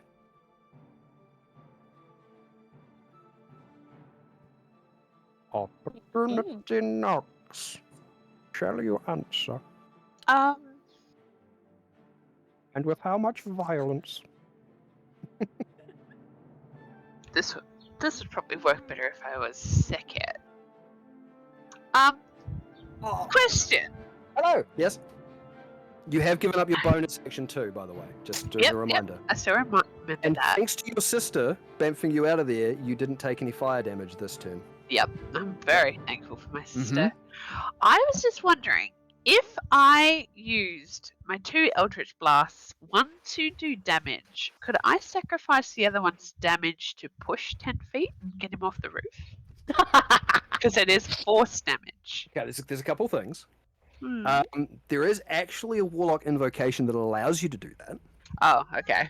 as part of it. And ordinarily any form of pushing attack is an entire action. But because we're already fucking around with established rules, and I love messing around with established fucking rules, what we're going to do is you get to roll 1 and you can do the damage. And on the second one, we'll get you to do an Arcana check. Okay. And we'll if you roll well enough, we will say that instead you get to push. How's that? I like it. All right. So my It's first, challenging me to do these things. I love it. my first roll to hit was a 15. 15? Yeah, that hits. These guys are, as I say, these guys are just in scrappy leather. They've got okay agility, but he has no idea you're there. So I'm imposing a penalty on his AC for the first hit. So that hits. Oh, lost a fray. 7. 7 damage? Yes. Okay, which one was this? This was range 1. Okay. Cool. 7. And for your second one, just make an Arcana check for me. Yeah, it's Pete. Fair enough. I'm out of liquid and I should probably go get myself one real quick. The dangers of being a DM though, I can't just walk away. 18. 18? Yes. Yeah. Yeah, that beats his AC, which is what I was going to go for as the DC. So, I'm going to allow him a quick little dexterity check at disadvantage, because even though he's aware after the first hit that he's being under attack, Eldritch happens bang bang at the same time. Yeah. So I'm going to allow him a dexterity at disadvantage to see if he can maintain his footing, or if he just goes plummeting off the roof. Cool. Disadvantage. Yeah, okay. If I made it, that 15 might have been okay, but disadvantage took it down to a 12. So no. Yay.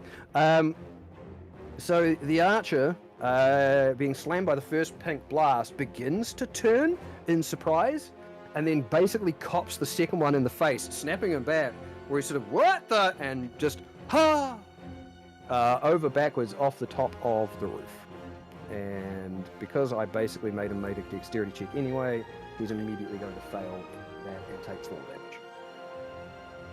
That's the way we roll. That's the way I roll. Oh, hey, look! Bad rolls actually helped me this time. They were all 1s. And with my Damage takes movement, 2. Yep. I'd like to just drop prone so that any ranged attack has to be made at disadvantage. Gotcha. And at the moment, there's only one individual on the battlefield that can actually see you properly anyway. Uh-huh. And he's kind of occupied. Okay, that your turn, Hetty? Because I sacrificed my bonus move. Your bonus, yep. So you're dropping prone, that's cool. So that brings us to their cleric. And he, seeing this ranger fall from the sky, he can't see any of the other stuff going on. The only person he's got eyes on is the ranger that just fell, and vaguely the back of the spear-wielding fighter. So, guiding bolt. Okay, he is going to cast a spell. And I'm going to roll a thing for it, and until it becomes necessary, you guys don't know what it is, because that's the way it happens. Damn it. Okay, cool. So that goes then to that same ranger that just fell, and he is prone, so he's going to spend his turn standing up! And be very, very shooketh by what happened. I'm going to make a little check for him. Nope, he's okay. He's got a cleric ally nearby. So he's actually going to take a few steps to the side to see if he can actually see what just knocked him off, or who did. And he can't. So he's going to take his bonus action to also use an ability. It brings us to the guy currently engaged with Vander.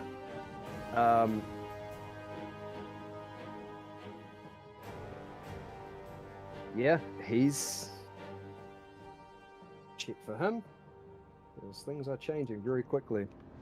Oh, yeah, that's a natural one. That's not good. He immediately kind of ducks down and pulls back and leaves your melee range. So you can make an opportunity attack if you'd like. Sure. Yep, go for it. Oh no! No. It's another natural 20. Yeah. It's so Deleting everyone! What in the hell? You guys are doing well. I mean, I did some damage. You guys are doing well here. This is Holy shit. That's great. Alright, roll your damage. I think he's fucked. Because you also get sneak attack on this. No, not until the start of my next turn does it come back. No. This is happening on a different turn from the when you had sneak attack. This happens on enemy turns too. Opportunity attacks allow it.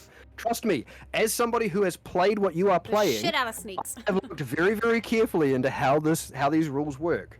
I didn't know sneak attack worked On on that. opportunity attack, because of your subclass, you get sneak attack. Oh my god. It's the same reason I had Battle Master with Repost on my one, because I could counter attack in a turn on somebody else's turn and get sneak attack on it. I mean, I can take that damage away if you don't agree with me. I mean, so far I've rolled 3 1s, so we'll find out. I'm infecting you all. You are. Keep that to yourself, Quinn. No. It's going to spread like the fires of war. So that's 8 on the die, so 16. 16 total? Shit, there's more? Oh, because of crit. No. The 16 is No. the double, then it's plus my modifier. Oh, right, yeah. So that's 19. 19 total? Yep. Yeah, as he ducks and begins to spin out of the way, Oh my god. you bring your dagger across, and it's almost like in slow motion where he feels like he's executing this really deft, acrobatic maneuver, and you're just kind of like, I do this shit all the time. Stab. And he actually spins into the path of where you put your blade and just impales himself and just. Ugh. That's Can he more fall than in a enough to end chimney? him. Amazing. Sure, yeah. As he slides off the blade, there's a little chimney there, and it's incredibly unusual and almost physics-defying how his body kind of rolls up the side of the chimney after virtually no impact, hits the flue, and then somehow manages to slide down the inside of this tiny little thing into the inside of what is now a burning building. Nice. Yeah. Oh yeah, I'm on a burning building. Yeah, you're on top Yeah. of the burning building. Okay, so that's him out of the fight. There you go. I wasn't expecting a crit on that. Holy shit, son. That was I. Very good. That was 3, wasn't it? Range of 3. So he's done and dusted. That brings us to this guy, who is going to back up alongside Douglas and pull out a second weapon. Which also then brings us to the wizard, who, seeing what Douglas has done, and the fact that you've all split up, is going to, with the book out, he's going to flip it to a different page. He's going to hold it, and you sort of see his arms tense as he brings one hand up. And he also begins to go through a very similar set of movements as to what Douglas did. As he holds out one hand, 3 beams of fire launch into the sides of the building, either side. And then he starts to move away.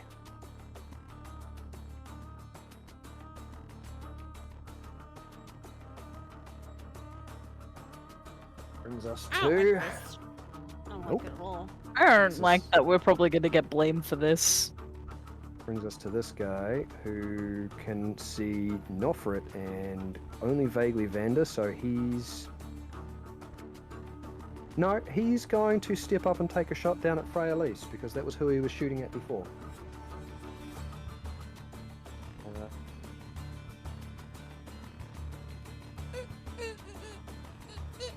That's a 21. Right? Oh my god. 21 hits? Yep. Cool. He doesn't have any levels of rogue or sneak attack, though. So that is 8 points of piercing damage as the arrow comes down and grazes across you. And then he immediately starts backing up. And that brings us to you, Frey. Oh god. Cool! Excellent! Yeah! Mm-hmm. I would like to cast Guiding Bolt on the person that tried to stab me. So the guy directly in front of you, Yes. he is in melee range, so your spell attack will be at disadvantage unless you decide to try and disengage from him first or just step back away from him. Because he's up in your face, it's considered disadvantage for a ranged attack. Your choice. You know what? Actually, no. No? Hit me with it. I'm gonna pull out the Radiant Blade. Yes. I'm going to finally do a melee attack. I mean, it was half designed with the idea of being a fucking melee cleric. Let's go. Let's go. I just don't actually know how to do melee attack. You're so used to just guiding bolt every bitch. Yeah, because everyone's just annoying. Alright, so, this is your Radiant Sickle. Mhm. Alright, so as you hold out your hand that doesn't have like a shield or anything on it, just this glowing beam of moonlight that just comes out, extends and curves into a sweeping sickle-like blade that is reminiscent of a crescent moon. You want to make your attack?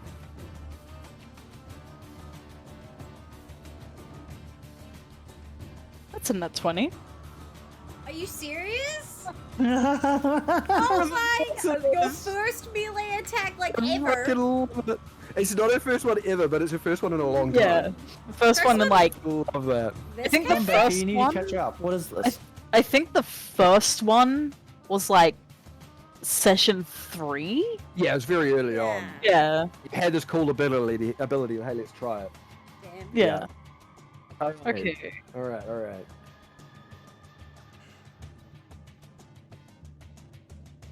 I mean, there's still a few enemies on the field, but you guys are making work of them.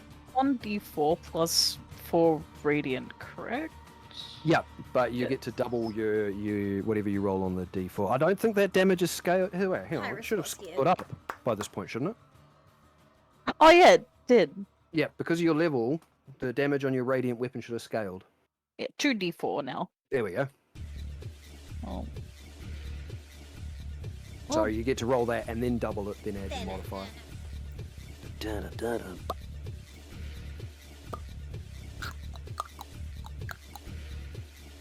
So am I doubling both rolls? Sorry. Any dice that you roll, double. I mean, there's so many different ways of doing things. That seems to be what we're adopting today, so that's what we're going to do. I still think I want to change that slightly to doing max and then roll. 18 Still- damage. I still feel that's better. 18? Damn. Oh yeah, also, just for chat to know and the lovely players and DMs, Frey is a left-hander. Aw, I love that. I love that. Yep. Okay. So this guy feels a little bit more confident in the fact that he's got an ally shooting at you from above. And as you create this radiant blade of moonlight, he's like, Hang on a minute. yeah, I don't think I'm getting paid enough for this. And your weapon comes swinging across and just cuts into him like it's going through butter. He had virtually no health left after being slammed down by a thunderfoot. And he keels over and falls into a pile of blood on the ground. Well done.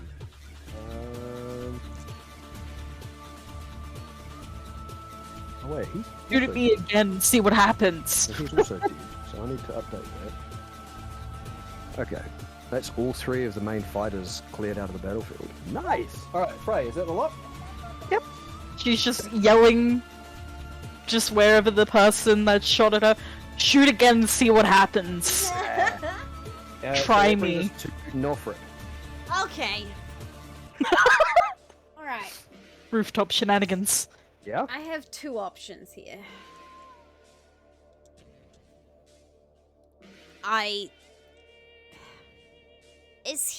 Is Douglas looking like he's backing up? Yes. Is he wanting to leave?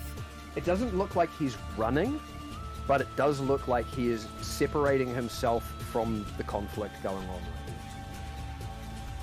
I don't get to burn it all down then. It's already burning down. Already burning. Yeah.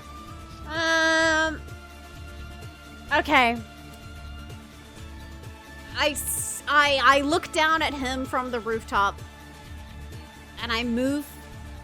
No, fuck it. Actually, I'll use my bonus action to make it a distance spell. So I have 60 feet. Okay. Yep. And that uses a sorcery point, which therefore charges another rune, so my throat Another starts rune, to glow. And I scrape my hand along the rooftop and I say, I heard we were playing catch, and I grab him with Maximilian's earthen grasp. Ooh. He's not Okay. fucking leaving. So you're gonna go for a grapple. Yeah, he has to make a strength saving throw. And if he fails, it's 2d6 bludgeoning. And restrained. Well, I rolled a 3, so I don't even think his modifier would save him at this point. He's restrained, boys! Yay! So the cobblestones underneath Douglas, as he's very confidently just sort of backing up and watching the fire and the bits and pieces of the buildings start to fall apart, and you can very faintly start to hear the panic of people inside the buildings.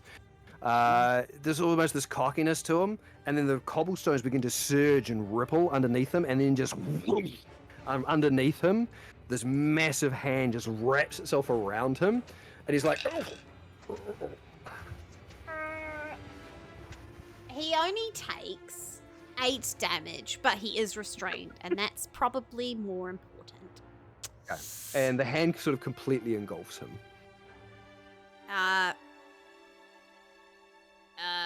Cool. And then I guess that's my. The rat is still alive, so I'm gonna let the wait. The rat got hit by that fireball earlier, huh? The rat would have taken. He's not taking part in the battle at the moment, so it's up to you. I mean, he was on my shoulder. Yeah. God, he's on fire. How much health does he have again? Not enough. No, he probably didn't have enough to survive that. If you want to, if you want to keep him completely apart from the events that are happening, he's fine. If you want to, at any point during this combat, involve you doing something with him. Oh, I was gonna he's taking throw him damage. onto that cleric in the alley, but it's fine. I'll leave it.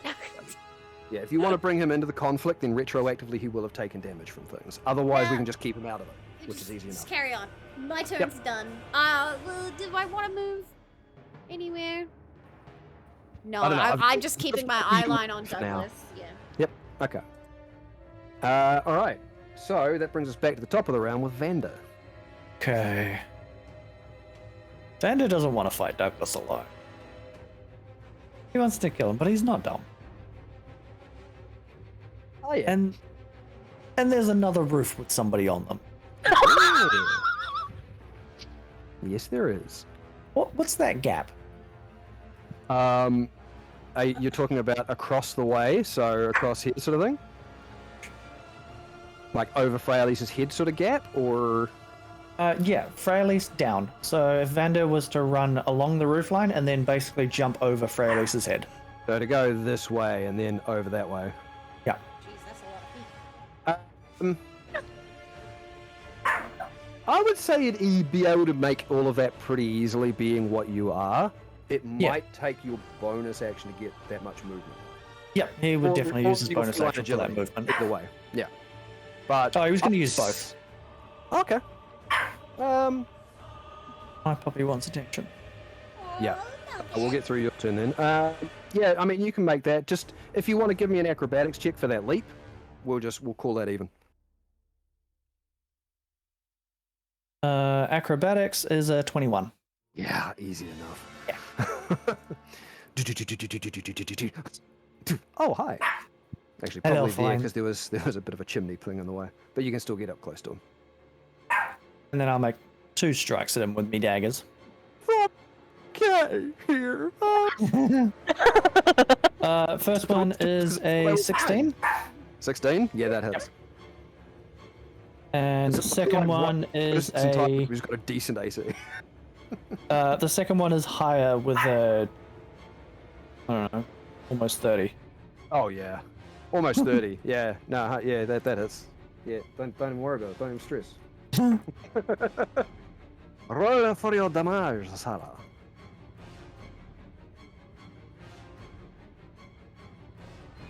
I was gonna be very interested to see what you guys would do with some numbers, with some slightly more interesting enemies. Like, I mean, they're not individually interesting enemies. No, but it's a bigger group than we've fought in a while. Like, you yes. And they do have some on-level skills.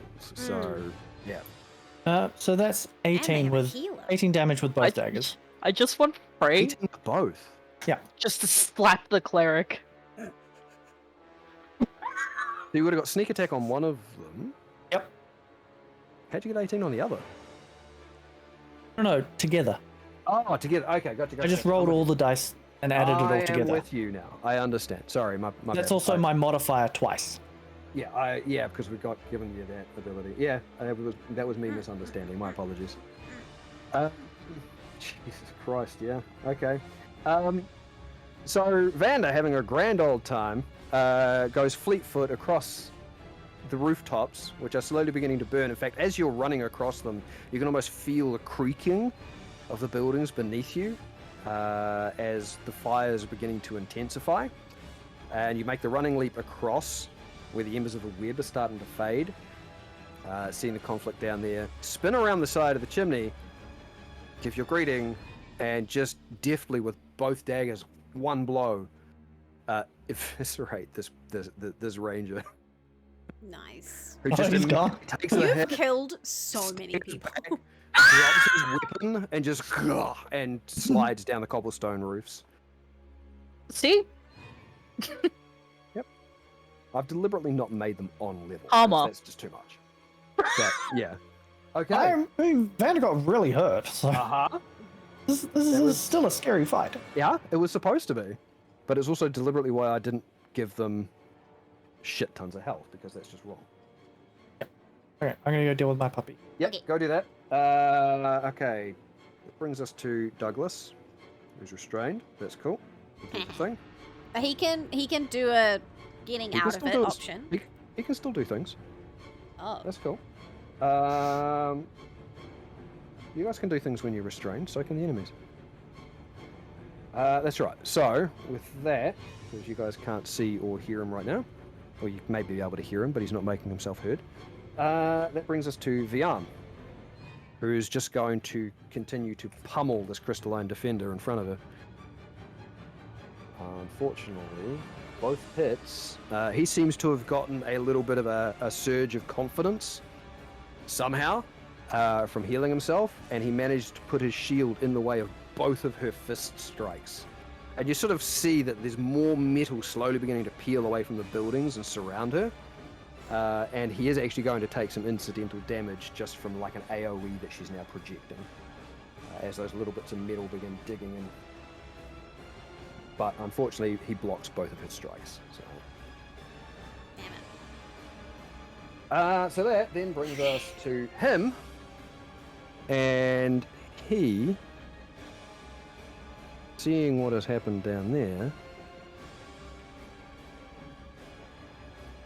yeah, he's going to attempt to shove Vian. Oh. Oh, rude. He's going to just set his shield, take his stance with the crystalline protrusions, and he's just going to throw his entire body behind the shield to attempt to shove her backwards. So she now needs to make a contested check on that, because that's enough to hit her. She fails.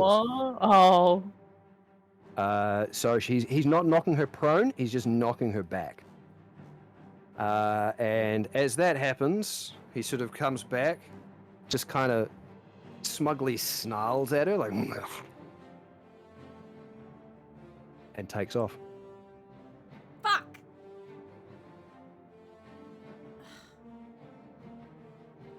It's okay, as long as we have Douglas. And so the rogue, who was using the crystalline defender shelter, kind of like, Oh shit. Oh fuck. With them. and is taking off after his other two allies. And will very rapidly catch them and go past them because rogue. That brings us to Hetty! who's currently lying prone on a roof.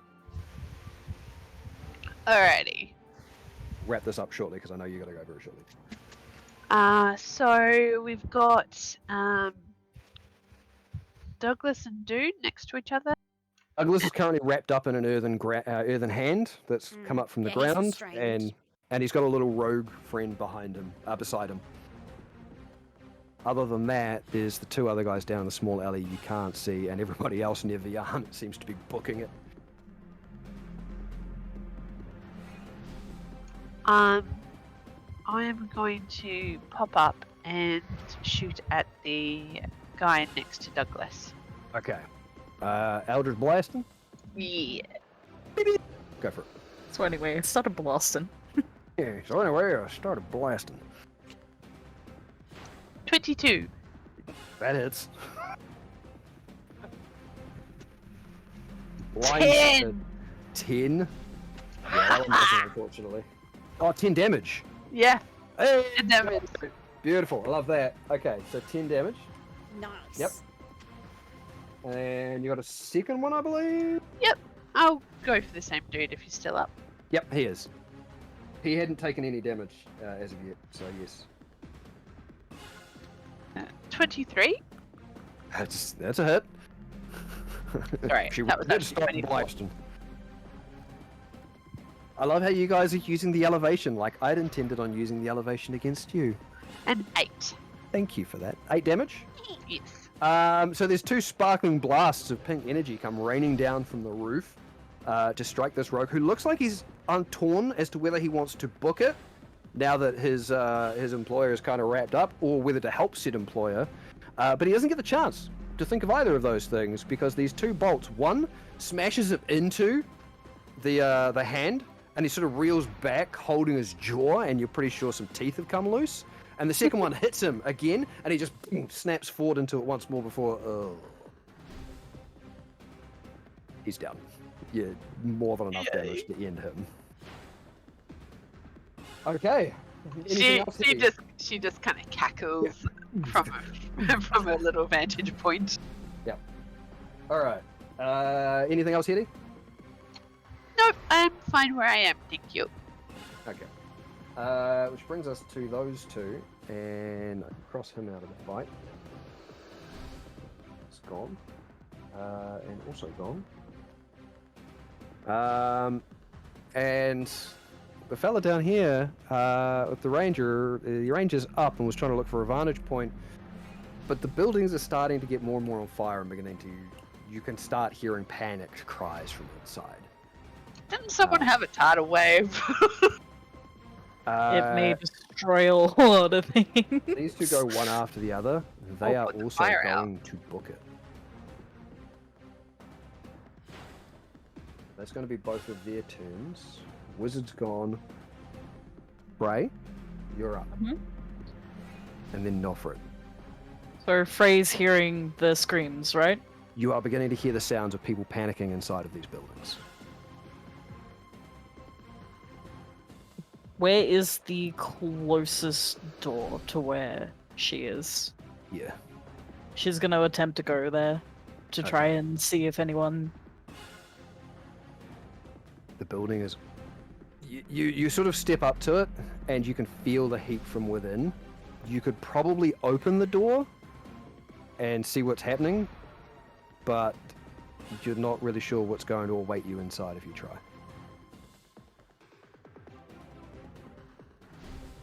Shit. Up to you. It's not really a good idea to open a door with fire. So, it's your call. Not yet. Well, no? Okay. Is there anything else you want to do, Frey?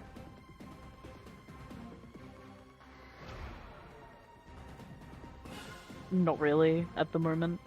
No. Probably just try and find a source of water if there's any around my vicinity. Yep, we'll address that in a moment. Nofrit. This will be the end of the round, and then it's up to you guys, because your enemies, apart from Douglas, do appear to be fleeing. So it is up to you whether you want to pursue, try to take them down, or let them go. Basically, this is the end of the combat round. It is up to you. Well, we've got Douglas. Yep, you've got Douglas restrained, and it seems like all of his allies are fleeing. Okay, if this is the last round of combat necessarily. It's up to you guys. It doesn't have to be, but if you guys choose to let them go, we're going to call an end to the combat. And we can go out of initiative order. But if there is something else you want to do, like for the guys that are running or to Douglas, up to you. But I think this is the moment where you guys decide whether you want to continue this and deal with the guys that are running or not. Not just on you, Nofrit, in general, do you guys want to deal with them or not? I see running as a sign of surrender. Yeah, so yeah. I'm Yeah. mostly worried about Douglas at this point, and she's hearing the sounds of people screaming from inside the household. So And Nofrit things are going to moves. rapidly escalate. Yeah, yeah. So Nofrit moves to the edge of the roof. From her pocket, she pulls out a handful of sand from the Lord's Lake as she gathered on the shoreline in Dawa, and pours her canister, like a canteen, sorry, onto it. And as she does, she blows and casts elemental burst water onto the neighboring building, casting an icy, flash of water in a 15-foot cone. So she's walked to the edge of the building to cast it on the neighboring one. Right. Okay. So the one across to the south, or the one across where Vander is? Yeah, Vander's one. Oh, okay, because we had Frailise near the door as well. Okay. Cool. So we're going to call an end to the combat because the other guys are going to be fleeing. Want to acknowledge that I can. I will. Vander is aware of this. I'm saying this now. You know that I can only hold on to something for so long, and then I run out of power to keep holding on with the Maximilian's Open Grass. It doesn't It's last up to you forever. guys what you do now. In this Just moment, restrain most of for your the enemies have second. fled, and you have restrained Douglas. Yeah. Yeah. What do you wanna do? As I do the water, I yell to Vander, Vander, you need to tie him up. That was my end of it. Okay. All right. Are you letting the earthen grasp go, or are you going to try and get Vander to tie him up while he's restrained? I'm gonna wait until Vander is standing right next to him before I let it. And you let it go. And And if Vander? he tries to run, I'm holding an action to shoot What do him you- with Eldritch. Gotcha. So Vander, what are you doing as this drops? Are you going to ready anything, or I'm readying the rope. Okay. He's got 50 feet at rope. so? As Don't we have shackles? We have manacles. maybe? We definitely have imprisoning manacles. We We got from the bastion, didn't we? definitely do. Depends on whether you guys are the ones that have them, or whether they went with somebody else. Frey, what's in your inventory? No, I wouldn't. Frey wouldn't have grabbed manacles. She would have been like, ew. Yeah, I feel like that actually went to somebody else. It's just a matter of whether Yeah. they passed it on or not before Oh. they left. It's not in my inventory, so then I've just got the rope. Okay. But Frey, it's- there's now water in the street.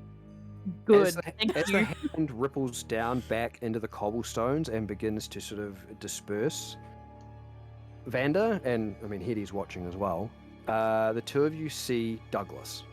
And as the hand retreats, Douglas just goes limp on the ground, and you see that one of his legs and his arm and shoulder are completely crushed. And he's sort of looking, just very lucidly though, is looking directly at you, Vander. He's not screaming in pain, he's just looking straight at you. And then he just smiles. There's a little bit of a cough, and you see more of the blood sort of across his jaw.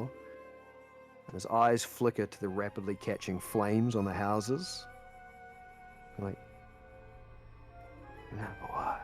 Take my hand. What are you going to do? Huh?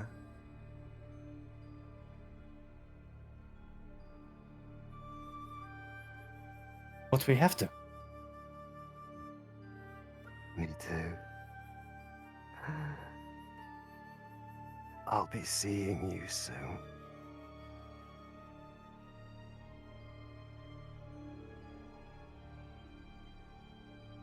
And he just lies down. and just continues to grin at you. Is he still alive, or is he? He's looking directly at you. There's he's just clearly going drunk. consciousness in his eyes. Yeah, God. he's just lying down. I'm Ugh. tying him up.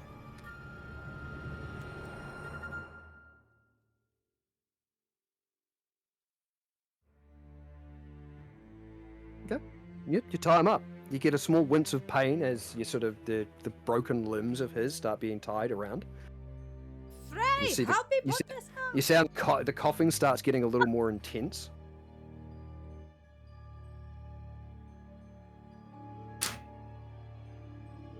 I don't know why you're worrying about me. Think of all those innocent people in those buildings. My friends are dealing with them. Okay.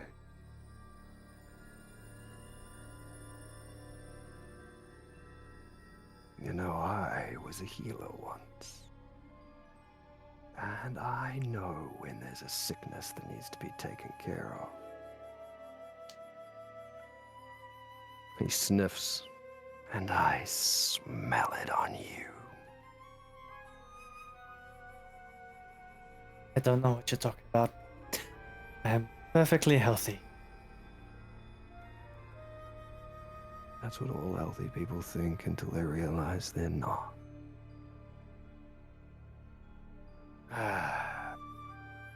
My work here is done. This city's going to burn. And I will have what is mine. I will reclaim what has been lost. And when I do, you and I are going to have another chat. He coughs again. A big gout of blood.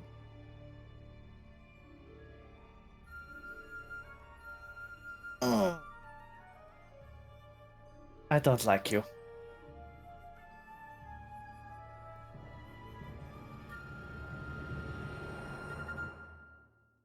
If you liked me after this, maybe I'm not the crazy one. You're definitely the crazy one. One more gout of blood. His whole body begins to convulse. You hurry up. People we need to save.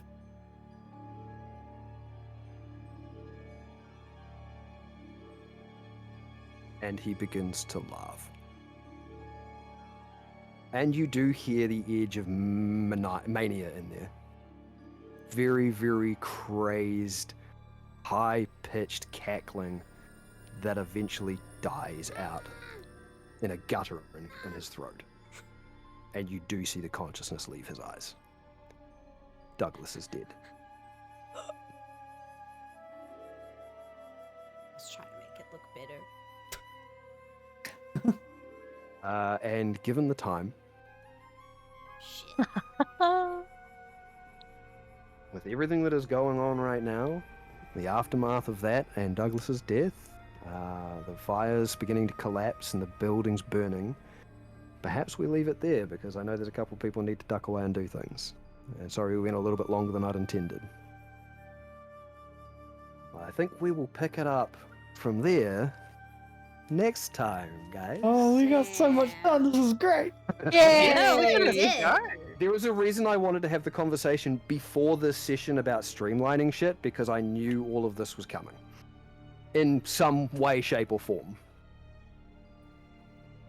I just didn't think it was going to take 5 hours. All right. That was a long stream for us as well. Ooh, it was. Yeah, I thought we'd be done well before now, and I apologize for that, but combat does that too. It does. Especially when I decide to throw so many mooks at you. That's all right. Vander killed a lot of them. You guys did a good Anyhow. work on them. Yeah, Yeah. it was more about the enemies did a lot of shock damage to you initially. Yeah. So, and I wanted to see how you guys would do when somebody threw a fireball at you motherfuckers. That hurt me a lot. Also, I don't know if I told you. You probably should have made those saves at disadvantage. Did I say that? No, you didn't. No. Okay. Because you were restrained.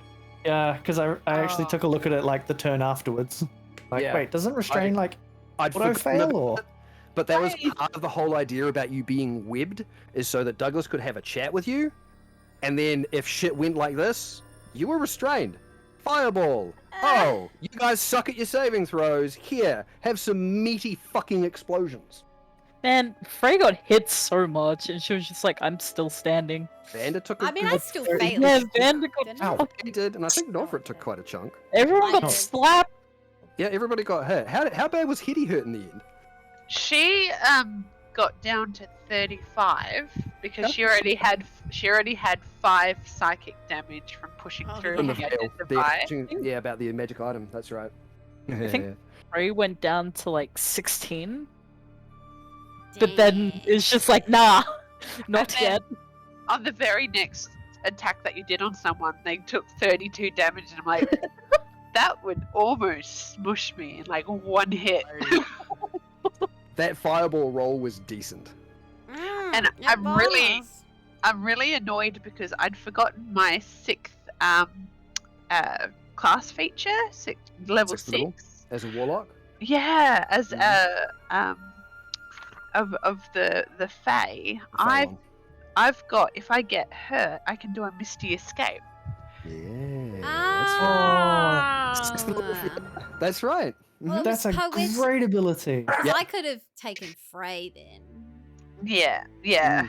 You basically just saved me from having to wait till I got hurt, and then I was going to pop, but I I- didn't want to metagame, so Yeah.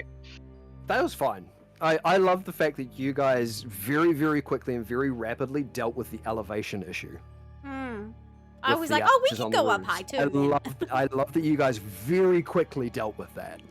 Because that could have been very bad if they'd been given another round, because that was what their spellcasting was doing. They were setting up for a next round. And that was going to be, again, pretty damn bad. Well, we're gonna let the team go though. We're gonna Yep. raid OMGM, who was also live playing Dungeons and Dragons. Hey! Hey! Nice. We'll go give some love there. Thanks for joining us, guys. Yeah. Thank you, everyone. Thank you for being here. That was really Thank you, fun. That everyone. was a crazy session. Long Next story. time, that was Yeah. lots of fun. Thanks, next guys. time we go into someone's streamscape and save them. Maybe. Horrible. Maybe. Scary. We'll die trying. We'll die trying. But until then, thank you from the Big Explorers. Bye for now. Say hi to him from us. Bye. Love OM. Bye.